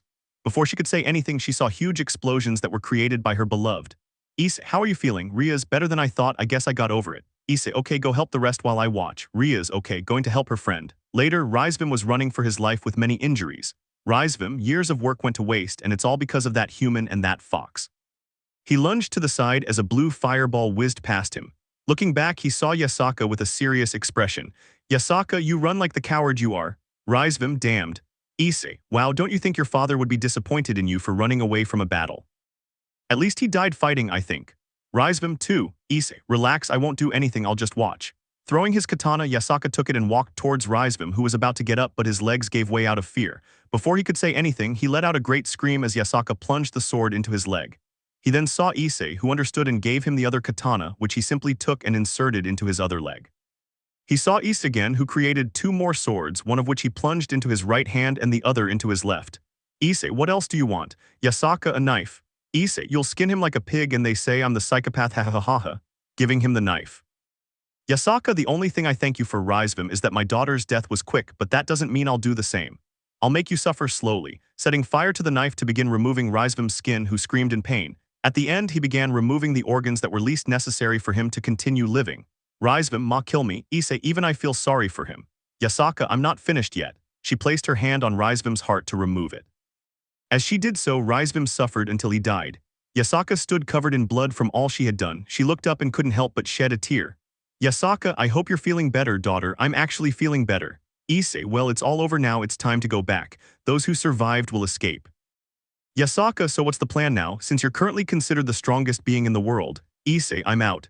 Yasaka, Chapter 99. After the great battle, many thought that Issei and his helpers were going to change the world, or in the words of others, were going to rule. But as time passed, nothing happened. Everything continued as always. Besides noticing that he disappeared after that battle, many thought he had died in the battle since they knew nothing about him. Almost everyone started to celebrate, mostly because of the victory and also the death of a person. In the underworld, not knowing about their leader Rias Fushiguro, they thought she had escaped since, without Issei's support, she thought she was afraid. Serafal tried to keep everything in order, but the nobles took the opportunity to change things. Obviously, it was those demons who did not support Rias, and those who did simply remained silent. In Kyoto, Yasaka put someone else in charge since it was time to retire. Nobody said anything since they knew he was doing it mostly for his daughter. The years passed and everything was calm as everything had returned to normal. In one part of Japan, a black-haired man was walking down the streets. Yasaka, Issei smiles. Having his camera ready, Issei turned around to give her a big smile, but a real smile as he held his son. Yasaka, Kaya, they're so cute, aren't they, girls? Rias and Esdeth, who were watching from a distance with drinks in their hands, both smiled at the scene. Rias, that photo will be a treasure in the family. Esdeth, you're right. Issei, what nonsense you all talk, giving his son to Yasaka, who took him with care. Issei, well, the retreat has come to an end, so you can talk. Esdeth, finally, well, I'll go first. Many mercenaries covet your fortune, but Carolina keeps them at bay, but who knows for how long. Rias, my race desires to reach the expanse. They thought I escaped, so some elders took power. Issei, and my women. Rias, they stay away from the situation. Serafal fights, but it's no use. Issei, poor magical girl, I'll give her a reward later. Yasaka, I don't care about anything because the most important thing right now is in my arms and by my side. Issei, how corny. Yasaka, ha ha ha ha ha, and you never change. Issei, and your group. Rias, Gasper rules the entire vampire faction. Kiba travels the world training with Zenobia and Tsubaki, who are his partners. Akino told me that she will soon have the right to be the leader of the faction. Kaneko does the same as Kiba, and Asia is now one of the strongest among the angels. Issei, I see. Esdeth, Maki married that boy named Yuda, and after that she also did a cleansing in her clan. Mitsuri did the same with her partner, and Hakufu looking for strong opponents. Issei, that brat never changes. Esdeath, what are your plans now that you're coming back from retirement? Issei, isn't it obvious? It's time to work. Forming a smile that the blue-haired and red-haired girls imitated, Yasaka let out a sigh as she knew that those bloody days were near. Issei, Rias, go back home and do what you must. Rias, that's what I wanted to hear. I've been waiting for this day for a long time, creating a magic circle to leave. Esdeath and me, Issei, let's just enjoy the day. Esdeath, great. Issei turned off to continue his walk with Yasaka and the baby. In the underworld, the young demons were gathered in front of the new advisors, ready to share their dreams for the future until they all fell to their knees from the great fear they felt. Before anyone could say anything, the doors burst open, and the strongest among them looked up only to see a red hair. With each step she took, she laughed, increasing the pressure until she stood before everyone and gave them a smile. A smile that frightened everyone, especially those who rebelled. Rias, your goddess has returned. I thought that with my absence everything would continue as if nothing had happened, but I was wrong. Ryashin, Rias, Seraphal, you did well, you can relax, I'll take care of the rest. Seeing the advisors who were about to say something, Rias extended her hand to create 6 spheres of destruction that killed them instantly. Rias, I'll be a little fair, those who rebelled have until tomorrow to be in the city center to receive their punishment, but if they don't attend, well, their entire home will disappear. Raising his foot to let it fall, he unleashed more of his power, causing most to be terrified. When they were all released, they all ran away except for one group. Sona, Rias, where were you? What happened to you? Rias, I took a break, I didn't really need it, although I was always aware thanks to Seraphal who sent me a report from time to time. Seraphal, they were very hard years, but at last I can rest. Sikveria, he is dead. Rias, he's more alive than ever and things are about to change. Even though there are only 3 of us who are his official wives, you still belong to him. Ravel, as if we were an object. Rias, well, earn that right to be by their side. It's not an easy path, and I'm telling you this from experience. Sona, Rias treats you like trash. Rias, you learn the hard way, don't you think? Sona said nothing, making Rias smile at her. On the way out, she met up with her friends to talk about other things and catch up. Elsewhere, Issei and Yasaka were standing in front of a grave. Yasaka, I came back little and brought your little brother, his name is Megumin, although it's a shame that he looks like his father. Issei, it wouldn't be a blessing. Yasaka, if you say so. In the end, daughter, your dream of us being together came true. With a smile, he took Issei's hand and left, but the black-haired boy turned around for a moment just to see Kunu's silhouette, who smiled back at him. Issei thought, thanks brat, leaving the cemetery where Esdeath was waiting. Issei, well, it's time. Yasaka, I wish you luck, I'm going home. Issei, good, leaving with Esdeath. Later, Rias joined them along with 2 other people, both wearing their military uniforms, implying that they were ready for action. In the mercenary guild, everyone was doing their usual thing until the door suddenly opened, revealing Issei and his companions. Issei, good morning, you little sons of bitches. Today is another shitty day that you can't miss. I'd like to tell you that today is your day, that your luck is going to change, but we all know it can only get worse, so get up and do your best. Clenching his fists with his big smile that made many people swallow their fear. Dad, what place is this? Everyone, out of fear, didn't notice the small figures next to Issei, one of which was a red-haired girl and the other a blue-haired boy. Issei, this is where your adventure will begin, brats, I see. Issei, guys, these are my children. This is Tatsumi and this is Akame. Many, upon seeing them and noticing those smiles on those children, felt even more fear because they were identical to those of their parents. Issei, Carolina, I want a prank mission for the brats. Carolina, but Issei, hey, if they die it'll be because they're weak, and like I always say, Tatsumi, the strong dominate the weak. Akame, I want to be strong like the conductor of the orchestra and the Crimson Empress. Rias, that's the spirit, daughter. Esdeath, they remind me of myself when I was a child, how exciting, wiping away a tear while the rest just stared at them strangely. Carolina, having no other option, gave one to both of them since if they were Issei's children, their talent would be equally monstrous. Hakufu, sensei. Issei, on time, Hakufu, you'll go with Tatsumi, you'll just see nothing else, okay? Hakufu, okay, only if he's about to die will I interfere. Issei, Mitsuri, you'll go with Akame. Mitsuri, Kaya, how cute, hugging the redhead who did nothing since her mother had told her what she was like. Maki-sensei, it's been a while, I see you're doing well. Issei, I'm not complaining anyway, you and the idiots will come with me. Esdeath, we are your wives and yet you treat us like this. Issei, the day they beat me in a battle, maybe that will change. Rias, I have a lot of training to do. Issei, ha ha ha ha, let's go, turning around to leave with his usual smile and a sword on his shoulder. End. Let me know in the comments below if you guys want the next part. Also check out my other video that has been shown and left. Thank you for watching. If you enjoyed this video, please like and share this video. And have a fantastic day. Bye.